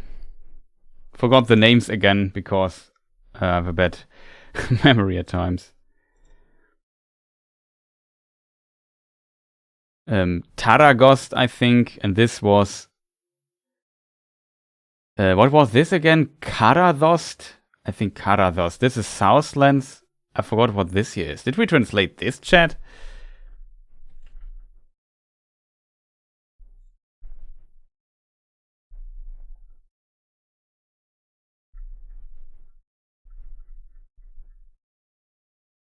I would suggest this... It's hard to tell. Is this a P? First impression would be of this letter a P. Just for completeness sake. Did we translate this already, chat? Oh. At the end of episode 6, no. I don't think so. She's, yeah. Spoiler, probably won't be gone.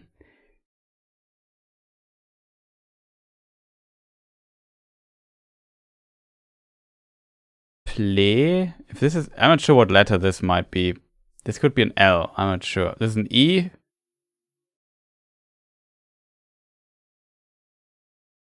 There's one letter I don't know because it's not here in the list.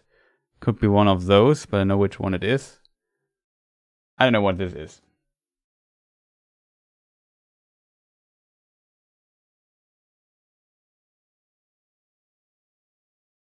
Oh, it's an S. Maybe it's flipped again. Yeah, possible. But here's the line above this letter, which indicates for me it's an E. So, I don't know. This here means mountains, by the way. And this is glades.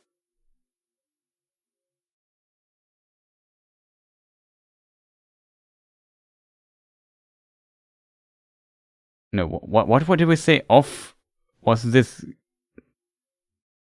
Yeah, I remember now. This was Glades of the Green. No, I forgot what it was. This was really strange because it's, I think, written upside down. And I forgot again what it was because maybe I have to watch my own stream again. Green Glades. Field of Green Glades. That was the translation of it.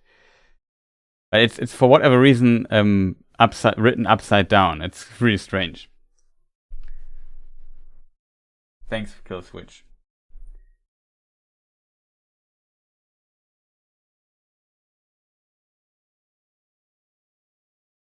But yeah, good old stuff here.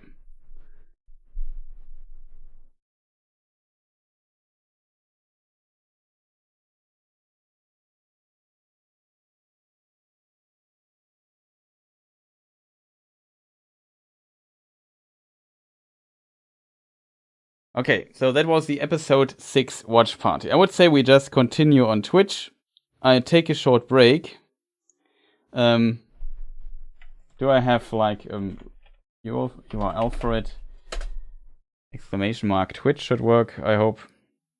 That will stream in a moment. So when this stream ends, that will be continued. I give you a timer, give me like 10 minutes. I eat something really quick and clean this place here up a little bit at least. Clean is a wrong word, but just a lot of stuff here on my desk.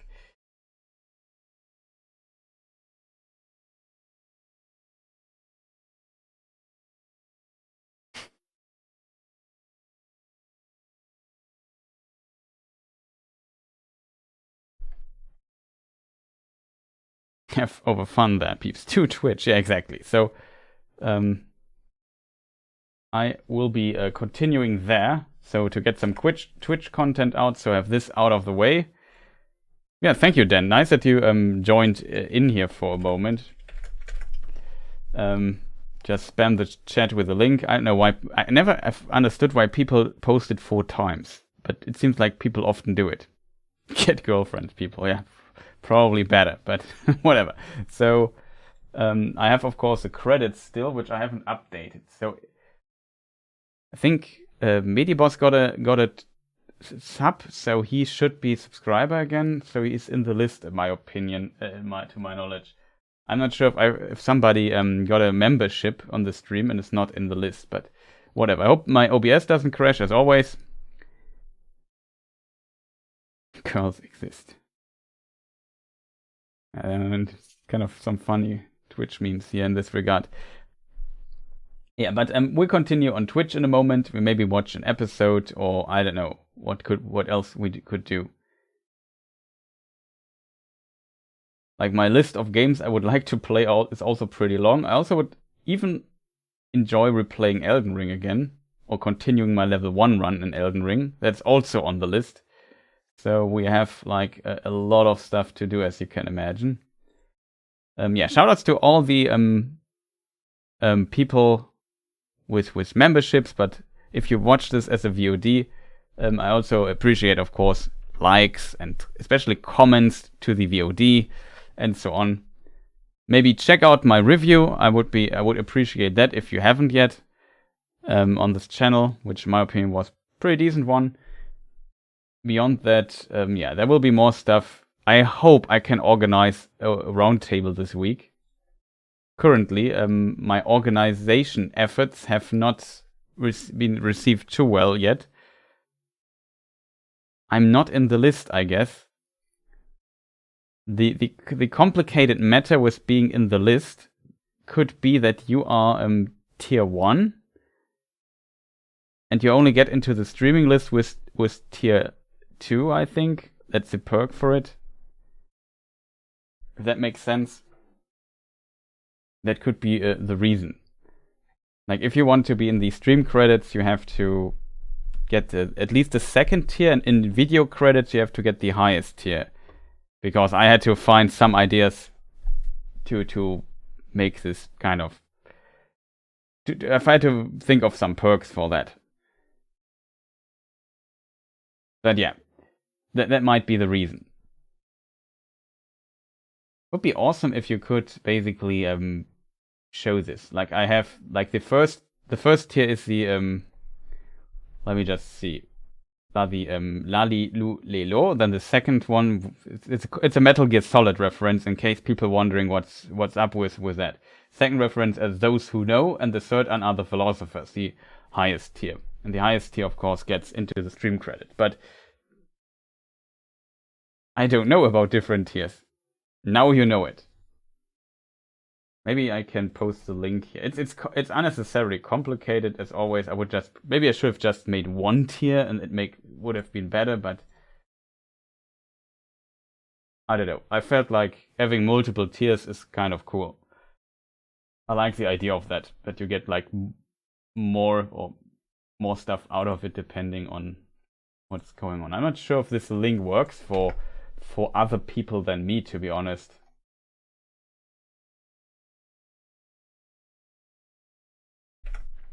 Let me just double check.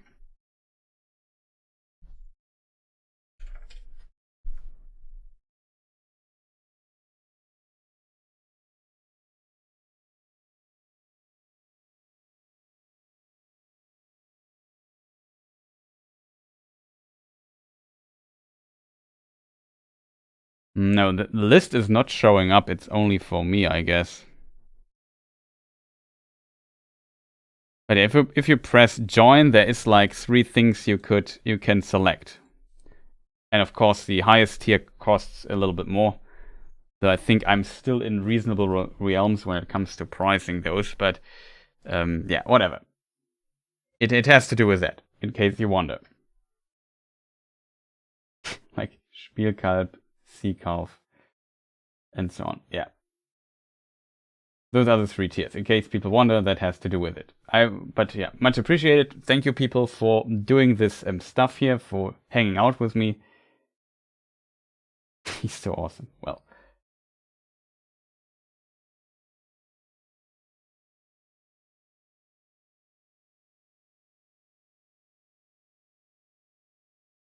Do you got a YouTube video concerning Hobbit movies book issues? I don't know what you mean, but I think I've not done a video about the Hobbit film issues yet. It's planned though, but only after I complete the film book differences series for Lord of the Rings, I feel. So it could take a few years until I start with that. But yeah, thank you people for watching. As said, do the YouTube stuff, subscribe, like, write a comment in the VOD, or if you watch this as a VOD especially. See you in a moment on Twitch. As said, we're now continuing on the Twitch channel. Oh, the first link doesn't work, I think. Yeah, see you there in a moment.